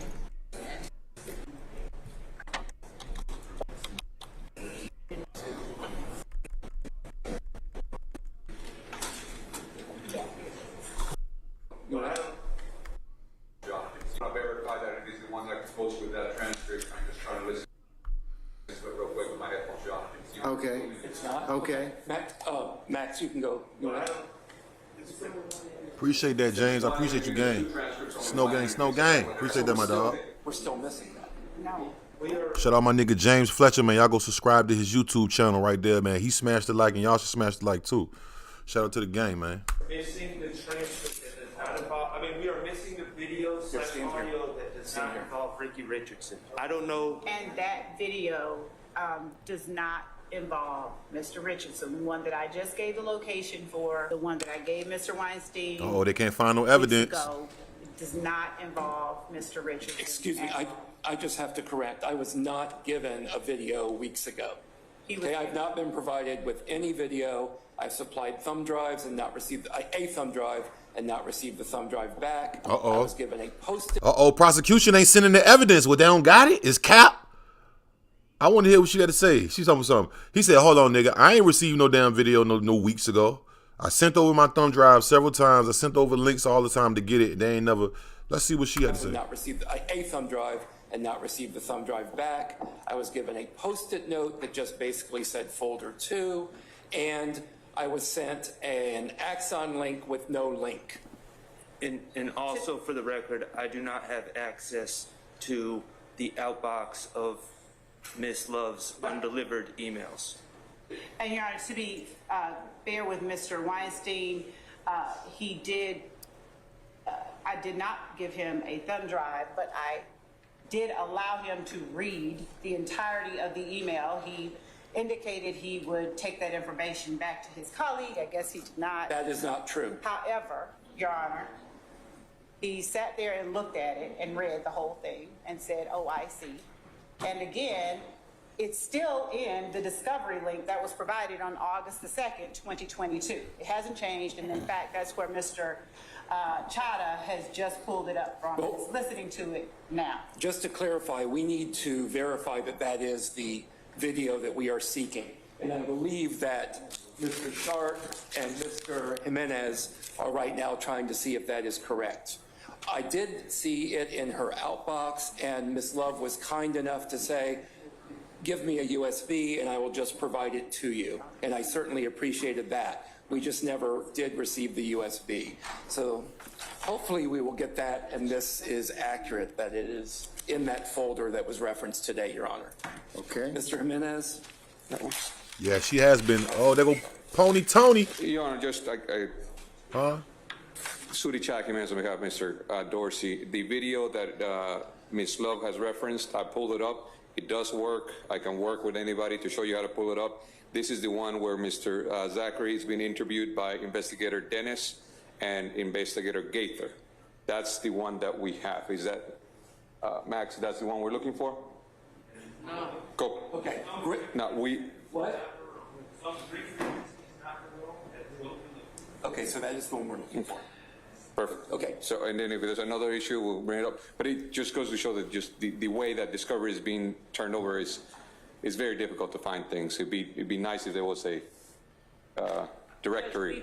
And I would like to thank Ms. Love for providing the specific folder that it was located in today. Thank you very much. Okay, all right. I mean, listen. You know, as part of professional advocates, I mean, look, it's. I think that, as I mentioned earlier, you'll have a continuing duty to supplement. But you know, to the extent that this is discovery that you all have opted into, then of course, I would say that assistance, given the volume of discovery that you all have, would be greatly appreciative. So I appreciate it on both sides. So are there any other issues at this point in time you need my assistance with in resolving? No, Your Honor, not on behalf of Mr. Wood. Just a very small request, since we're in this topic of evidence and discovery and finding things easily. Just from the hearing that Mr. Shart had last week, we were able to determine, and I'm not saying it was a discovery violation, but he was provided a police report, and that police. I'm sorry, I'm just gonna object and say that if Mr. Chada is not saying that there's a discovery violation, then he should not say discovery violation, because I believe that it was borne out in that hearing that we had the exact same report. So it's disingenuous for him to come to the court under the guise of addressing discovery violations. If he has something to ask of the court, that's one thing, and we'd be happy to hear it, and in any way we can facilitate the receipt of discovery on his part. But to start out with the assertion, I'm not going to say discovery violation, but there's a discovery violation, is disingenuous and is fact false. All right. I absolutely have said that. I will take my statement back. I do believe this is a discovery violation. The discovery violation in this particular case is that Mr. Shart and the rest of us were provided with a report. The report that was provided to us was a copy of a scanned copy of the report, while the state has the benefit of looking at. Listen, Mr. Childs, this is why I've told everybody. Please put your contentions like that in writing so there's a record of it and I can hear it and we can document it for purposes of now and going forward. But you just telling me on the record, I mean, certainly that's great, but it doesn't memorialize your specific, contentions. So if you could, and that's why I think council's like I said, I think your planning days and maybe a couple extra days for you all to sit down and look at this from tip to tail. Hey, what's good, Darnell? What's good, bro? All of what appreciate you pulling up, man. Shout out Darnell, man. Darnell Mason in the chat, man. Y'all go tap in with Broski. Go subscribe to his shit. I don't know if he got no content, but go support him. Appreciate you pulling up, my dog. Hit that like button if you didn't, and if you did, I appreciate you, gang. And the links work and everybody's videos work and everything else to that extent will be extremely helpful. I mean, okay, shout out my Maryland niggas. Yeah, shout out all my Maryland niggas, man. My Silver Spring niggas, my Annapolis niggas, my Rockville niggas, my Baltimore niggas. You hear me? Well, shit, I know I'm missing a lot, but shout out to my Maryland niggas for sure. But I don't think anybody's trying to hide anything from anybody else. I mean, all of you, I don't think you would do that to one another. But I think that, Mr. Jimenez, to my point, if you're not able to resolve it, put it in a motion. And then let me know. Mr. Kearns and I will then schedule it. And a lot of times it's just like within civil practice and other areas. Legendary Lights was good. Shout out to everybody in the chat, man. I know y'all, we just all here watching it. We kind of being quiet and shit, man. But shout out to everybody in the chat. I'm here. I found out the other screen that the playback is better when my face is not on the screen, when my camera's not activated. That's the only reason. But I'm about to activate my camera again so y'all can see me one time. And you all have a chance to talk about it. Sometimes it gets resolved. Smash that like, gang. Smash them lights. Smash them lights. No.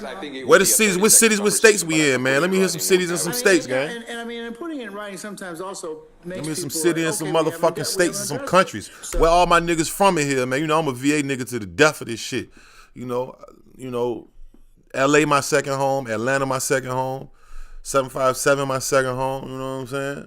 Shout out to everybody in the chat, man. Maryland, VA, you did. You got them beats? Okay. I may be doing a listen to your music stream here in a couple hours.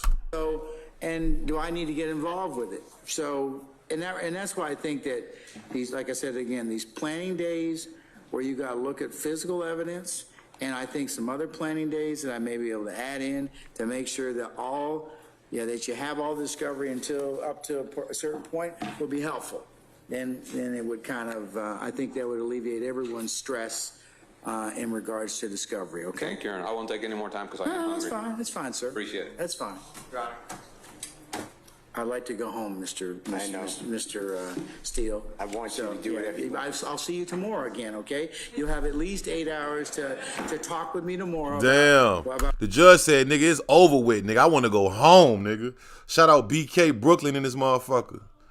Bama, Myrtle Beach, South Carolina, 434 VA. What up, nigga? Georgia, man. Come on, man. All my niggas in this bitch. South Kakalak. South Kakalaki. Shout out to all my South Kakalaki niggas, all my North Kakalaki niggas. You know I fuck with y'all. Y'all my cousins, man. You know Virginia, Maryland, North Carolina, New York, we all like cousins type shit. We all in the same, even like a Delaware kind of sort of. Is Delaware? Or maybe, no, DC, I'll probably say.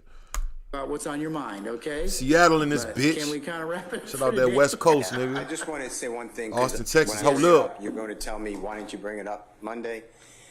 I've never seen the video audio with the attorney in the room for Mr. Zachary. That's what I've been asking for. First I've heard of it. That's what I don't have. Now, if somebody has that, I apologize, but I don't have that. That's all I've been asking for. So the state said that, you know, here it is, and we should be able to work it out together, but I have that one. I don't have the one with Shout out Eastside Zone 6. I have an email from Mr. Shout out to Sharp Carmel, indicating Washington. that he did not have the one that I articulated the location of today. Yeah, speak up today. I don't think they can hear you, man. I received an email from Mr. Sharp articulating that he did not have the video provided today. I did not receive a similar email from Mr. Steele, but given his announcements to the court, he will have the location of that video as well before midnight tonight. Okay, all right. And like I said, if things are missing, we certainly can kind of address them as they come up, okay? All right. Anything else? Okay, all right. Tomorrow. Okay, man, that concludes. Let me add this camera back for the gang. Man, I'm back, man. Shout out to everybody that's in the chat, yo. Appreciate everybody pulling up today. Yeah, so like I was saying, that's the only reason I take the video off when I'm doing reactions or watch parties on like live stream watch parties, not like a video or listen to your music screen, because I guess the latency, like the homie just told me. I think it was, who told me that? Signed by Dre. Shout out to bro. So, but yeah, man. We back tomorrow, bro. We back tomorrow. If y'all want to know, if y'all want to stay tuned in and want to be here for tomorrow's stream when we gonna react to the YSL case, please hit that notification bell on my channel, and because you know YouTube be bullshitting, so you gotta hit the notifications. If you already hit the notifications, you don't get them. Unnotified, then hit them again. Unnotified, then re-notify again, like right, boom, boom, and then you should get them. Other than that, I appreciate y'all. Snow Gang and No Gang. If you're on the replay, smash the like button. If you didn't smash it, smash it. If you did, I appreciate you. One love.